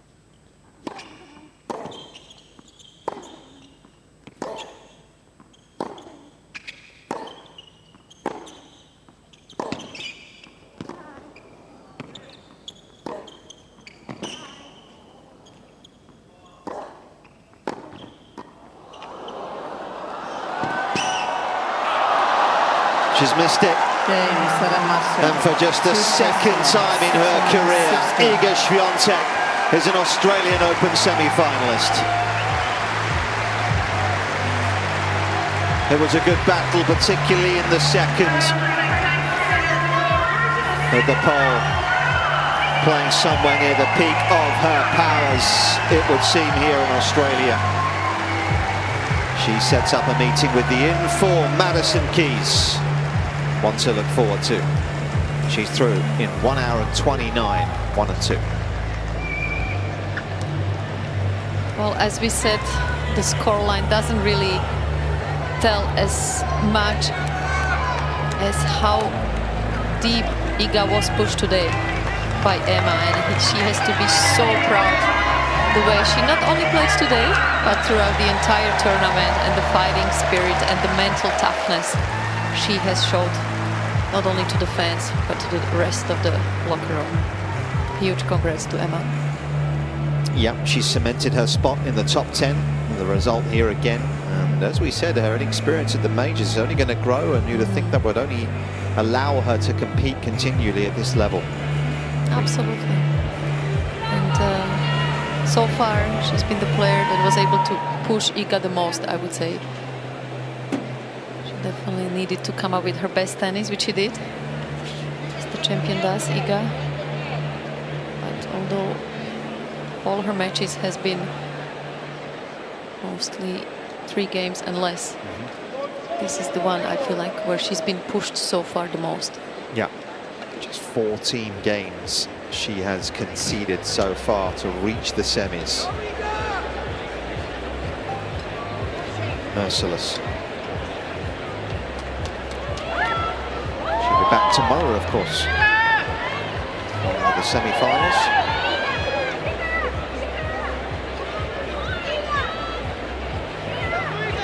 Trying to go one step further than 2022. Let's hear from her. She's speaking with Jelena Dokic. Iga, congratulations. You are through to your second ever Australian Open semi-final. With the loss of just 14 games, you've been in great form this tournament. How did you find the match today? Why do you think you're playing so well this year? Well, I think it was much more tougher than the score says, and you know, Emma is a fighter, so I knew she's not gonna pull back, you know, and I wanted to stay focused till the end and keep my intensity, and at the end, I'm happy that I won this, you know, tight games, and I think this is what made the difference, and I'm really happy with the tournament overall. You know, being in a semis is great, so I'll push for more.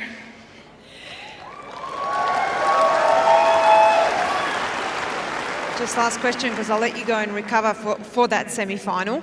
I know you want to go further. You're going to play Madison Keys. You've played 5 times before. You've won the 4 out of the 5, including 2 times last year. What do you feel like you need to do well to get to that final? Well, honestly, Madison is a great player and really experienced, you know, so you never know. The match that I lost, you know, she kind of killed me, so I think it can be tricky, you know, and I'll be just focused on myself, you know. She already played great tournaments here, so we're all aware how she can play, but I'll prepare us before any other match, you know. Doesn't matter if it's first round, doesn't matter if it's semis. I just want to bring my game and my intensity, and I'll be happy anyways. Go and recover. We'll see you in the semi-finals. Ladies and gentlemen, Iga Swiatek.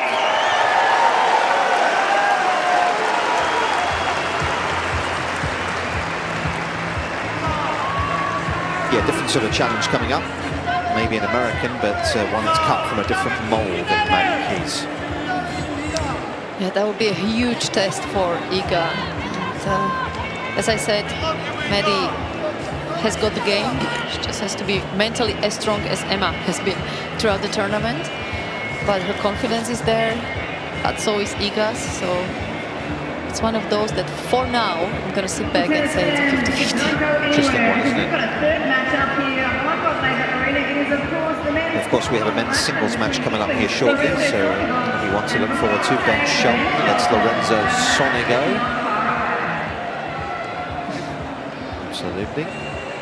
Our fans will concur with that. Pole thoroughly enjoying herself. We'll have a look at these numbers. And again, there's a fair bit of yellow on the right-hand side. Absolutely. So it's not been broken, Danny, for 4 matches. That just goes to speak that Iga, again, we talk about her backing it up, but she's been very tough to break here. Yes, and she's finding incredible angles, especially in that due side. So probably something Maddie will be looking at covering more and just give her the one up the tee. It's just because of that grip she's got. She feels much more natural hitting serves that way. So I'm sure Madison Keys' coach will be all over that place and watching this tape big time to get herself ready. Yeah, the last 4 is locked in. What a couple of good semi-finals we have in store here in Melbourne. Stay with us. We've got a men's singles match coming up here imminently.